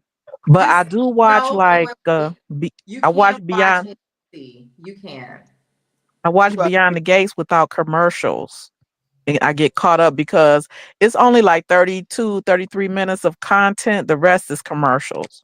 that's But a, you know, Danny is just acting a fool over man. I'm like, girl, it's hard Too to many of watch. them are acting fools over men on Yeah, because you got that Leslie Beyond the one too. Gates. But what kills me And is I know the girl Ashley. She looks like a platypus, and they really want us to think that black man who is kicking it with Danny is pining over her. you know it's what? actually the one that married Danny's Okay. husband. Ashley is clear. She's the nurse. Oh. No, the issue with that is that then makes him a particular type of black man. Oh And Lord. they try to make him likable. But that black man that's gonna be pining over that girl is not a likable person. You see what I'm saying? If you wanted him to pine over her, they should have casted a more attractive woman. But girl, you know most of these white girls they be with ain't attractive. The attractive white girls ain't checking for them. So I'm only on episode like I'm on the episode right after the wedding when the daughter figures out that she was live streaming the wedding. I don't see Hmm. anything after that. Okay, I didn't give any spoilers. I don't care because I'm not watching it. I'm too far behind. No, Does no, Danny? I just marathon like 7 episodes because I was Oh, behind like a week and a oh, you'll half. be able to pop in anytime. So does Danny keep the guy she slept with? The guy's nephew. Does she keep sleeping with him? Yeah, Okay. Mm-hmm. Don't tell me she falls in love with him. wait, nothing is advanced. Nothing has advanced like that. She just Some really don't just when move that she's feeling fast. some kind of way about Bill, she'll call him up when she's in her emotions. Because somebody told me You she fell know, asleep in Bill's house. Oh yeah, yeah, she did. she been No, drinking. Did yeah, she she's ever get in a trouble for bottle pulling that gun girl. on him at the wedding? She got arrested. Okay. You know, I think we're gonna find out that she cheated on Bill first. That it's gonna be revealed. Oh, so I got I just another have that question. feeling. The girl, remember? All right, so it was a girl. It was a lady who ran the girl over with a motorcycle, and they Yeah. gave her daughter her job. Now, whose daughter is she supposed to be? Do you really want to know? Is that Danny's sister's husband's daughter? Yes. Supposedly. Allegedly. Supposedly. Okay. Yeah. I don't think it is. I think this woman's manipulating her. But But she is falling in love with her alleged daddy and his wife. Hold up. The yeah, daughter is. They're such nice she people. yeah, and I think what's gonna happen, she gonna find out Not who falling in she love is. sexually. No, no, no, not like that. No, no. Okay. I'm No, about to she say, wants to whoa. be with the family, like she wants to be with these people because they are very nice to her. They're really trying to Uh, lift her up and be good, yeah, really just very like nice people. You would want your child to be with them. So is the mom trying to poison her against them? Hmm. yeah, that is her mom. But I Mm. want to say, Richie, you should the hair is beautiful. Danny's hair, Oh Leslie's hair, yeah, the psycho woman, their silk presses Mm-hmm. Danny's I hair are looked on noticed Danny point. hair. money, girl. I, it's all bouncy and shiny. Yes. When she I pulled that helmet off and that hair was bouncing and Well, I behaving. think that's her real hair. Yeah, I do too. Yeah. I'm just so appreciative that we don't see no baby hairs and lace Mhm. closures and shit. I just really appreciate that. Whether they got Everybody weaves looks or not. normal on there. You Right. know what I mean? They don't look like cartoon characters. We got natural hair, we got short bobs, we got Yep. blonde hair, we got long hair, we got all kinds of black hair on here. I love Got the it. gamut. No wigs. Only even the mom, the lady from Law and Order, that might be a wig, but it doesn't look like a wig, It you don't know? look crazy. Yeah, it don't. Yeah, it Cause looks she got age lots. appropriate. Oh, she got locks in real life? I Yeah, think yeah, I believe so. I believe she got lots. but that looks like a nice quality age appropriate wig. But it doesn't look like, the baby. It just, you can't see Yeah, the it doesn't lace. like these cartoonish wigs. Right. Clifton Davis don't have a Bayesian hairline. Oh, Right. His thank God. hairline been holding on strong Well, since the Clifton 80s. Davis about to be 80 years old, girl. That man better not be running around Really? with Back I still know you just straight, ain't as say Wendy 80. Williams would say. no. Did you say he about to be 80? Yep. I remember Wow. watching the Clifton Davis and Melba Moore show when I was a little girl. They were saying, "Where is the love to each other?" I loved it so much. That's how old Wow. I'm so old. He look good. They used to Yeah, go he was together, and he was high mean. trash. He was a mean boyfriend to her. He was abusive In real Oh no. life? in real life. Yep, he was a jerk. Oh. They were I doing think all Broadway and stuff together. was crazy. Their own TV show on ABC. Mm. Most of those men were abusive because that's how they were raised. They just thought they could just do that. That's Hmm. why I don't feel bad for Jonathan Majors. Sherry Shepherd got him over there crying and stuff. I'm like, girl, gone. Sherry Shepherd what about the baby she adopted? Like she didn't adopt the baby. I don't want to hear nothing about no fucking Sherry Shepherd. Was this a recent show where she had him crying? I think it was today or yesterday. Oh, I missed it. It's Did on he actually? YouTube. I Did, watched did it they on get YouTube. married? Did he and Megan get married for Yeah, real? they got married. No. They got married right before he came on the show. Oh, for Okay, because real? some stuff I just can't click. I just can't click Do you on some believe stuff it? right Did you now. see it? Oh no, they married. He was on there crying about it and talking about his mother is a pastor and she married them and all of Oh this my stuff. God. She really married him? And His you know how he mom keep it married coming. them. I love that woman. I love her so. Do they have a You know how marriage he is. No. license? Or is it like a Muslim marriage? No. They married. His mother is a pastor. He's not Muslim. I know one thing, he ain't gonna be stupid enough to put his hands on Megan because she comes from a I, real you know what? I family from the those hood. He ain't men, stupid. those kind of men don't have that self control. Like I've known so many women. Oh, he ain't dumb enough to do that. Next thing you know, girl over here with a black eye How many Mm-mm. because brothers they she don't got? have that level of self control. She got Because hood folks, like hood. I don't think I don't think he Mm, gonna put his hands on her. nigga ain't that dumb. we'll see. I don't trust him. And I don't trust all that fake ass crying either. Yeah, because what is he I just crying for? love that woman. I love her. I'm like, oh Lord. He lost his mind. I never I saw married. Megan at Bubba Gump's in the back in the day Mm-hmm. when I went to visit New York, and I just, she was sitting there with her girlfriend. They was talking or whatever. She was just ridiculously pretty in person. Yeah, she is. I've met her. I met her Yeah, before. She was at like anybody this who was cafe on that Sunset, a dog house, Hmm. I and can't. she was really. I tried to get my friend to. I was like, "Girl, don't go over there. She's eating." And my friend was like, "No, no, I'm gonna go say hi." I was like, "Oh my god!" But she went over. She went over there, and Megan was. She was so nice. She was like, "Where you guys going?" And the guy she was with, he was pissed, but Megan was cool. Hmm. So I don't know why she's over there I didn't with say anything to her because I don't mess with New Yorkers in New York when I would visit, when I Oh, would see I don't really celebrities. was messing with people here, but to me, I can't.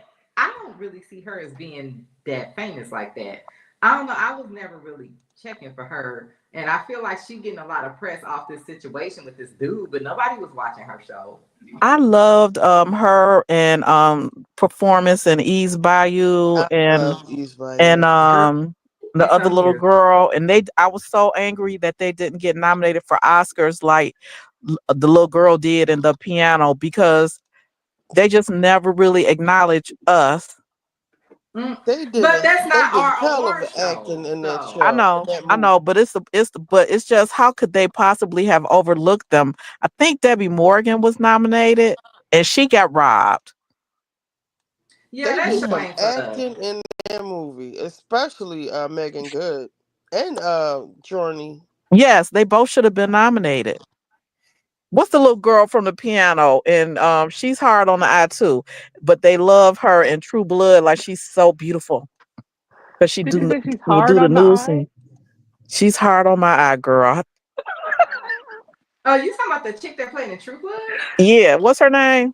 And I she was don't Kristen Davis, is that Kristen something? she was in the know. I X-Men forgot. too. Anna Paquin, is it? Hmm, let me I see. forgot her name already, girl. Exactly. And So I used to I want to love forgettable. know. Blood. Old girl, that's her name. Old girl. I mean, I love True Blood. I would be running when True Blood came on to go watch it. That was when the apps first came out. You could watch it early. Oh, I love True Blood. Yeah, that Girl, show. my sister had me watching True Blood. Now she had me marathoning. I'm sitting in the kitchen watching it on the little TV, and I just started feeling sick, to just nauseated. And I was like, "What's wrong with me?" I said, "It's this damn show. I don't do vampires. Number one, Oh, they was doing the most on that show. vampires and zombies, and it was Mm. just Oh, too I much can't do zombies. sex Zombies is and blood and just ridiculous. It was just, I was like, this is somebody's I think fetish I did like three. perversion, and I Like don't I want this. had I don't one. want this in my brain. Yeah, No, I was it but got I was real good at sexual. one point. But also my family is from that part of Louisiana specifically. Like that Okay. little hub. I can't tell you the town, but the town is in the show. But do you think that it was through the P POV of um the non-melanated as to what black people do, or is that what the unmelanated would do? I'm gonna be Are they honest. I read twisting the book. around with Those people were not black, so they took some white characters and just cast black actors. okay, So and that's what you when Mm. you do that, that's what you get when you do that. okay. But I tapped out, and right now I'm watching the Natalia Grace Good American People on Hulu. Two oh, I episodes didn't watch that. dropped, Now I did and watch Paradise. Paradise was so good. I can't get past the episode about the Secret Service dude. The whole show is about the Secret Service dude. The one Secret Service agent who was in prison. Secret Service agent that was in prison. The white guy. Oh, the white dude? Yeah. I kind of get through that episode. That episode is horrible. That's the worst Okay. episode. I cannot get You might as well just go on to the next episode. Okay, because I keep trying to power through. Yeah. I get grossed out easily. That's why I haven't been back into those the show you were talking about earlier, Richie. With Andy Cohen's buddies produces it. And they had Ryan Murphy. Yeah, the Ryan Murphy show. The last one I watched was with the clowns, the freak show. Oh, I didn't like that. I didn't like that season. Grossed out. I only watched One American Horror Story, and that was the one where they were in New Orleans with the witches and Stevie Nicks and all of that stuff. I watched the witches. Completely fell apart toward the end. I was like, what the F am I watching? When I got toward the end, I was like, are you Ryan Murphy? You son of a... But the Menendez series was good. I couldn't. I had enough of them when that first go round in real life. Well, I felt the same way. I was like, nah, I'm good. I kind of feel you on that because they Menendez dust out. Then we already know we're gonna be getting the Diddy story. We already know that. So you might as well prepare yourself. It's gonna be 50 million movies about Diddy. That Natalia Grace, though, the little actress who was playing her, I was like, did Natalia Grace look like her? Or I don't understand. I don't remember who Natalia Grace is. I didn't watch any of the Natalia Grace stuff, so I don't know anything about her other than they thought that she was older than 6 or 8. They thought she was like 20-something years old. Oh, that's who Natalia Grace is. Yes. With Ellen Pompeo from Grey's Anatomy. Mm-hmm. Oh, I want to see that. I like Ellen. She's Only really 2 good. episodes dropped on Hulu, and it's an easy marathon. I'm gonna watch Well, it. last night I did start watching some of Beverly Hills. I think I started from just last season though. I didn't want to go back too far. I can't stand Brandy. So the seasons that Brandy I can't look at that. I'm sorry. I liked Brandy at first. I did too, but that shit wore off real quick. I don't like this. I don't like crying over a man that is going on with another woman. I don't like. Have you guys seen her lately? It's so sad. Brandy was so pretty. She has such a pretty face. So why? And she keeps saying it's parasites in her face, but it's. But they're saying that that's not possible. It almost sounds like maybe I'm just understanding it wrong.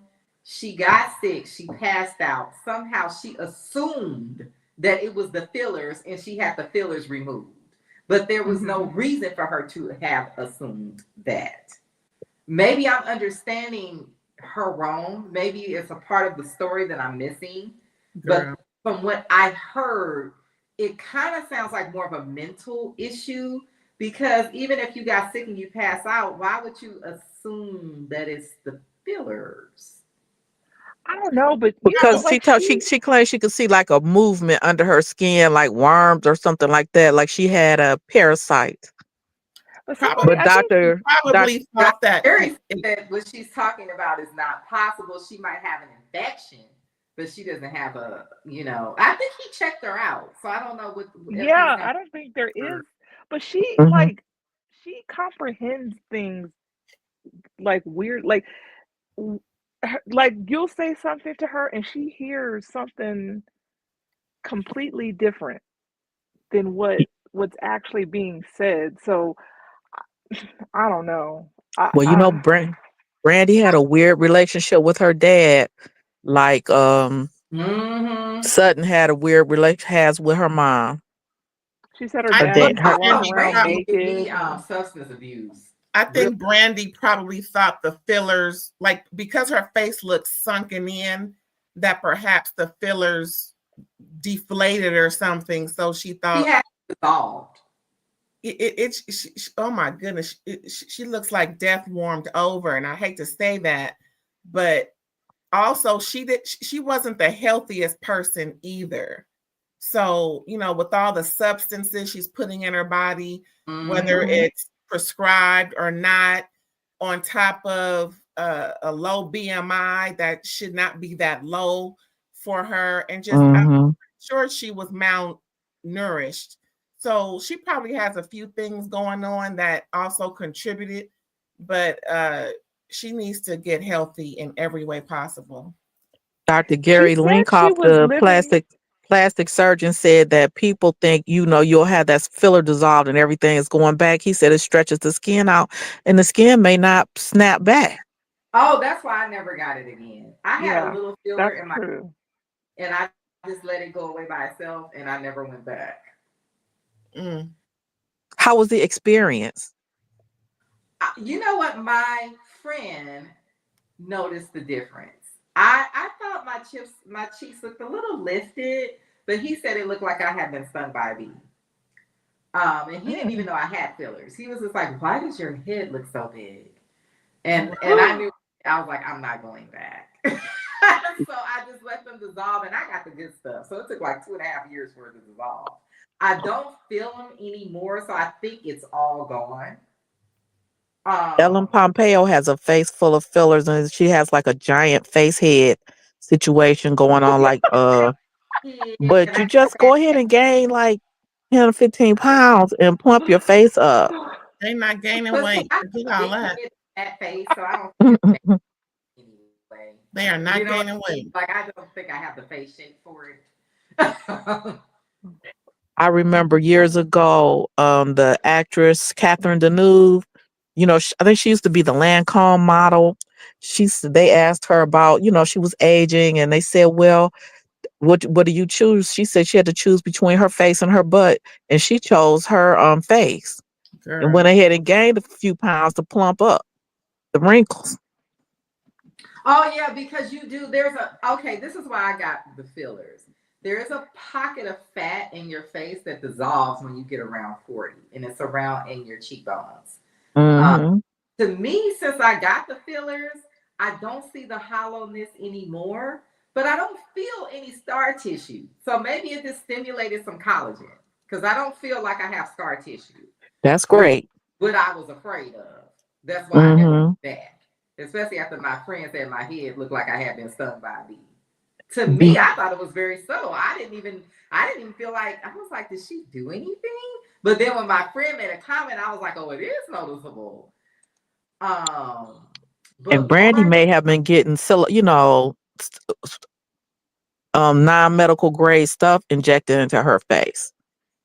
it's possible, especially if she didn't have a lot of money, she might have been going to Mexico. That's what a lot of people do that live here in Southern California. They go to Mexico and they get those weird BBLs and filler and all that stuff real cheap. And you can tell the difference. Um, if you look at one of Nick Cannon's baby mamas, oh Lord, and she used to be such a cute girl. She used to be on the radio here. She looks like she's older than me. I don't know what in the world made her do that to her face. And it's always sad when the person was cute before, like Lil Kim. It's like, why Oh Mm-hmm. would man. you do that to yourself? Look, Kim, I remember I was Yeah. watching Regis and Kathy Lee and Regis's wife was co-hosting with him. And Lil Kim, appeared on the show and she just was like, oh my God, you're perfect. Because Lil Kim was so little and petite. She said, but you're just perfect. Like she was in proportion. She just knew, she just knew that she was just perfect. And I was like, if somebody could receive you like that, and she's seen everybody in the world walk through that stage with her and Regis, and I had never seen her gush over anybody's looks before Wow. on Well, that Lil Kim show. is just a very tiny person. I've never seen her in person, but I can just tell by the people that she's standing next to that she's a very tiny person. So she probably Mm-hmm. was like a little cute person. You know what I mean? Like almost Mm-hmm. LP, but not quite. you know? Mm-hmm. But yeah, it's just when I see And it's always women. It's rarely to ever see a man that has done that to himself. I just don't know. Hold on, I got Exhibit A for you. Kenny Rogers. Yeah, Oh, Kenny his Rogers is eyes looking look crazy rough. as hell. Yeah, and him and Smokey Robinson, they looking crazy as hell. Yeah, yeah, no.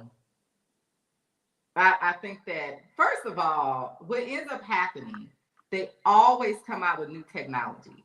Like they have people getting these fillers, right? The new thing now is it's not even new. It's something that's been around, but people just wasn't using it because they didn't know how to use it to lift a person's face. And there's actually a doctor in Orange County, and she trained for like years and years to learn how to do this. And she is like almost 50 and looks like she's like 25.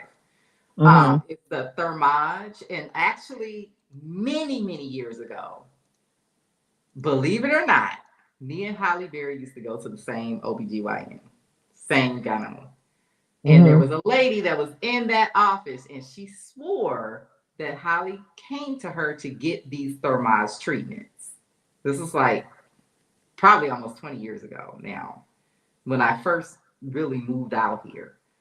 I believe it because if you look at Holly, she does not look like she has aged. And I think if you start getting that young, like it kind of freezes you in time. So what it does, it kind of like heats up something that's underneath your skin and it stimulates this collagen to make your cells reproduce. I remember her face used to be round, now it's real chiseled. Yeah, she had plastic surgery, but she No, doesn't look so any older. That's just from surgery. You know what She I had a mean? nice nose job. Like Yeah. it's still a black nose. I think she looks older, but I know she looks good to be But you what, know what? She also 61? How old is she? lost a lot of weight. And some of that could be weight loss. Because she's really thin. So guess who used to have the same optometrist eye doctor as me? You'll never Optometrist. guess. Toya. I was gonna say, who wears glasses? I was trying to think of who wears glasses. Which Toya Toya? used to go to Rolling Optics in Which West Oh, Toya? Bloomfield Hill. Toya from Married to Medicine. Okay, girl, there's a few of them out there, child. I don't know. I was trying to think of somebody that wore glasses. I was like, are you gonna say is it Oprah? That's what I was gonna say. I was getting an exam, and this when Married to Medicine first kind of came out and broke out, and they told me they was like, yeah, Toya before she moved to Atlanta, that was where she got her glasses. I was like, oh, okay. Good night, y'all. Or good morning. See y'all later. Good Oh, morning. good morning, good night. Yeah, I know it's almost 1 a.m. here. I know I should probably be gone. I'm still well, at least I'm working while I'm talking to you guys. Uh Same here. I'm working on my. I have a children's line of products, oh and that's what I'm wow. doing now. So working on new products, and I That's nice. don't Product development. know. That's awesome. My last year, my cousin was like, "Have you ever heard of what is it called, Afro Unicorn?" And Yes, Mm-mm. I was heard like, of no. that. And he was like, you should create something. And I was like, what the hell would I even create? So I sat on it for a while, and then I came up with these black fairies, these little black fairies, and they have like little afro puffs and sunglasses. Oh, So That's yeah, cute. it's been kicking my ass for like a year, but no, that's yeah, dope though. If that's something you really love doing, I hey. I'm in it. I'm all the way in it. Um, I it has to take off. It just has It to. sounds very cute. It's a cute little collection, and so that's just where I'm at. I'm trying to make it happen because I do like it. I hate my job, so I have to figure something else out. And so I don't know when this will actually yield money, but you know, I'm gonna keep Do going you with it. follow the anti HR lady on YouTube? No. I used to, I think I'm still subscribed, but I haven't been watching her videos lately. I love her. I love her show. I discovered her on another show that I can't recall the name of, but she helps you with exit strategies. Okay. When you to leave a workplace and with your, like right now she lives in Mexico and she was having issues at her job, but she knew the laws because she was HR, and Mhm. so that put her in place she left with enough money to start her own business and to leave the country to live. She lives in Mexico now. And she Is was on that the Karen Hunter show, and I noticed that kind of boosted her subscribers numbers quite a bit. see Awesome. that's So you might funny. want to I need to. check her out. Her name is Anne Marie. Can't think of her last name. And she's the HR and the anti HR lady. And okay, I'm gonna And check so her that out. you should get some pointers on your exit strategy and how you can use that to benefit your next move, to make your next move Yeah, because stress free. this is I just Yeah. this ain't it. No more commuting, dealing with the passive aggressive bullshit and Toxic workplace and microaggressions workplace No. mobbing. Hmm. and it's like it's a small company. It's only a couple of us, but man, Is it a nonprofit?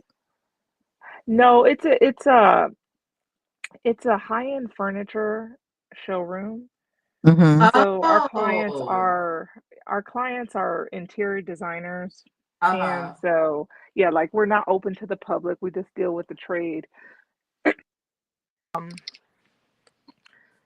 I mean that part's okay. It's the people I work with that drive me crazy, and Start documenting everything in longhand, not on the I workplace have been. computer. I've been putting it on my notes on my phone, and every Okay. time there's something, I'm just like, write it Yeah, down. and if you're able to save your emails to your own device, make sure you do that. Like, if they give you a password or whatever, that you could put your email on your phone, make sure you put it on your phone. Because you just never know what can happen. Mm, I think it's a way you can download your emails to Google, but I just would forward emails to my personal Google.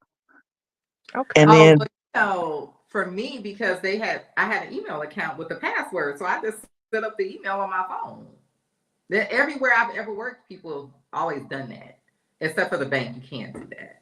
But that was the only exception. Anywhere else I've ever worked, once they give you that email and that password, you just set up the mail client on your phone. If they get rid of you or whatever, those emails are always saved to your cloud. Okay. take Okay. pictures of the calendar so you can document when other people are able to leave, but you can't, stuff like that, like when the rules are not the same across the board. Yeah. And it's just like, oh,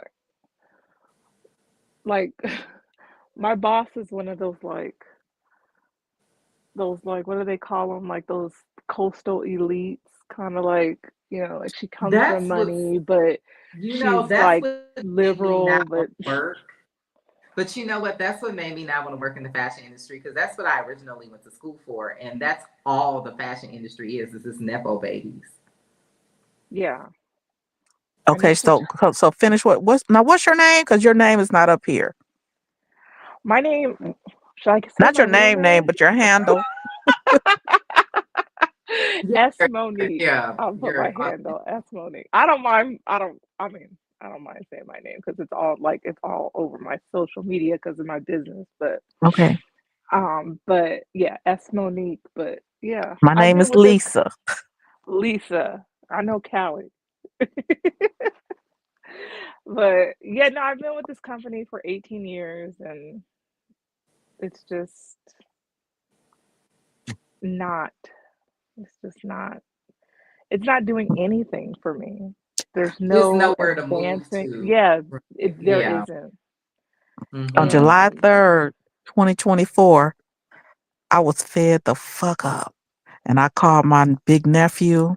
I got 40 something nieces and nephews. I was like, Sean, come get my stuff. I'm about to leave. I have a desk, my own desk, little tray in my office with my coffee and stuff. I was like, I'm not leaving not nothing in here. He was creating a home office. I said, Sean, come get this table and this light and stuff like that. He went home. He was working on somebody's gutters. He left his job. He went and got his truck. He came and he rescued his auntie. He got all my shit, and I just left. Now I had been clearing out stuff, like I was tired. I like fuck this shit. I'm out, and I have not been back to work since July 3rd, 2024. I had over 1,000 hours of sick time, vacation time, and whatnot. I still been going on that. Oh wow. Okay. I got a every union. I'm in a union, Yeah, you got a union job. and I'm There's still accumulating union jobs sick time and everywhere. vacation hours. Girl, there's so and I few would yeah. union jobs that are I'm left. not So going back in there because the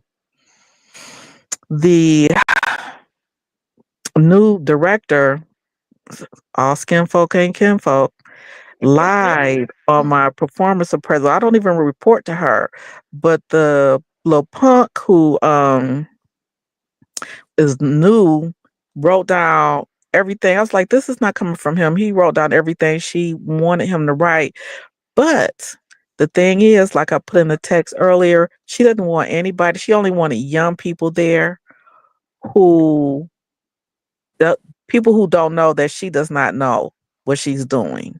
oh, that is the Mm. worst. When they hire somebody that don't really know what they're doing and they trying to cover it up and they'll Like try to get rid of you because you're they know. outsourcing and closing down our Yeah. warehouse, claiming it's saving costs, but we haven't seen any trade off costs. We haven't seen any. We haven't seen this no documentation how this is working. You just want to be able to say, I did this when I was there and I did that when I was there, but it's costing us more money. And then you're shutting down systems that you or the person that reports directly to you don't know. They're new to this industry, the publishing, new to it. So, I was like, I'm done. I'm out. I don't Kiss blame. my ass. On my first little job, I had the guy. He was being a jerk in a beauty supply. Mm. And I came home. I told my mother. She was like, "Tell that motherfucker to kiss your ass. Your daddy takes care of you." I was like, "Okay." Mhm. Oh my gosh. You know, I really think that we need a culture reset. And what I mean by that, I think that working for other people should be a stepping stone in life. I think Hmm. it should be something you do to get your experience, maybe save a little bit of money up. And then it should be that you start a business or a family business or whatever. And that needs to be kind of how things go because the days of people having these jobs that they can retire from, in my opinion, I think they're over. I think most people end up getting let go from what I'm Yep. seeing. I see a lot of people that are in the same position as me, that they've worked somewhere for many years, they get let go, and they kind of just bounce around for the next few years, sort of Hmm. trying to figure out what to do because it's like now I'm 45, 50 years old. I've worked here for 8 or 12 years, and now I got to go try to work somewhere else at my age. I had my own business, my niece and I, but she decided she wanted to be a nurse. Like everything we ever played as children, she's been a hairstylist, a teacher, and a nurse. She's got RN, MSN. But because of white supremacy and whatnot, she's tired of fighting with the microaggressions and the bibbity bobbity Mhm. boo of America. And I developed carpal tunnel because I was booked like a library all the time. just doing nails. I had so much money because I didn't even have time to spend money. And this was before, this was when Spiegel still had Spiegel catalogs Mm-hmm. and waiting on the catalog to come to buy something. No, it was not pre-internet and stuff. But I was sitting in the car, had taken my mother to the supermarket to get a turkey for Thanksgiving, and I couldn't feel my hand, and I was like, Oh. I got to let my ladies go. And I just jumped into corporate America after that. And so I got sick of corporate America and I jumped into a nonprofit with liberal white women Mm-hmm. who were the nastiest. See you next Tuesdays. And I don't even use that word. It means absolutely nothing to me as a black person. I like You know, laugh. it's Like like, what? what? How is this an insult? Like, I don't get it. I'm lost. Right. Yeah. That's not of my culture. Um, so fake, so phony, so workplace of mobbing. I went to the EEOC on them. The HR didn't help. HR said that we did that the our division did not need any uh training or reviews about what is it called? Y'all know what I'm trying to say about race relations and what's appropriate and Oh, yeah. inappropriate at work. What is it? Mm. Race The relations, term? DEI. Oh, I was like, okay, so that wasn't the Well, it doesn't work anyway. because Especially mm-hmm, in someone's reality, they're just gonna do that. And for me, one reason why I stayed where I stayed is because the people were nice, and I knew that if I left there, there's no telling what I might have to deal with. So I stayed there as long as I could because yeah, I heard some horror stories. I was staying there long enough to qualify for my PSLF, public student loan forgiveness, $180,000 student loan forgiven Mm-hmm. Uh-huh. because Oh yeah, my I I worked at a nonprofit, long enough, mm-hmm. and the pandemic rule change under Biden helped quite a bit with that. I have another friend who got $80,000 worth of student loans forgiven.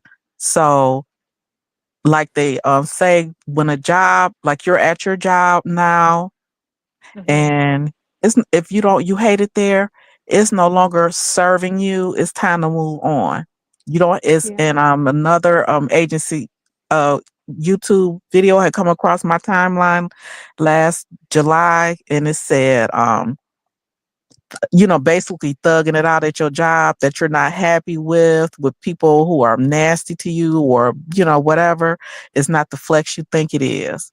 And it resonated with me Mm-hmm. because And for one thing, they were not going to run me out of there before I got my yeah. student loans forgiven.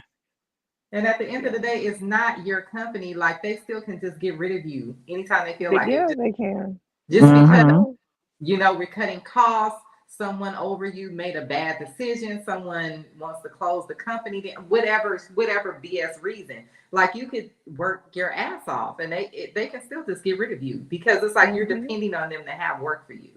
And they Like will that's draw I up don't. Yeah.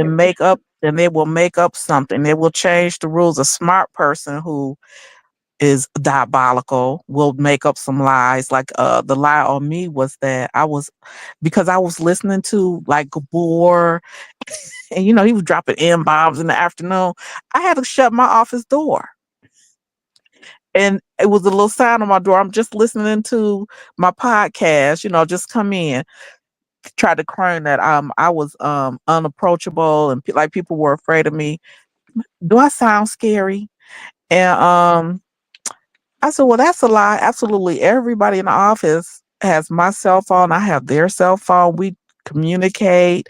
Um, when the people are leaving or whatever, it's getting towards the end of the day. I would, open my office door. People would stop by, knock on the door, and come in, and we would kick it like forever. Yeah. But they didn't know that. So But I was like, this is all I, fabricated. And I was they don't. like, I'm leaving. That day that they gave me that performance appraisal, which was a lie, I left. Yeah, it's just And I took my experience from corporate America to this nonprofit, kept that ball rolling. When a lot of shit was going on, I was like, I'll do it. Or you let her go, oh, I'll do it. But I'm just being nice. I'm volunteering my time because it's a nonprofit. Yeah. yeah. I'm working more than my hours is because I'm volunteering my time. If you want us to volunteer to go to a book launch or do this or that, okay. But this is the same thing. And Mhm. also I was working extra hard because the new director was a Black woman. And so I was and I was the only other Black employee there. So I'm really working hard to her success. Yeah. But she wanted to hire an intern basically. But the way to subvert the union contract was to come up with some bogus claims. Yeah, because you were union. But the Mm-hmm. thing is, I find that with a lot of these people, when they hire a new person, they feel like their contribution to the company is to cut costs. So either they try to come in Yep. and either they bring in people, they outsource, or they start laying off people because Mm-hmm. they feel like this is what I have to offer. I can tell you how you can get rid of this person. Mm-hmm. But it's not, and this is her first directorship, so it didn't cut costs though. Because for Anybody could her, look at the numbers to see what she had to pay for print on demand books. For we housed our books. We didn't have to pay for Mhm. the to house our inventory. That's a big cost. We didn't have to pay to house our books. But now we have to pay somebody else to house our books, to ship our books, to manage the warehouse. And we had somebody who had been doing that for 29 years there, just one person who knew it in and out. If we had book launches and events, all the authors had to do was come by and get their books and whatnot. And you know, and we're in the heart of a booming city that's on an international border, and most of the types of bookstores that we are in like kind of rural areas or suburbs. They're not in big cities. They're in college towns, small little college Mhm. towns. So it just wasn't smart. Most of these people aren't smart. Most of these people get these jobs because they know somebody. Mm-hmm. It's some type of social capital. Um, Mm-hmm. all of this now. That's one thing I will agree with Anthony Mackie. What he said is that success is does not happen because you work hard. It happens because you were chosen. I Mm-hmm. because it's a whole lot of people working hard, and that's why I'm not really into this idea that we're just going to pretend like racism doesn't exist and everybody can just be judged on their merit because it's hundreds of other people with the same merit. And I know that we all want to feel like we're special and that we work harder than the next person, but the reality of it is it's probably 20 other people that work just as hard as you that also want this job. But nobody If not, works. 73 people applied for my job, and when I applied for it was during the recession, and I got it.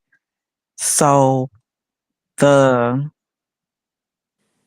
the thing is, if your job is making you sick, your blood pressure is going up, your little health stats are changing, get out of there. oh yeah, because at the end of the day, it's not your business. And It's these not your people business. literally could just get rid of you tomorrow. They can. Mm-hmm. They don't have to. You don't have to do anything wrong. You don't have to show up for work late or anything. They could just decide we don't want to pay nobody to do this no more.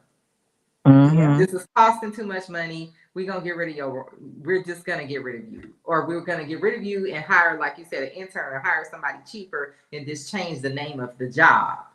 Or we're gonna outsource or whatever. Um, for me, I kind of feel like what happened was I kind of knew better, but I didn't really want to accept it because I was like scared to go out and do something else. You know what I mean? But in Mhm. hindsight, there is no way in the world I should have ever worked at that place that long. See, that's my thing. I am terrified to like to leave. Like, I think if it were just me, if I didn't have a child, I probably would have just Well, said, I wasn't given a choice. My position yeah. was eliminated. But I believe in like manifestation and all of these things. And I feel like what I was trying to manifest in life, it was not going to happen as long as I had that job. And I think I believe that for myself. Yeah, I yeah, believe I needed that to be pushed out of that. I I believe needed that to. It was just like, you know, the universe was like, okay, you're not listening, so we about to smack you because you're not listening. Because even before that, I was having the same feelings like you were having. Like, you know, and I kept having this like internal feeling of like almost like I'm never gonna have to work again. I was buying lottery tickets, still am, because I'm like, maybe I don't know, like maybe I'm about to get some money. I don't know what's about to happen. But I just started having that like feeling internally, and it's like I still don't know what's gonna happen. You know what I mean? I'm going through the motions. I'm looking for a job. I can't afford to retire. I'm gonna have to find a job soon. I'm gonna have to get some money coming in soon. But you know, I felt it coming, but I felt like that wasn't what was coming. That's something that's on the way to what's coming. If that makes any sense. mm, yeah, yeah. Like I I every like no lie, every day there is just this like gnawing thing in me that's like, this is not what you're supposed to be doing. This is not where you're supposed to be. Why are you, up at 6 o'clock in the morning commuting to this? Like, this is not where you're supposed to be. I have that feeling every single day. And then I have the other part of me that is so terrified of like not knowing, like, if I leave this job tomorrow, then what? Like, it, how irresponsible of me as a parent to just say, you know what, I can't do this anymore with a daughter going off to college. Yeah. It's just like I can't Well, fully I mean, wrap at least my he is an head. adult. Like you don't have like a 5-year-old. You know what I Yeah, mean?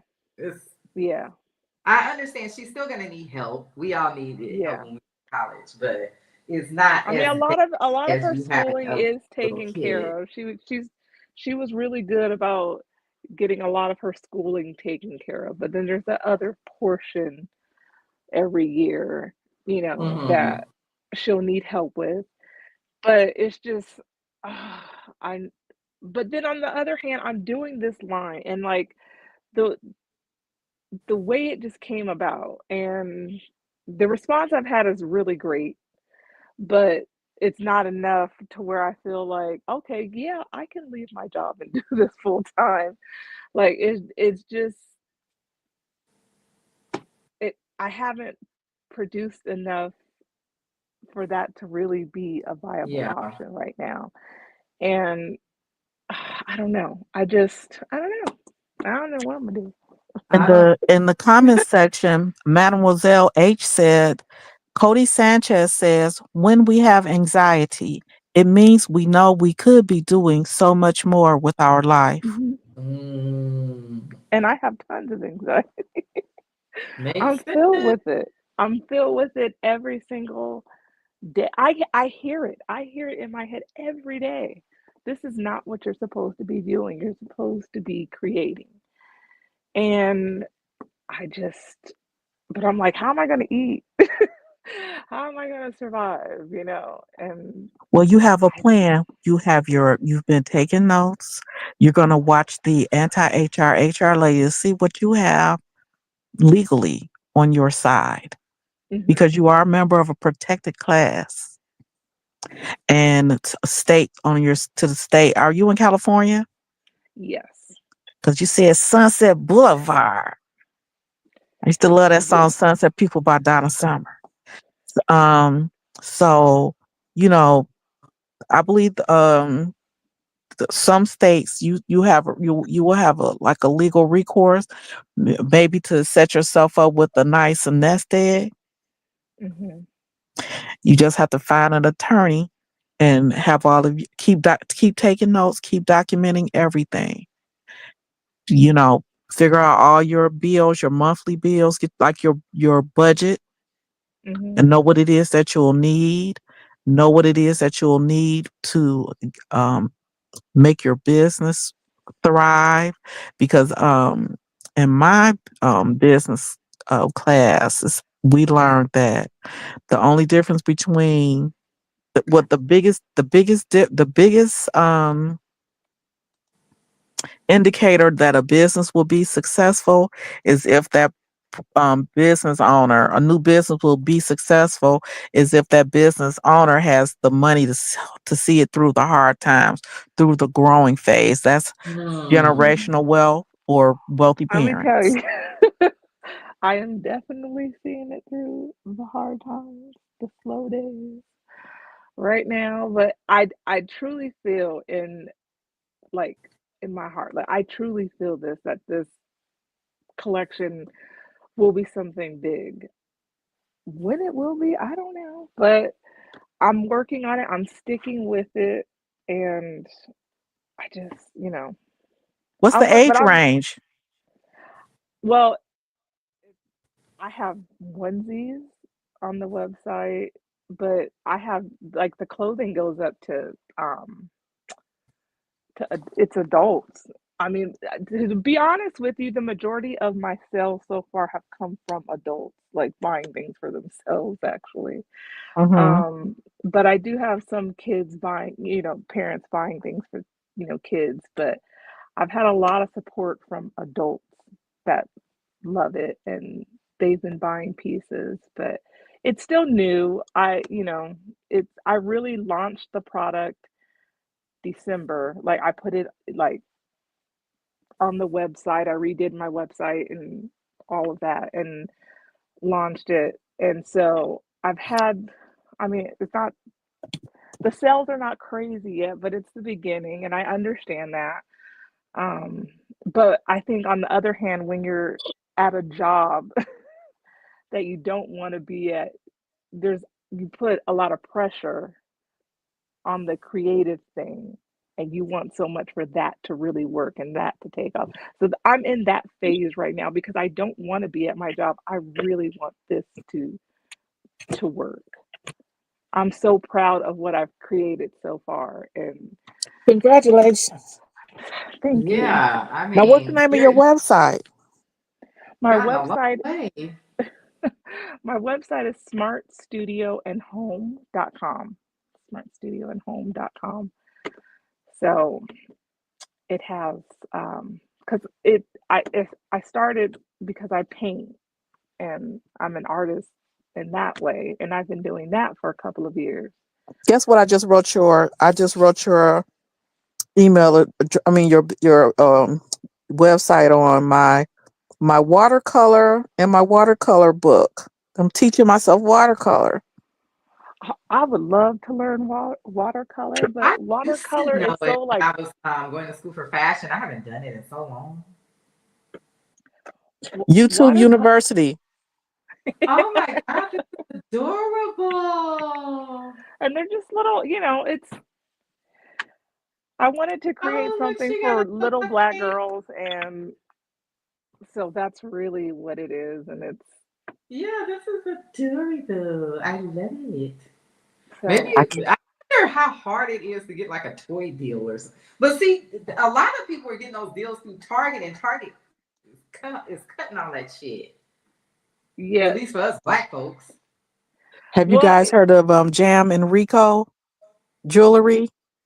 no Mm. JAM ampersand Rico RICO. jewelry. Okay. I know I know the founder of that.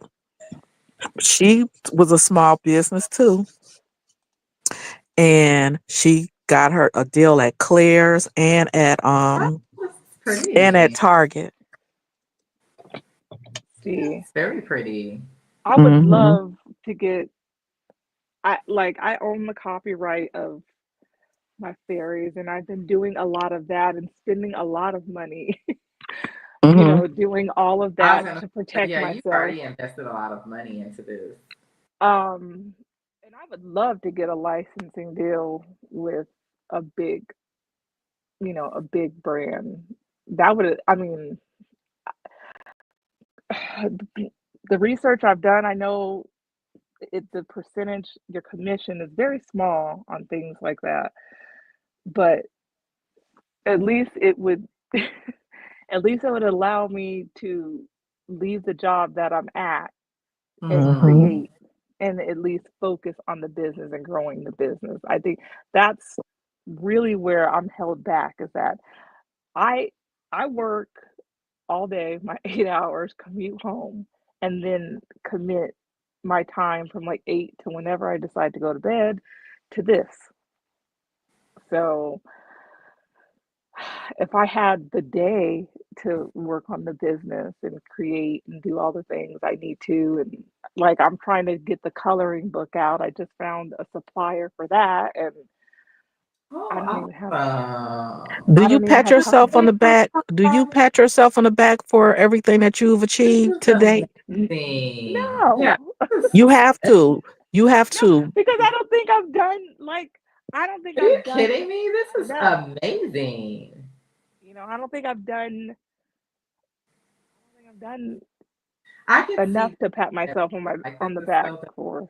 Oh, yes, you have. It's the creative, it's the research, and you're doing this all on your own with no assistance. No, not a soul, yeah, this not is a soul helping amazing. me.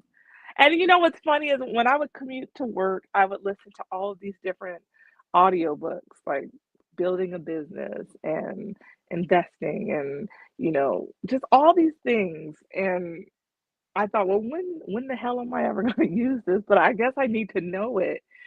And it's now circling back.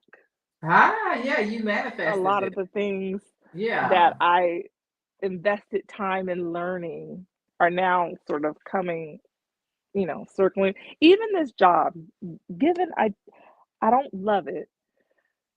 It's a small business, so I've learned a lot of the business, which has helped me in this. So I'm Hmm. appreciative of the job in that way because it That's has how it has taught me served things. you. But yeah, I think I'm at the end of my ropes with it. I think that I've gained all I can out of it, and you know, it's not giving me any more. Like there's nothing Yeah, more. that's how I feel too. Don't get me wrong. If I'm offered a job, I will take it. But I used to want to do this so badly. Like I used to want to have like this career as a designer, and now it's like I don't want to do this no more. I'm just doing this shit to get some money. Like I need like that job. I really love that job, and that just kind of like it killed it for me. And I can't even say that, oh, they did something unfair to me. They just didn't. They didn't. The businesses change. You know what I mean? Yeah, yeah, Um, but it kind of killed my desire to even really have like a career. If that makes any sense. It's like I just don't care anymore. Like I'm It's a just like difference in you like I getting money gotta to pay my pay rent. bills and Yeah. when hmm you have a dream and you're taking the steps to make your dream come true, and you should pat yourself Exactly. on the back about that. It's not like you're Yeah. just thinking about it. You're about it. Yeah. My That is well, this my cousin, is we're so sitting at key. dinner. It's actually a year ago this month. The conversation happened a year ago, Oh my probably. God, you did all I of this think in a the year? 12th. Yes, on the ball. a year You- ago. you- A year ago, I was sitting at dinner. I remember it so clear. We were at my grandma's dinner at this restaurant, and my cousin like leans in and he says, "Have you ever heard of Afro Unicorn?" I said, "No, I've never heard of it." He's like, "Look at this." He's like, "You should create something for kids. I think you can do it. Like, this is right up your alley." And I said, "Well, I wish I would have created that because that's cute." And so he's like, "No, but you can come up with something." And I said, I'm making a mental note and then I'll come back to it because I was working and then I had an art show. I was showing some art ads. So I was like focused on getting my artwork out. And like 3 months later, I started to really think about it. And I said, well, what can I like? Everything's been done. And black fairies have been done to an extent. Not the way I did them, but they've been These are done. fabulous fairies, though. And I said, well, what can I come up with that's like perfect for little black girls? Because really, when I was thinking about it, I was thinking about my cousin's daughter, who's my goddaughter, and my other cousin's daughter. And I was like, well, I want something for them, something they could be proud of, something that looks like them. And so that's when I came up with it. And I thought, okay, well, it can't just be a regular black fairy. So I had to like research it and come up with this idea, come up with that idea. And I was like, I need to make these fairies as sassy as possible because that's what I was basing it off of, these little sassy little girls. And so that's kind of how I came up with it. And they wear sneakers and they have cute little flower crowns and afro puffs, and that's really the whole thing is that they have these curly styles, and so that's kind of how it came to be. And They had a possibility to be animated too. oh, my cousin's husband is Yeah, I already was on my just case thinking about about it. that. He's like, when are you going to animate these? I'm like, when I can figure that out. I took one animation class in high school, and that was a long time ago. So I think they got some uh, easier stuff you can use now, though. yeah, Because there some are of some that stuff things. was like hard as hell to the user interface of that stuff, and just the learning curve was just terrible. I think they should have some easier stuff out there There now. is. There is. But there's a guy, he does old fashioned stop animation. I think his name is Alexander Myers. He does like TV show reviews. It's hilarious. And he does it like the old fashioned way but he does it on the computer. Well, you draw Uh-huh. it, take the still, like back how they used to do like in the 20s.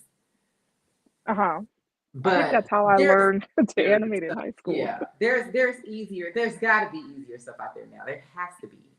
Yeah, there is. There is.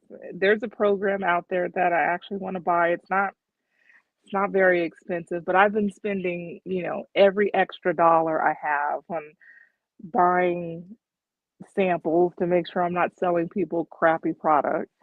Um, and buying copyrights and all these different things for the company. So it's just it's just been a whole thing. But I want to create a product that I'm proud of, This that is going to people are be the proud new of. My Little Pony. We are speaking it into existence. That's Hmm. that's what By the I'm way, shooting I for. actually did work My Little Pony for a minute. That's what I'm shooting for. That's what I'm shooting for. You And betting on yourself right now. I am. I'm putting Hmm. I'm putting all my eggs and time and money into this because I have a very strong feeling that this is going to be something, and I just have to like, me being the anxious person that I am, I'm just naturally like that. I'm always like on edge. I want to see it already like successful, but it's new. I have to keep telling myself this is new. It has to go through the process. And so That is where I'm Yeah, at because it's like we currently. have all these apps and stuff now. I don't know what the process would be. Um, if there was some way to collaborate with someone who wants to produce a kids TV show, like that would I be know. awesome. And they have this lady on YouTube, Miss Rachel, that all the kids go Yes, crazy Miss over. Rachel, I know And her I'm well. like, this is like filmed I probably have in a her 3-year-old garage. niece. And it's probably filmed in her garage for like $50. And Yeah, and she's a she's YouTuber. like Yeah, killing she's it. not, I Yeah, mean, she's killing she's it. not really doing anything that nobody else is not doing on you. She's just a YouTuber. I don't even think she's in a garage. I think she's just like in a room in her house. You know what I But mean? I was looking at that and I was looking at how my goddaughter was like glued to the TV watching her. Hmm. And I'm thinking like, what? Uh, what? Like That lady how? straight up created her own kids TV show on YouTube. I'm sure she's a millionaire by now. And it's I'm sure she. not anything fancy. It's not complicated. It's just straight to the point, simple, clean. They sound out letters and shit. It's just like I'm right to the. thinking maybe she used to be a teacher or she went to school to be a teacher. I don't know her background, Hmm. but I would assume because I'm wondering like how did she get into like what made her think to create this channel? But yeah, it's super like lo-fi. Yeah. It's literally just her in like a room or whatever in her den or some shit. It's Like, analog. I It's analog, old school. yeah. I can't think it like, well, she did it, and this is the simplest form of any. I'm like overthinking this too much, and like so. I'm just going. I'm just every day. I'm just trying to do something, and just to keep it going and to keep the momentum going. And so far, so good. Um, I'm just trying to get myself out there more, which is difficult for me. I've never been someone that like being even on this panel. When I called in, I was terrified. So I'm not like I don't like to push myself out there in front of people, and I'm I've new had to to this change too. that. I'm new to this too. Callie is a pro Yes. on a panel. No, I don't have anything on my channel. I've been trying to start a channel for like 2 years. No, no, you go on panels. You've been on panels. Oh yeah, I But like just how you're yeah. it's easy for you to get up here and talk to people. Like it is not yeah. easy for me to talk to people. I have to like really like like Oh, in give person, myself a pep talk. I can't do Yeah, like sales. I am, and it's funny because that's what I do. My job is I I talk to these people who I don't know, and I've created these relationships with these people over 18 years. I don't know how, but when it comes to translating to this business that I'm trying to, you know, make for myself, I am finding I'm finding it so difficult to push myself out there. And I'm thinking, why can't I do I do it for a company that's not mine. Why can't I do it for my own company? Like, Well, what is it could holding me back? maybe because maybe these people are coming to you. Like when I worked in retail, like people were coming into the store. But Hmm. for me to go reach out and try to do sales, oh man, my Mm-mm. anxiety, I can never do it. That's what I have to do, though. I Yeah. reach out to these people, and I'm thinking, well, I can do this for this company. That's not my company. This belongs Oh, to some lady. Why can't I do it for myself? Like, so I'm in that phase of trying to, really promote myself and go out there and tell people this is what I have, and you know, but it's And I'm communications, people are there because they want to hear what you have to say.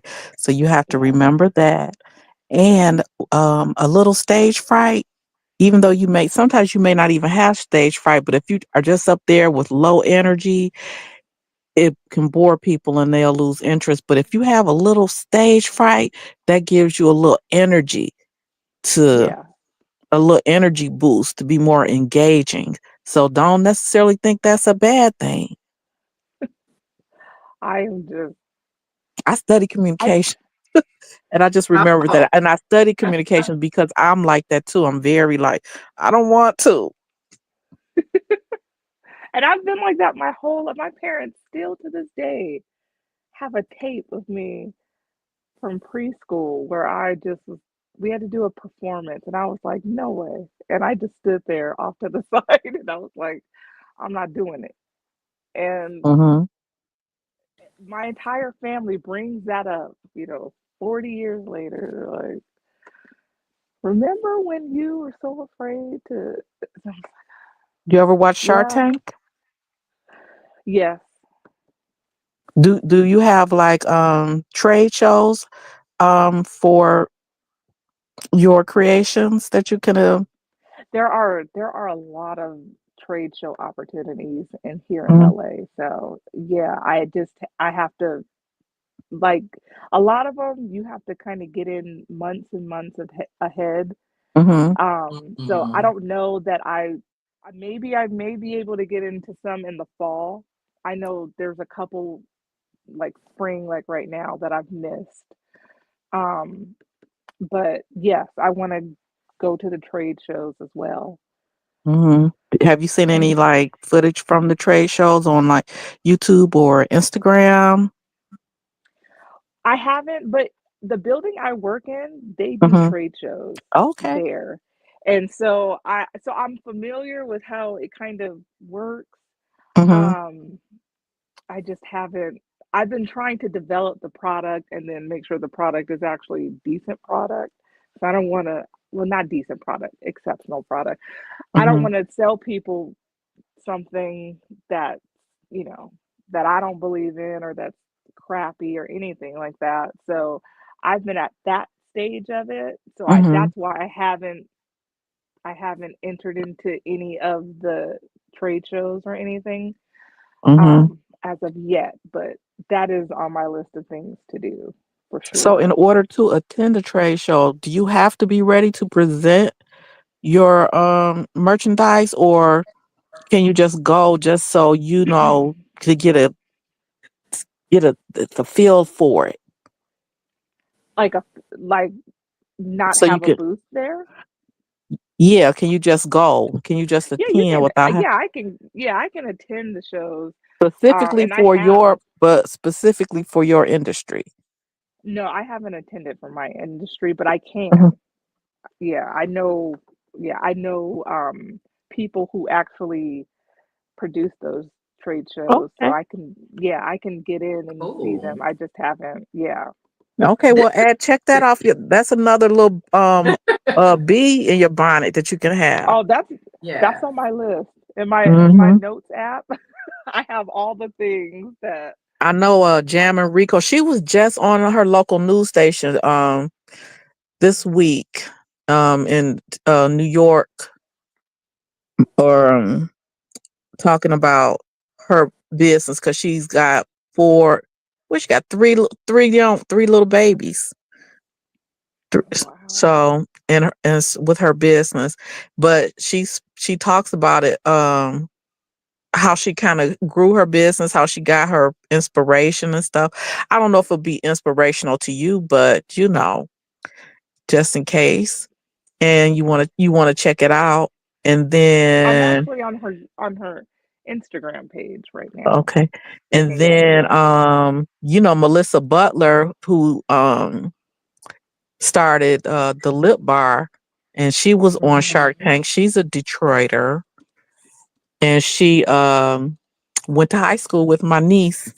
Oh She's a wow. cast technician. That's the same school Kenya Moore attended. Oh okay. So they Diana really are Ross, letting Lily them out. Tomlin. So she she had a little storefront on the east side, just very small, where people could come in and buy her lipsticks and try them on. And she had she would cut baby wipes into little squares and would have them in like little jars, airtight jars. You could just sample her lipsticks and Now she's downtown with her own store, and she got that deal with uh Target. with Target. Hmm. So I'm sure she has all types of stories of about how it's not the business is different, but it's still growing a business as a black women. Hmm. I listen to all the stories.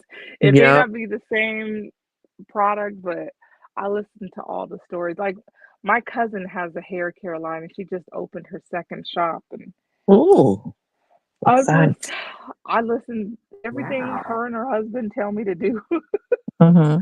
I'm like, okay, taking notes, we'll be doing. So and I mean, no, yeah, I anybody who's out there like doing it, who's done it, I'm listening to everything they're telling me because I need I need all the knowledge I can get to get this going and my cousin and her husband they feel really great about it and they've managed to have a successful business. I mean, she has her hair care products and then she has her two shops and Mm-hmm. she just told me that the second shop she just opened in the last 3 months is too small and now they're looking for another place because it's Oh, that's already expand it's already grown. So yeah, I yeah. The yeah, hair industry is there's a lot of chaos going on. That's the only other way I can put it. So that's really good that But they're. it's been snatched away from us. Our hair care has been snatched away from us yeah, culturally. I don't, Lord, I don't even know what's happening because a lot of even the black people that were recommending things and selling things were selling stuff that was no good. So it's all I can say is it's chaos. yeah. And that's the goal though for your business to blow up and then to have somebody come and offer you a lot of money for it, and make you billionaire. But Or you that's what Yeah, happened they with pass it down, you know. yeah, they don't pass. But that's how these businesses end up, and one business ends up owning everything. I got my dry Hmm. mouth. But like we had a furniture store here called Art Van for decades. And some company came in that big conglomerate came in that buys up everything, bought it, had it for a hot minute and shut it down yep. for no reason. Hmm. Well, Yep. we had the 99-cent store here, and it was almost it was a dollar store, but it was almost like a market too. And it was I felt a lot really bad because for a lot of people, especially elderly people that didn't have a lot of money, that was their grocery store. And Mm-hmm. the man who owned it, he became really elderly, so he sold it to this company, and they fired his nephew and ran the company into the ground within a year, and now it's gone. Yeah. And we So just they could have get a Yep. tax write these off probably. markets setting all over Los Angeles, Hmm. and it was like an iconic store. Like the 99-cent store was something that if you lived in LA, you knew the 99-cent store. Mm-hmm. Yep. And they just destroyed that business in a very short amount of time. And they're just all those stores are just sitting there empty. Excuse me, what's the name of your business again? Because my penmanship, I bought a new set of Faber Castell pencils and I use the HB and it's very light. It's Smart smart studio and home.com. at home.com or and home ampersand. And so this you spell out the and. Okay. Yeah. All right. I thought it said, okay. I knew I had the wrong thing. Yeah. Let me pick another pencil with a harder lead. It's so interesting what you like learn about business and I thought that I would own the trademark and all these things and then I started reading no my business needs to own that and then it's so That's interesting. a lot of legal stuff, sounds like. Yeah, it's just it I would protects imagine the creating a character, it would be a lot of, like, you need an attorney. yeah. You know. Yes, it's a lot. It's just it's so it is just so interesting because I didn't know any of this in 2023, and then I personally think you're moving really faster than most people would be moving. And to me, that's a sign that it's meant to be. you We're think so excited so? for you. Can you tell? Yeah. Yeah. I So see. I excited. don't. I think I'm moving at a snail's pace. No, girl. I get up every day and I'm like, this is It's not. people that piddle around with stuff like this for 20 something years. Oh, I had this idea to do this fairy, and they still ain't did nothing with the fairy. It's been a decade. You know what I mean? I just thought I thought if I don't do this, I know I would regret it. And I just said I at least have to try. And it couldn't hurt to try. I mean, it's gonna cost That it is cost me a lot This of is money an to try. inspired action. It's an inspired idea. It's something that you're meant to be doing. Now, I don't know if you believe in all that manifestation stuff, but everything you're telling me is in aligned with that. I am trying to manifest a lifestyle where I can just travel and shop and drive around in a G wagon.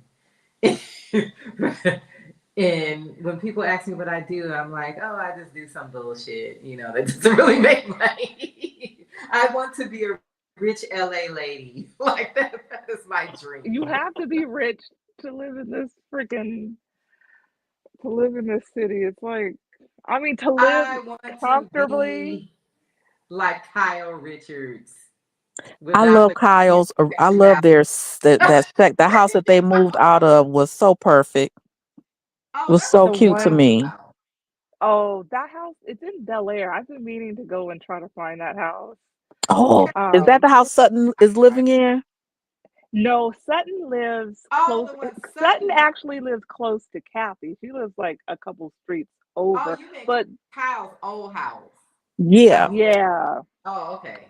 because remember but that Sutton house had has been. redecorated that the powder room, and they had beautiful black and gold wallpaper. It was just so pretty. It was probably like I think it's called Gournay or there's another one. It's probably Degournay, but it's a wallpaper. It's extremely expensive. It's all hand done. Hmm. Um, Mm. but no, she's actually not that far from Kathy, and No, yeah. It's somewhere in the Sutton middle is in is Jennifer Westwood, right? Tilly. I'm sorry. Sutton is in Westwood, right?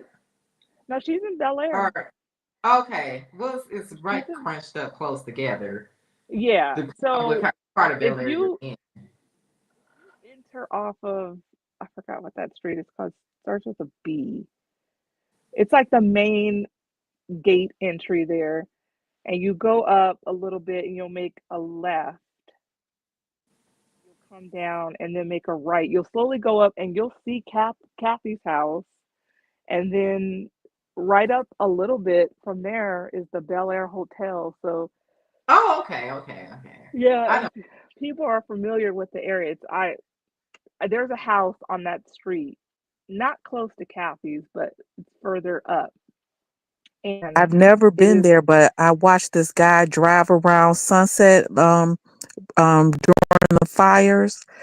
Uh-huh. He just drove from the ocean all the way up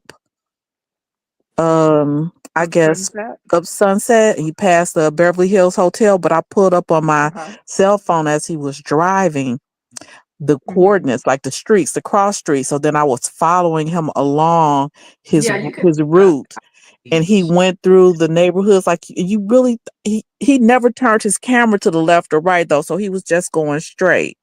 Like Mhm. so that's why I'm trying to think of the names of the streets. Like I've never been there, but I could kind of see. Oh yeah. When you No. said like I could see on my map as soon as you said where the Beverly Hills Hotel was. Yeah, And Beverly Hills Hotel is further up Sunset. So Sunset will then curve mhm, around, and then when it curves around, um, you'll see the gates to Bel Air on the mhm, right side, Mm-hmm. mhm. and then on the other side of Sunset is Holmby Hills, and that's where like Diddy's house is. Yeah, I that's where actually the drove through big, there. big houses are. That's where Yes. like So Diddy's house is like same street as the Spelling Manor, and somewhere on there is the Playboy Mansion. But I mean, I Playboy. couldn't find it. I think the guy redid it. The guy that lived next door to it actually bought it, and I think he redid it Hmm. because it was raggedy as hell. Yeah, it was pretty bad, they said. But the Spelling Manor is right up the street from. I mean, like it's. I was kind of blown away how close everything was. And it's right. I tell my mom like I can ever afford the Spelling Manor.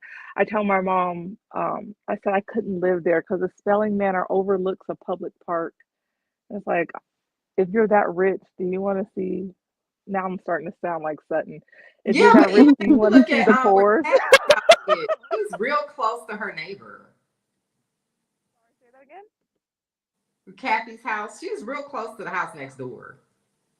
She is, but I think her backyard goes like far back. But yeah, she's It close to the seems like neighbors. it Yeah, does from what I can see on television. yeah. I mean, not insanely back because there's houses like across the street from Kathy's that are sitting on, I would guess 3, 4 acres. I don't know, something like that. But I can't guess acreage. I'm not good at Me that. either. But they seem like they'd be sitting on like 4 acres, and I'm positive Kathy's is not that. She's probably 2 at the most, I would think. Maybe less, maybe 1.5. But yeah, it's. I mean, it's nice. I I was scared to drive through there because I don't have money to be driving through there, but the neighborhood is amazing. It seemed like the guy he was in like he was in like a van up high driving through, and it Hmm. was traffic. It was just very cute. It was modest, modest homes, then fabulous homes behind gates that you really couldn't see Yeah, there's a lot of that. anything. So And they what's the call it other like one that starts with a T that's up there? a T. It's an area. It's not Um, Holy Hills. It's not Mount Olympus. It starts with a T. T. There's a lot of old money up there. I think that's where Lisa Vanderpump used to live. She Damn, lives what is the name in of that Beverly Park. neighborhood? She lives in Uh, Beverly Park, which Beverly Park, from my understanding, is there's not any houses under 25 million. And so that house we saw the first season, she's I think she only moved down the street from that. So she's still in the Beverly Park neighborhood. And that's like gated. And then I think gated again. And then like the individual houses are gated. So it's like crazy security over there. And it's not very many houses. Think I think someone told me there's why did only like I feel like 30. Eddie Murphy lives in Beverly Park? I think he does. Yeah, we used to I think bank I all know these he lives in a people. Like gated. where I I used to know it's work. gated. Truesdale, Okay, Truesdale Estates. Truesdale Estate. So that's Hollywood Hills. That's um. They have a lot of mid-century modern houses. Okay. Ooh, that's Hmm. my jam. Yeah, and like if you watch Million Dollar Listing, they'll. I think the bird streets are in there. They call them the bird streets. It's Yeah, like all the four streets are like distinct named neighborhoods after to visit in birds. Beverly Hills. Number one is Truesdale Estates. Hmm. Yeah. So yeah, you're Oh right. no, That's for the no, it's bird. not the Hollywood Hills. It's Beverly Hills. It's just higher up. It's like the hilly No, part. It's not the this is flats the of Beverly city of Hills. Beverly Hills. I'm on the Yeah, city DMO website right now. See, and I would be yeah. looking for me. I would be looking for like Humphrey Bogart's house, where the Douglas Fairbanks used to live. They tore that Um, house apart. That the Fairbanks estate. there was this actress, I think her name is something with a P, and she married this guy with a lot of money, and they moved into the Fairbanks estate, and they ripped it down to the studs. They said it was haunted and it had all these issues, Oh and there's God. basically nothing left of it. I mean, when I look at old footage of it, it wasn't that impressive. And I'm a person that I don't like to see older architecture being ripped down. I feel like we should Mm-hmm. like preserve it, but Mm-hmm. um she ripped it apart, and it like the Jane Mansfield, like her Mm-hmm. estate is Her still pink there. mansion. It's still, well, I don't even know if the house is still, somebody bought it and they're tearing it down. But it's right off Sunset, and you can Mm-hmm. kind of see it, and it is just right now, I think it's just tractors and just dirt. But a piece of the gate, when she lived there, a piece of the gate is still there unless they took that down recently. But I fell down yeah. a YouTube well or Google well or so I think his name is William Neff. He's an architect or whatever. I think that's his Uh-huh. name. I Mhm. might be totally wrong, but he designed a lot of homes for the movie stars there. And Him and one of his Paul homes, Revere Roberts. Yeah, Wait, I know Paul Paul Revere Revere, Williams, sorry. Paul Revere Williams. Williams or But whatever. Paul Revere something. yeah, he was a black architect who did a lot of Yeah, I the think that's homes his for the name on stars the side of too. Beverly let me Hills write Hotel. that name down. I've never heard of him. Oh yes. Oh yes. Paul Revere. What's his It- the- last my- name? Williams. I have a Paul T-shirt Williams. with him on it around here somewhere. I gotta. Oh yes. He Is did a this lot of, nerd? I Are we think nerds? I No, am. this is design talk. I think this is nerd, and we're nerding out, No, geeking out. um, I am. I love this is I design love talk. all This this is kind of not nerd stuff. talk. This is like rich LA lady conversation. Girl, I'm My just a my Detroit dream girl. my dream is to own a Paul Williams house. I just had like one that hasn't been, I feel severely like I tainted. live in I don't want to tell people where I live, but I live in an area where I don't know if he did this development or if it was someone that was trying to make a smaller homes that look like his homes. But where I live, it looks like that. I have a couple of his books, and they have drawings of like smaller homes. So it could be. I don't know if these are actually homes he ever built, but it's possible. They're just like, they're like not track Yeah, homes, where I but live, it looks like mini versions of his homes. yeah, Yeah, that's yeah. literally He what it looks like. Hey Yeah. ladies, hey ladies. yeah, yeah. You if you're on Instagram, you're welcome to follow me. I'm private, but I'll accept your request. Okay, what's it? Okay. My Instagram doesn't even have any pictures on. I have not done anything on my social media. I'm supposed to be starting a YouTube channel. What's Because your we like the Instagram? same things. What's your Instagram? I got DGF627. Wait, oh, say I that got again. Sorry. more DGF627.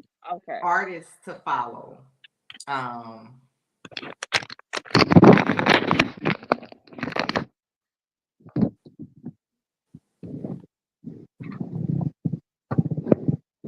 definitely got to get some more artists to follow on Instagram.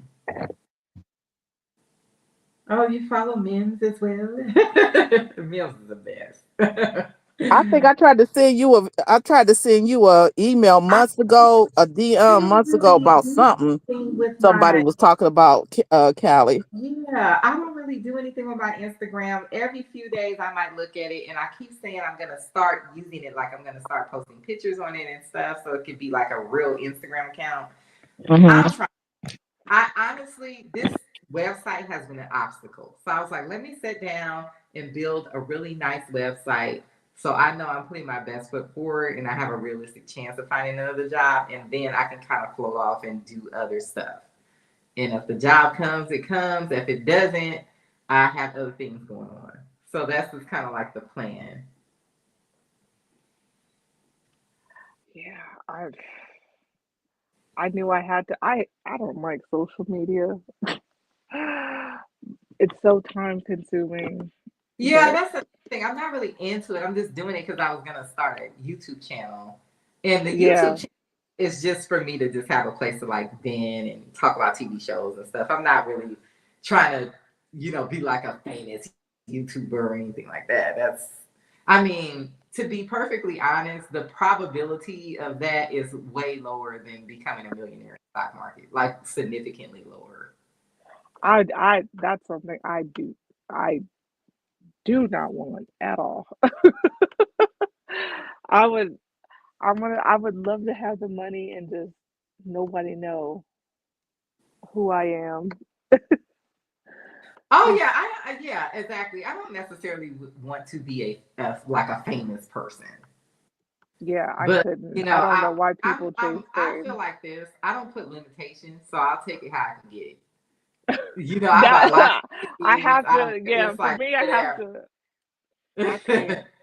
I I I remember when I don't know how old I was, and my mom took me on uh what was it? An audition for a movie, and like I said, I'm not the type of person to be out there. So of course I bombed that audition. But I was like, I don't know how people do this. I don't know how people like this is insane to me.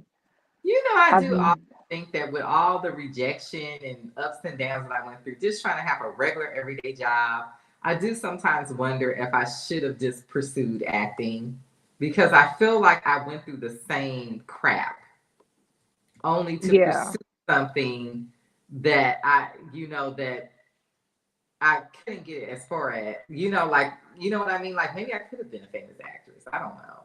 But, I felt like for me personally, it was just as difficult for me to like establish a career doing something else. I like yeah. my favorite books to read are like celebrity autobiographies and biographies. And Anne Margaret's autobiography was really good. And she said she was very shy, but when she got on the stage, when it was time to perform, it was like a switch flipped. And that vivacious Really? person popped out. She said Elvis, who she had an affair with for a long time before she married her husband, um, that they were like the same person. They had the same thing. They're very kind of shy people, but when it was time to perform, they just could turn it on I to the mean, next level. oh my You might God. have I that. wish I I don't I don't know. I don't know. I don't think. I mean, I the older I get, I seem to do better out talking to people than I used to. You- I couldn't talk to people before. I would get so nervous, and so the older I get, it seems I'm getting a little bit better at that. But Mhm. I don't know. You have a very nice voice, like Yeah. Thank you. I hate my voice, so I will not be listening to Really? I Coldplay I tomorrow. hate my voice. I'm like, oh my God, who is that? I sound just like my sister one day, or any one of my two nieces. Oh, this is We one of all sound Richie's alike. lives I won't replay because I was but yeah, no, yeah, I don't know. I get nervous. I'm trying to get less nervous. Sorry, I wish that's my I could cat. help you. My anxiety is horrible too. Ugh. It is. I don't have interview anxiety. I'm very good at interviews. And uh I don't really have stage fright when it's time to stand up. Well, anyway, in class when it was time to stand up and do whatever I needed to do, I just did it. Oh, see, Cause I it's like, admire that. who I'm just basically like, who are they? They're not writing my ticket to heaven, not paying my bill. Oh, see, I was a bullied kid, so I did not want to do that at all. Mm, I have really bad social anxiety, and I did not realize it until I started working from home, and I realized, like, I am just a much happier person. Like a lot of my anxiety issues that I was having are now gone. You know, Hmm. and that's I when I started pushed realizing like this was social anxiety.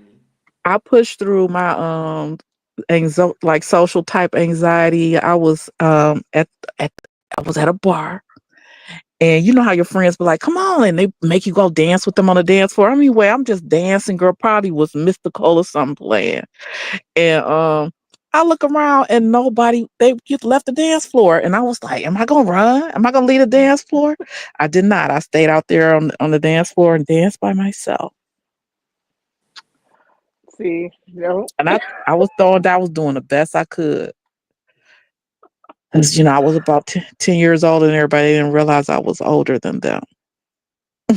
Oh wow. See, I am no. See, I'd be running off to dance floor like a little mouse. Yeah, Like, oh my I'm god. not really. I rarely will dance. I have to be like with a lot of friends and probably a little drunk for you to get me to dance when I go out. I'm usually just there like chilling. And if No. I find somebody to talk to, I'll talk to them. I'm a house head. House heads, you just get out there and do what you got to do. House head techno. But I don't really like going out. The only time I usually will go anywhere is if it's to like a networking event. And it's Mhm. usually some friend has drugged me there, Mhm. or I'm there to network for whatever reason, which is something that I hadn't had to do in a really long time because I had like a solid job for a while. Mhm. Um, I'll go to the bar by myself. Like like let's say Gabor's coming on like at 8:30 or something. Like, let me hurry up and get up here, and I hope it's a seat at the bar so I can put my headphones on and watch YouTube and have an old fashioned or a cosmopolitan and slice of you know pizza. what? I used to do that. And I would be You know, so mad when somebody tries to talk to me because I'm trying to do my YouTube. what? Yes. I used to do that when I didn't live by myself. And then when I started living by myself, I'm like, I'm in the house by myself. I gotta fix my own drink. I can order Postmates or whatever I want to do. Like, Hmm. you know what I mean? So that's when I really stopped going out, when I started living by myself. I used to like to go hang out at the bar at the Marriott next to my old job years ago. And I broke down and told the bartender, I was like, I really don't want these chicken tenders. Going to get a carry out. I really don't want these chicken tenders. I just wanted this cosmopolitan. And I don't think it's nice for ladies to drink at a bar alone. Oh man, I took myself to lunch. Because my daughter was out wherever she was, and I took myself to lunch, and because all my friends, have moved out of California, so I said, okay, well, I'll just go to lunch, and they set me at the bar, and I sat up there. I said, okay, well, since I'm here, I'll have a Long Island iced tea. Oh, you went for the Mm. gusto. But you know what? I Never haven't been live- drinking in so I long, think and I was I like, don't I think I could do could it. ever live anywhere else. Maybe Hawaii. Sometimes I still think I might get bored being in Hawaii all the time. But that's the only place I've ever been where I was like, maybe I could live here. I felt very comfortable when I in New York City. I love it so much. I Just didn't get walking up New and down York. Manhattan, but it's not the same Manhattan that I fell in love with. And I love the Bronx. Really? Yes. Oh, girl, you're gonna be mad at me. When I went to New York, I was like, I've actually been a couple times, and I was like, I don't. Why would anybody want to do this? Like, I don't get this. It's I don't see how people I grow didn't. old there. I don't see how people I are didn't see fat anything. there. Um, I don't know. I just didn't get I it. need to move there. Because To New I like York? all I love to do is just walk up and down Broadway. Just walked up and down Broadway. Yeah, New York, you walk a lot, so you don't see no whole bunch of Mhm. people because I people had a walk couple of a lot. boyfriends there and I would go visit, you know, back when I was Well, that's younger. one thing that I did like is the guys there, and they approach Hmm. you, they buy you drinks. That you know what I mean. They're men. The men Hmm. here in Los Angeles are the worst men I have ever encountered in life. I don't Have, know what the hell is wrong with them. did you ever go to Shane's Villa on Boston Road? In the Bronx, it was a Jamaican dance hall place. I don't know if I went to oh, you know what? My friend went to some Jamaican dance hall place and I ended up going somewhere else that night. So much fun. We used to drive. It was like a 6-hour drive from Detroit to New York, something like 6-8 hours. Girl, we used to go almost every weekend just to go drive and go hang out. This was like when whatever year Maria was out, Ricky Martin's Maria.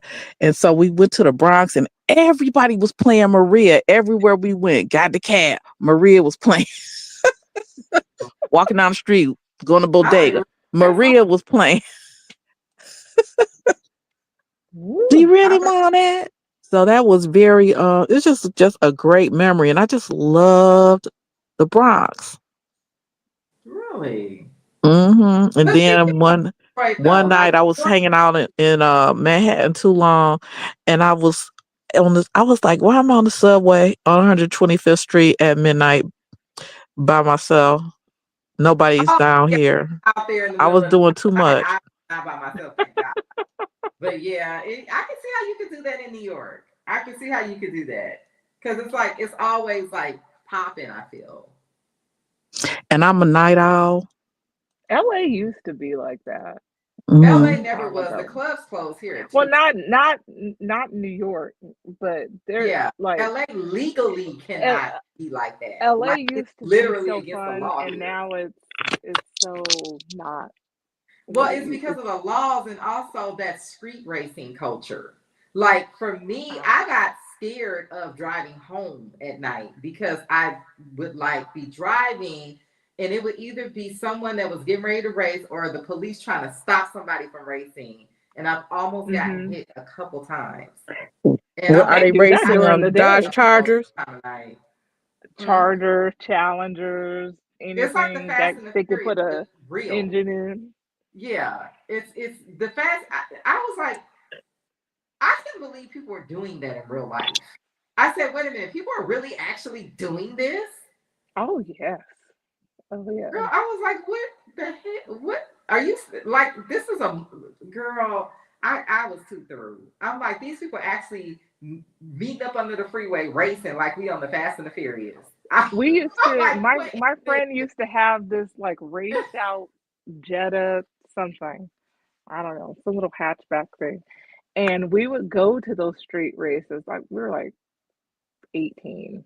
And we would go to those things, and there was a few times where cops would break them up, but oh yes, and there's lots of people who go, and I'm just like, how do y'all get the word out and not get caught? Like, there's no one like leaking this information to the police. No, I think they're all into that culture.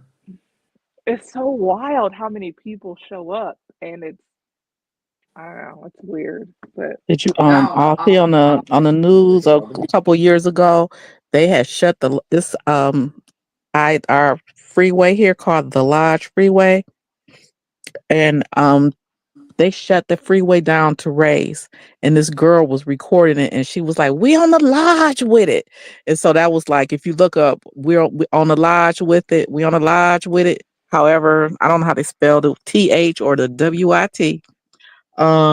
It was too much. It was hilarious. Yeah, that happens. But I follow KTLA from here. Yes, because they go live with the car chases. Oh yeah. Oh, those happen all the time. It hit my algorithm one time on my YouTube, and I was like, okay, I was glued to the TV, and one time this person was running from the cops, and they turned up into the mall parking structure, and then they went it like, I don't know, I can't remember if they caught that person. I was like, that's just the perfect escape. You pull up into a busy mall parking structure, and then you just blend in. Mm-hmm. Well, right when lockdown first happened, they were chasing one of those souped up Chargers, and they chased them all the way out to Marina Del Rey, which is like the dock area. And the police gave up because they couldn't catch it. And They was following him with the news helicopter. He went up in one of those condominiums. I don't know if Hmm. they ever caught the dude. And the best one I saw was the police were right up on this guy. He was in a big white van or something, and he rammed his way past two police cars and just went driving. Yeah. Then he switched a car, and then I can't remember if he switched a car once or twice, but this one white pickup truck had a like a ladder. It was a work truck, and the person had just pulled into their driveway, and he took their car and then went, and he was just hitting cars, like not crashing into them but bumping them out of his way. And so it finally came to an end at a gas station. You Sounds know what I'm like talking about? LA. Girl, car chases are a mess, and they happen all the time. And it's Yeah, gotten to the point where it's people have complained, like just let them go because they like unaliving people now and stuff. yeah. It's like the They have. police totally had this car. Like, why did surrounded, letting him ram the police cars? Not that they should have shot not shot, but pop out at the person. But it was just too much chaos. Yeah, It's always car like that. chases are LA is something. LA is chaos. I mean, Well, it's LA is a mess. It's not as much of a mess as New Orleans, but LA is a mess. I like it here, but I'm a very chill person. Like I don't really go out and stuff. If I was mhm. into like being in the clubs and all of that, I probably would like New York, you know. But that's just never been my thing. I posted on my TikTok the other morning. I was going to work, and I work in downtown LA. And there is this guy. It was like 9 something in the morning, and there was this guy, and he had on thigh high boots and and a sparkly silver cape. And I was like, you know what? Yes, yes. I don't Was know he where he's like one? going. Was he headed toward Hollywood? No, this was in like the arts district of downtown LA. And Oh, I used to get my hair done over there. yeah, That he was song just popped in my he was head. We love LA. it must have been in his head because he was just, and I said, you know what? Yes, I love it. This is my city. Yeah, and you know I'm what? born It's and giving raised in LA. Hollywood. Like it's giving like Hollywood cartoon character. Cape was just like flowing. It had like this little breeze. It was just, I was Not like, the cake was you know flowing. what? I love this. It is not even 10 o'clock in the morning, and this man is in thigh high boots and a silver cape. And yes, You know yes, that man this had is. been up all night. We I don't think he sit was. here I act like think that he was man just got homeless. up. I think he was homeless. I'm not sure because sometimes I can't gauge some of the people. But I don't know. He could have been at some crazy party, or he could, fully live on the streets. He I just don't got know. up to put that on in that time of morning. Yeah, he had it was like the thigh high boots, and he had like they weren't like tight pants. They were like I want to not exactly sweats, but they were kind of like relaxed like that, and those were tucked into the boots. And then he had on a sweatshirt, and then the cape was tied around his neck, and I was like, I love it. I don't know where you're going. I don't know where you're coming from, but I love it. I think you should. Yes, it's LA. Why not? The amount of stuff I've seen in this city. It's getting very West Hollywood, you know. No, he wasn't. No, it was given downtown LA for sure. It wasn't. Really? It wasn't Oh, polished okay. enough for Because West you know West Hollywood. Hollywood can give you some wacky homeless people too. Yeah, See, he I'm an he. introvert with extrovert tendencies, which is why I love New York, but I also felt very comfortable in San Antonio. The last time I Mm, went there to visit my late uncle. I was like, I love it here. I hadn't been there since I was like 3 years old. I have an opinion about Texas, but I'm not gonna say it because Gabor is from You Texas. know what? I don't know anybody that moved to Texas and stayed there. I Politics know. aside, politics aside, No, Well, I every went seriously, to even the it's a Texas. food thing at the for gas people to station was move. on banging. I went No, to it's a Houston, thing for Texas, people and to I move was to like, Texas because it's cheaper. But everybody I know that moves there is gone in like a couple of years. I talked to them. I'm like, yeah, how's it going? Oh yeah, I'm moving to such and such. And I'm like, wait a minute, you just bought a house in Texas. yeah, Nobody I've heard stays that a lot there. of people moving out of Texas. But Yeah, Hmm. nobody stays there. But I heard that stuff with those cheap houses is bullshit. Like the houses are literally in the middle of nowhere. yeah, apparently the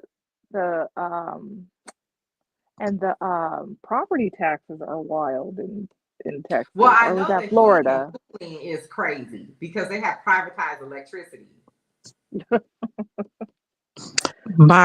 I have a couple of friends that have moved from Detroit to Texas. That's their like ancestral Mm-hmm. American homes. You know what I'm saying? Yeah. They migrated from Texas to Detroit, so their family is still there. So they moved there.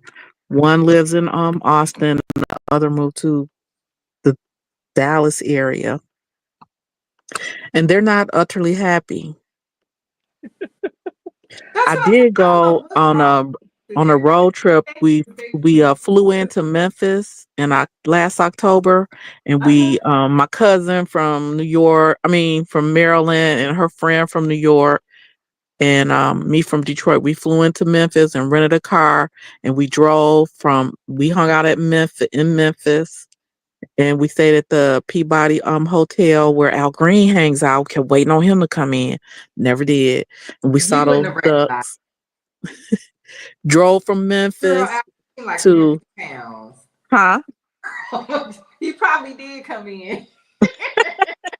We drove from Memphis to Nashville, and Nashville was off the chain, popping. Oh, my sister lives in I did Nashville. go to Graceland in Memphis too. Uh, I hear that it's so small. The house, it's like it not. It's is small. small and it It's not smells as. old. It's like I'm like, what are you guys doing with the money? Because we here in Detroit we have a Greenfield. I went on the plane to the Lisa Marie. Um, the we have Greenfield Village, the Henry Ford Greenfield Village, where they'll move homes and stuff from across the country, and it's like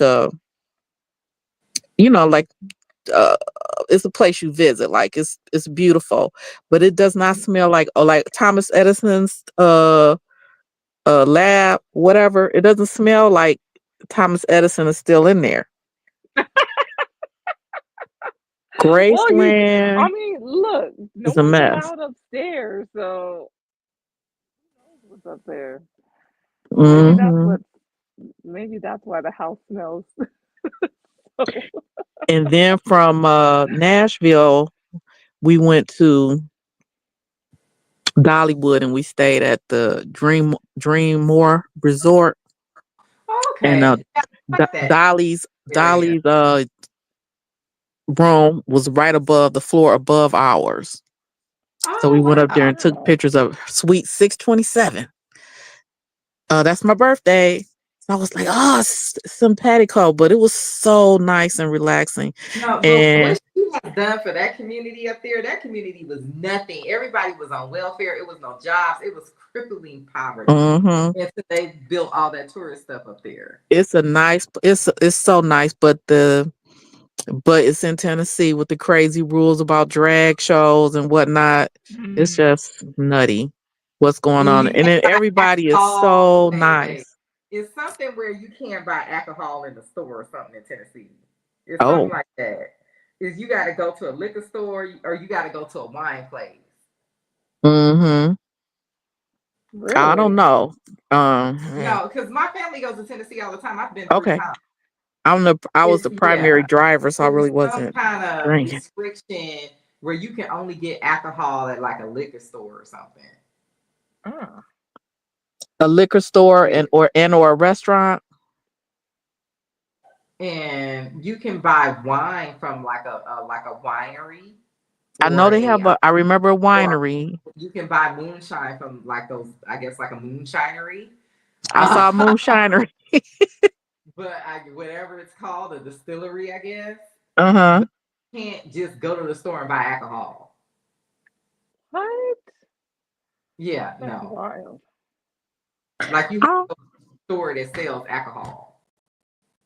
like we it's like Pigeon Forge, Seaverville, and Gatlinburg. They're all right there together. Three Yeah, we usually tourist stay in trap areas. yeah. We usually stay in Pigeon Forge. We go almost every year. Oh. Yeah, that's like our family trip. Mm-hmm. Um, And I try to tell people, I was like, is you might want to take your family there rather than like a Disney World. Dollywood was well, I fun. do take my niece to Disneyland when she gets a little bit older, where she really understands. I'm not Yeah. wasting money now. She's only 3. Will turn 3. Mm-hmm. But when she really can understand what it is, I definitely want to take her. And it really tripped me out how so many people were riding in electric vehicles. I didn't see a lot of Really? electric vehicles. Maybe I just It's, wasn't paying attention. the senior citizens have like Cause you know passes, it's seasonal cold passes. there, and you know those batteries freeze. No, well, I went in October. It was still really nice, a little rainy. Uh-huh. It was right at the end of the Oktoberfest and the start of the Christmas season, Oh, yeah, I would October, imagine November. it's But beautiful we there. made sure we got home before the election, because we didn't know I what would was going to imagine jump it's off. beautiful there. Yeah, because those people might have been mad if you know who didn't win. But I would Hmm imagine it's beautiful there for Christmas. it was so beautiful. I don't did I think I went live from my on my Instagram from there. They had the Trump Superstore. A superstore. Oh no, they got stores that sell like Confederate merchandise there and shit. Like it's the South for real. So where do you have to let me know where you guys go. I want to go back. Um, Oh, um and Pigeon Forward in the cabins up in the mountains. You like have to which find one? a nice cabin. You We have went to on a do pink Jeep cabins. tour. Oh yeah, the Pink Jeep tour. We didn't go, but I saw that we it was a bunch of little stuff that we went to. We went to God, what was that? Some kind of little upside down museum or something. Mm-hmm. That Titanic place. Mm-hmm. Um, there was a hot air balloon, but it was tethered. Mm-hmm. Okay, I didn't see that. Yeah. There's also roller coasters. They there are few YouTubers who just do that area. That's all they do, and I Really? follow them Okay. now. I'm gonna have to start following them and check them out. I'll show my cousin because she likes to go up there.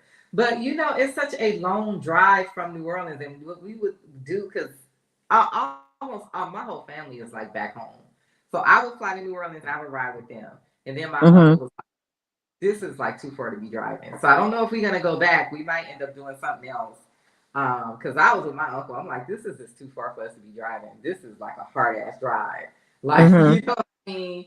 And my cousin, she likes it there, but she lives in Atlanta. So she's driving from Atlanta to there. We're coming from New Orleans. And I'm already like, have flown to New Orleans. I usually will come like a couple of days before we leave, though.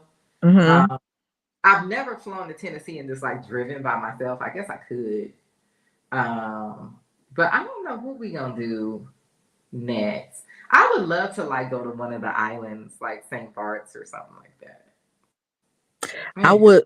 Who was that? be fun. Somebody was asked on on their channel, like, which of the housewives would you like to go party with and hang with?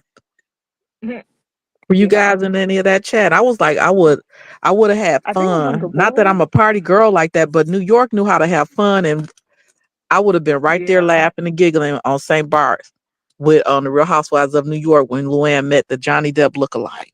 I would have been Oh geeking her yeah, up. Ooh, that happened.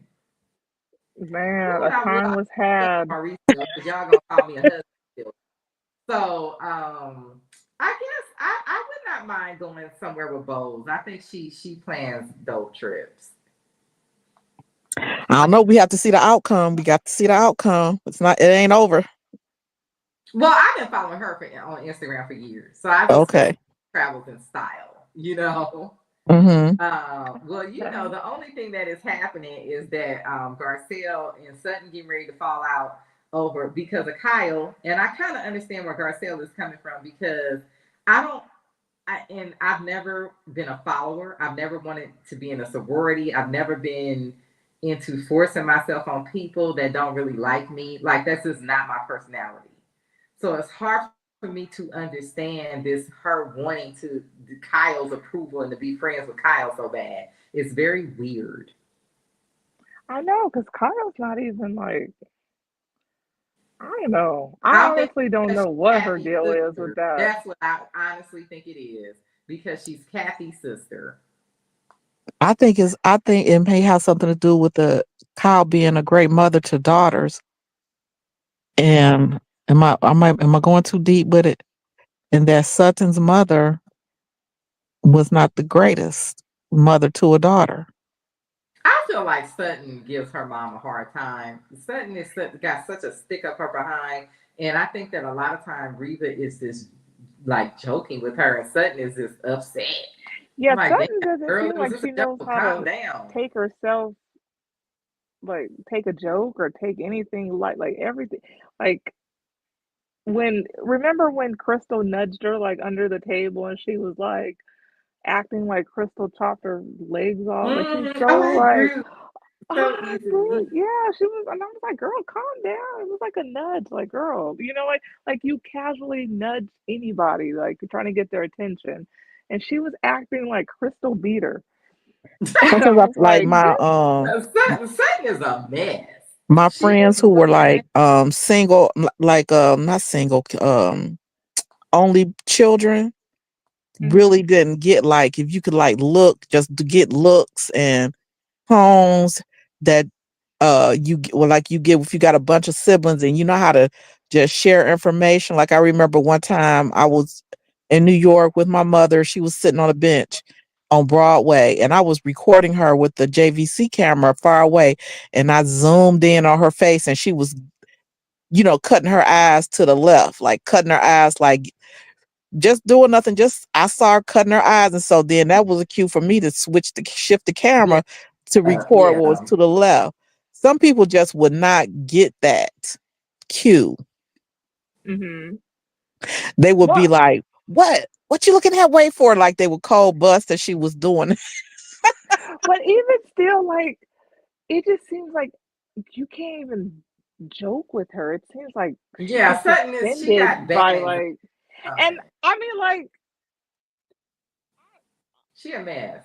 I mean, so far this season, I've been more on Sutton's side than Dorit's, but I'm just like, Sutton, girl, calm down. Like, I do she's kind of feel wound like, up so tight, and I I was don't. gonna say she's keyed up. Hmm. uh-huh. Now I do feel like that thing with Dorit, I think that people were purposely trying to misunderstand what Sutton was saying because Hmm. they did not like the fact that Sutton got Dorit together. With Sutton she wasn't saying I'm better than you because I have money. She's saying the fact that I have money is the reason why you got a problem with me. I That's hope what she she was does saying. think she's better than her because she has money. Sir, But that's Dorit, not what she right? was saying. Dorit What thinks she was she's saying is better that than I other feel like people this is because your she thought Kay had motivation money. for you I keep think she was calling Dorit out for not having her priorities straight, and well, that's yeah, after show for real. Yeah, she did. She did go in on her in the after show. Like you because walking you. around with Chanel on and you about to lose your house. And this ain't no old Chanel. This is something you just brought. Yeah. I do love Dorit's big black ring in her after shows that she wears with that deep dark polish, Oh, super dark, deep I I got red. watched the it after again. shows. I like that clear cuff she had on when they were eating. Dorit can put together some nice pieces sometimes. But other times it just looks like she just put together just something that was all the same label. Like, you know what I mean? Like it's not styled, like you're just grabbing like a pre-made outfit that's But that's how Erica was her Chanel, first this is Chanel, season. let's just put it all on. You know what I mean? There are times where she looks like that. I That's love how how Erica Jennifer was her Tilly first has fun. season. Yeah, Well, Erica would wear that what is that vinyl Oh yeah, when I she was cou- wearing the I vinyl when this cast her is the body was first and more putting full. powder this on to is the try to first squeeze season in I them. am even this is the first season I'm even remotely liking Erica. I never liked her. I was like, who? I'm She gonna came be on this honest with show you. like these women should give a I'm shit. getting a twinge of her being jealous of Garcelle. Just a little twinge of it, because Erica wants to be famous, and Garcelle is still getting work. You know, and especially when Garcelle was talking about how she was dating these famous men back in the day, Erica's still hating on that. Not only is Garcelle is making her own opportunities, making her own work. Yeah, Mm-hmm. I didn't understand this whole like she peaked in the like the audacity, No, girl. that sounds like You spent mannerism. That all sounds these like she was years jealous. blowing That's what that Tom sounded like. only to end up renting that little shithole of a house. And like I just there's just things I don't care for Erica. I never have. I People are always like she's so this and she's I don't think she's any of that. And from my understanding from people who've met her, she's like awkward in person. She's like she doesn't really have like a sense of humor. She's just sort of like stiff. I think she had power that oh, she's married to Tom Girardi, or she might sue you, or she probably would make threats and stuff like a mean girl like Probably. that. She had that type of energy when she I first just came on never the saw it show. for her. I never liked anything. I didn't like the dance. I didn't think like nothing about her I thought was anything to admire. She No, can't she just sing, seems she like can't your dance. typical delusional She woman that's on these shows that thinks that she's more famous than she actually Yeah, is. she's And I trying think the to hang on problem to is this. that Garcelle actually has like a level of fame outside of this show.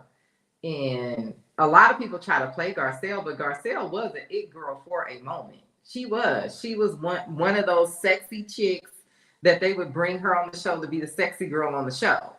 You know what I mean? Like When she was. Garcelle was ticking off her name, she was real low key with her business back in the day. Yeah, She was discreet.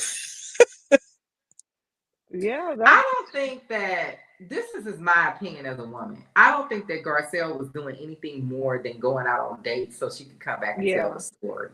I don't think that she was really seriously trying to be with any of these guys because I think that she probably felt like, oh, they're bad guys. And I believe that's why her husband hurt her so much because she thought he was better. She thought that he was the behind the scenes guy, white guy, and he's not going to do all of this fuckery that all these other men are doing. And he was just as bad, if not worse. And I think that's why that situation hurt her so. This guy hit my algorithm on my Instagram algorithm named Christos or something like that. But he's Greek, and turns out he's from Detroit, from the east side of Detroit. So he was with Garcelle. So that's why I clicked on the picture. And Mm-hmm. so then I saw that he was from Detroit and he's having a book launch and he'll be at the Foundation Hotel here.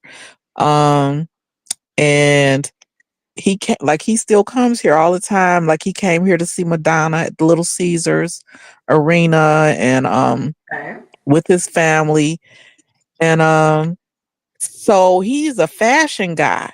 And I wonder if Garcelle is consulting him because you can see all these pictures going back years. And he'd be like, it's Garcelle again. Here's Garcelle. So I wonder if she's not really buying her clothes that she's wearing, but getting them from here. He's like a Oh, girl, has a stylist. stylist that's like pulling clothes for her. I'm not Hmm. necessarily saying it's this dude. This dude sound like he might be kind of expensive, but we've seen her team. They've been on the show with her. Hmm. Now That it's little probably a swimsuit, combination lacy of swimsuit cover she walked in, that was beautiful. yeah, it's probably a combination of her own personal clothing and then things that they pull for her. It's probably a Hmm. combination of both. But unless this is why Erica lost all that weight. Unless you're that skinny, a lot of this stuff is not going to fit you because of the way that it's cut. Try to be a size 4, size 6. Or smaller. Yeah. Mm-hmm. Smaller. So that is why, Erica lost all that weight. Marlo was trying to do the same thing because they want to be able to wear those clothes.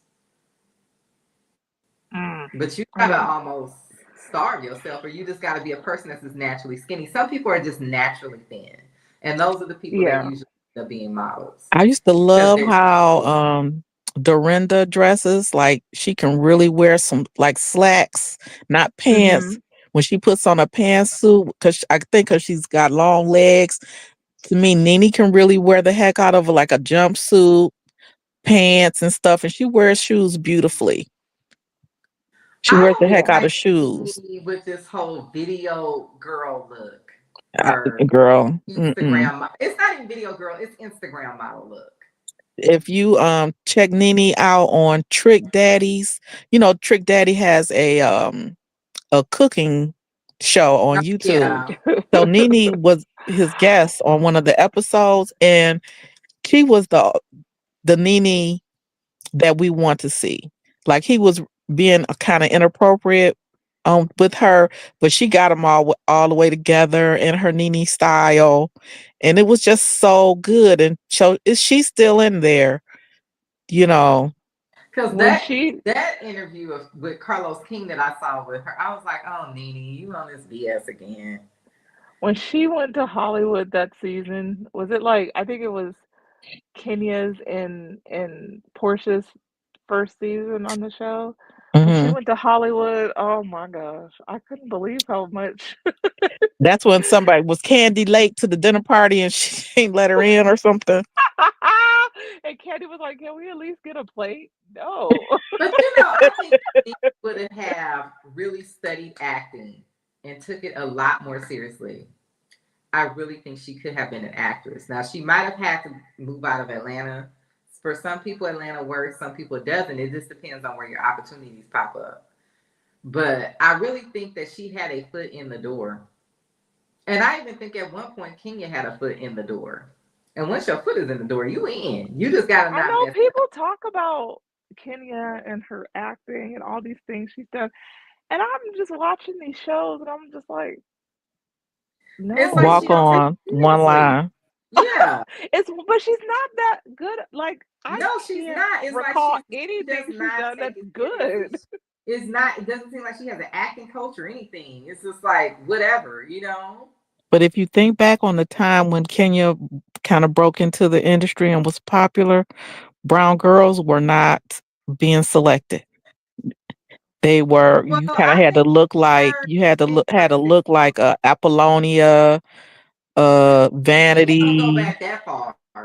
I know. I'm just saying that's just my example. I'm coming up with. Yeah. No, Kenya and Garcelle are around the same era. I just think that for Black women in general, there were only so many roles, and you had to really be able to act. You had Nia Long. They weren't picking a Callie. They weren't picking they were not picking the dark brown girls like that back in the day. I was grown.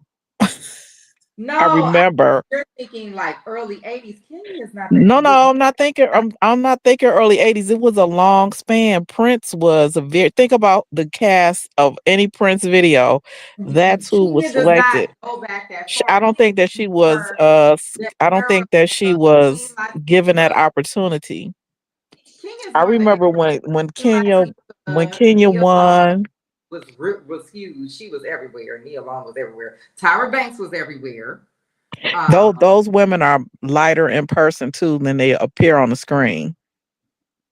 Oh, I don't know. I've only seen Nia because Long of the lighting. Brown to me, but I've never seen Tyra Banks in person. She is. I saw her in person at an award show, and she's not. Well, this was at the time. I don't even think I had a child yet. She's not. She wasn't fat, but she was like big. Wait, who? I can't explain it. Wait, who's this? Tyra Banks. Oh, she wasn't. Girl, she wasn't fat by any stretch of the imagination, but she wasn't. like, I don't know, it's so hard to explain. No, I see, was I'm like, gonna tell you what wow, it she's is. It's called big. liposuction. It's that liposuction body. It's where they've had the fat kind of sucked out of their stomach and stuff, but they still look big. That's what Tyra looks like to me. I don't care She, for her. I don't think she's a nice woman at all. I don't know. I've never heard anything about her. I used to I hear things about Kenya, so that's why I was really interested when she came on to Housewives, and I was like, oh, this should be good because I haven't heard anything really, when good she about. came on Housewives, I was excited for her. I did not know she had that type of personality. She was that season is one of my favorite seasons. Yeah, When that she her first personality. comes on, I'm just like, I was like, wow. Now I call see it the why you never Walter had an acting season. career. I see why you're not married or anything that you want to be because her personality is a huge roadblocker. Like, wow. Cass, she went to the Cass Tech was kind of known as a school where the kind of bougie, stuck up type of girls, because it was just like she went to Cass Technical High School. It's a very big deal. Kenya is a Miss USA. Kenya should be somewhere with a big ass divorce settlement, running around LA because she moved to Atlanta to be on the show, living her life. Kenya to me is a person that self sabotages, She and that's might, but is what she's got a she is. mother wound too, just like poor little Sutton. Yeah, Yeah, I but think at least Sutton was Kenya's able to is get her a man. Kenya's. I think when we talk about that, I think Kenya's is like I see it. I can somewhat understand. Sutton's though, I'm like, I don't know.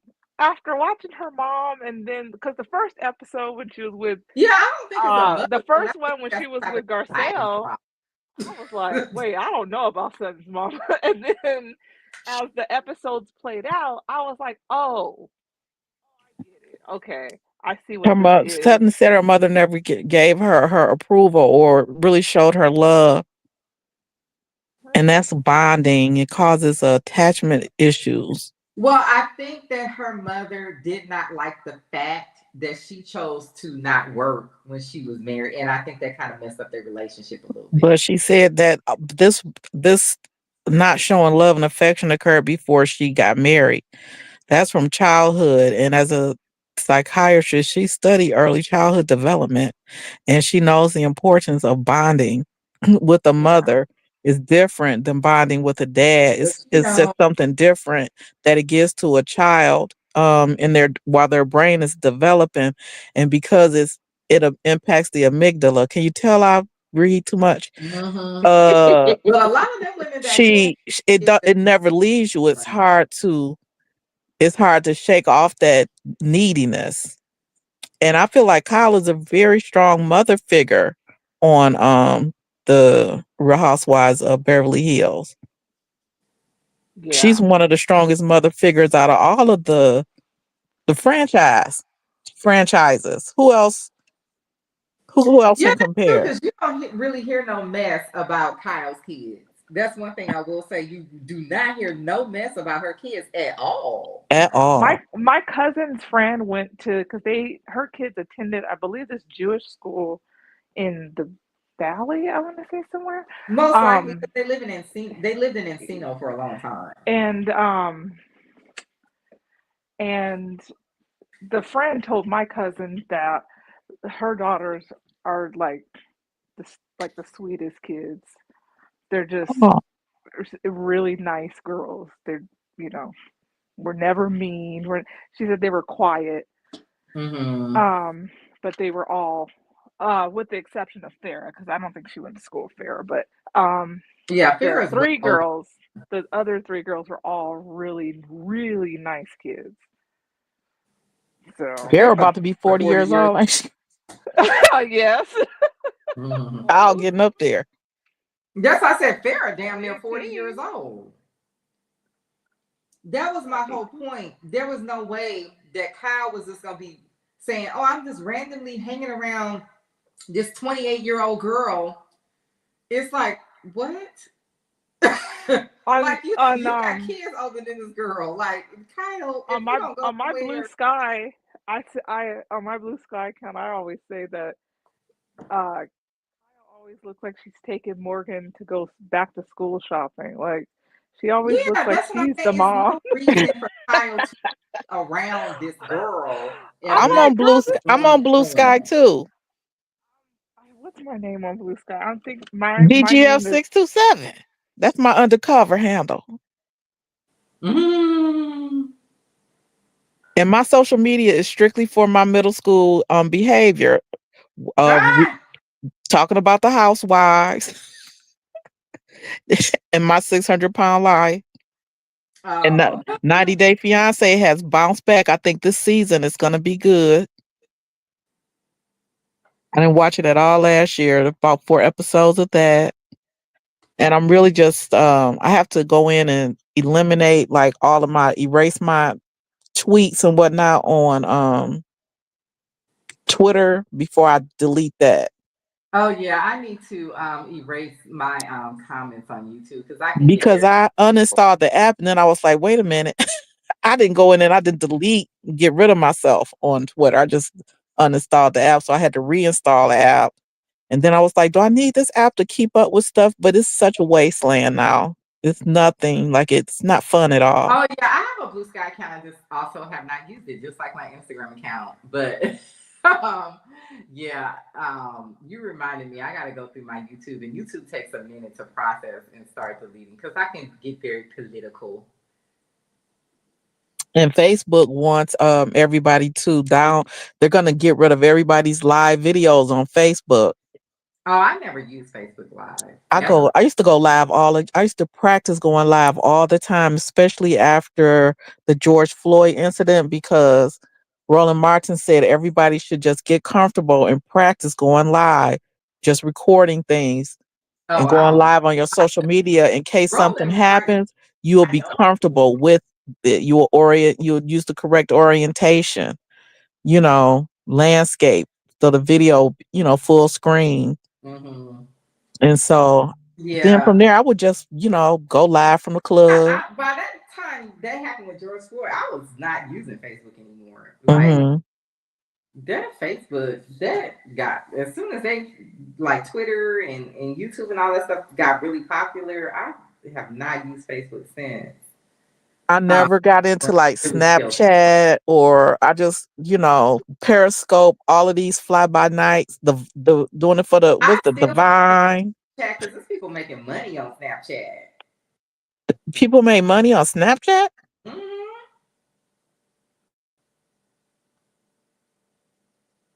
Or you just have your camera rolling one day and somebody will trip and fall. It'll go viral and you'll get some clicks and views. That's so mean though. I don't want to. I don't want to record I was in the nothing. parking lot waiting to pick up a shawarma salad and the Lions had played and I was just looking, sitting there with my phone in my hand at two people holding up their drunk friend in his Lions jersey. Next thing you know, he went down in slow motion. One knee, then the next knee, palms down. Then he started throwing up. And I was like, why wasn't I'm not recording this? Oh Because it was so no. funny. You had no just did not think he was gonna throw up or fall. No, And he I was never. just laughing the whole time. Bad if somebody falls or they get sick. I'm very like empathetic like that. So I'm just. Mm-mm. I can't. But like I feel too much like I'm invading people's personal space. But I'm gonna learn how to blur out faces and stuff like these other creators do. Oh well, yeah. I mean, I just kind of feel like the content creation thing. Maybe I'll have more time when I'm have all my stuff together, so I can seriously look for a job, even though I don't want to. But I got to until you know what I mean. It is what it is. But maybe I'll have more time because right now I'm like I keep saying I'm gonna do it, I'm gonna do it, and I just never have time. And I need to focus on one thing at a time. That's been my problem. I'm trying to do too many things at once, and I end up doing nothing. That's me. My Yeah. computer died on me and I need to buy another computer. I'm not a Mac girl. I was a Toshiba girl. And so I got to figure out what I'm going to do. I'm not using my work laptop to do anything. Oh, Uh yeah, None they of my just personal business cuz I giving already me. scrubbed it of my personal stuff. Yeah, they just ended up just giving me my computer. So I was like, okay, cool. Mhm. Not brand new. I wish I would have got a brand new one last year if I would have known they were gonna do that. But They let you keep your so, computer? Oh, yeah. that was nice. No, I mean they've helped me out in any way that they could. It's not. Mhm. I mean, we worked together a long time, so Mhm. I don't think it was anything like personal. It's just that they just didn't need me anymore. You know what I mean? So Mhm. it happens. I can't expect anything else because it's not my company. So that's where I'm just like, I gotta regroup. I gotta find something else to do. But yeah, fortunately they let me keep my Mhm. computer. The So wizard is in the chat saying, yes, give Dorit her flowers. Dorit, aka Dory. put that shit on. She did peak in the 90s, no shade. Wow, y'all love to tear a woman down. Dorinda show No, can wear a what pantsuit. that wasn't even what Erica was saying. What Erica was saying is that why we don't know nothing about what's going on with Garcelle now, like when Uh-huh. she peaked in the 90s, because Now she's S telling Monica got us S things. Monique got knocked out of the chat. And we can't add her back to the chat because uh I think Richie B is asleep. Yeah, I'm about to go take a nap myself. Okay, because it's 3 o'clock in the morning. It's 6 o'clock in Detroit.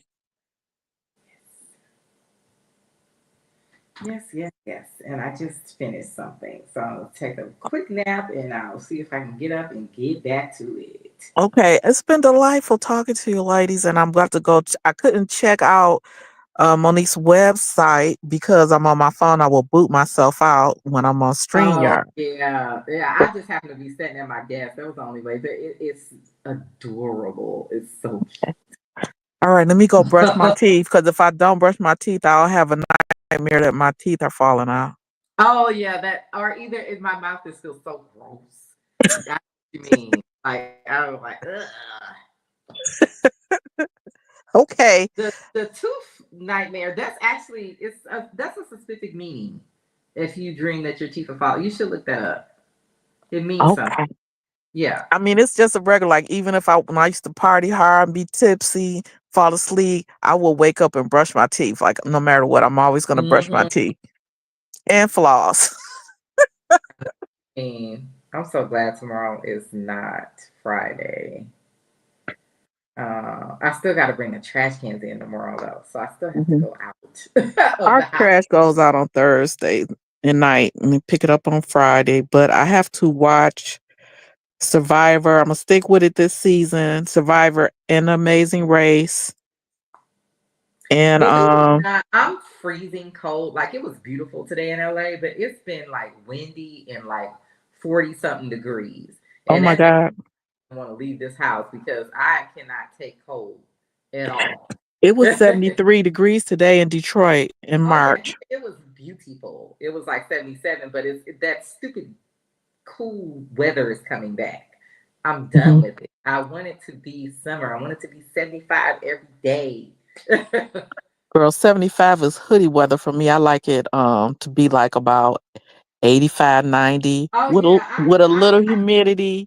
I can deal with it being 85, but I just know in LA it ain't gonna stay 85 long. We might get like maybe that like 1 week out the year, where it's like that hot. Like I live in actual LA, like not Hmm. the valley. So even if it is that hot, by the time the sun starts going down, it starts getting cool again.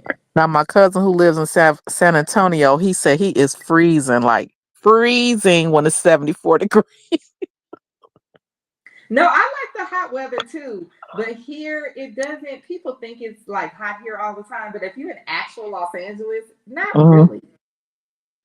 When I Um, visited yeah. California a few years ago, we were at in Lompoc at Vandenberg Air Force Base, but we went to Pismo Beach, and I was so mad because I was freezing.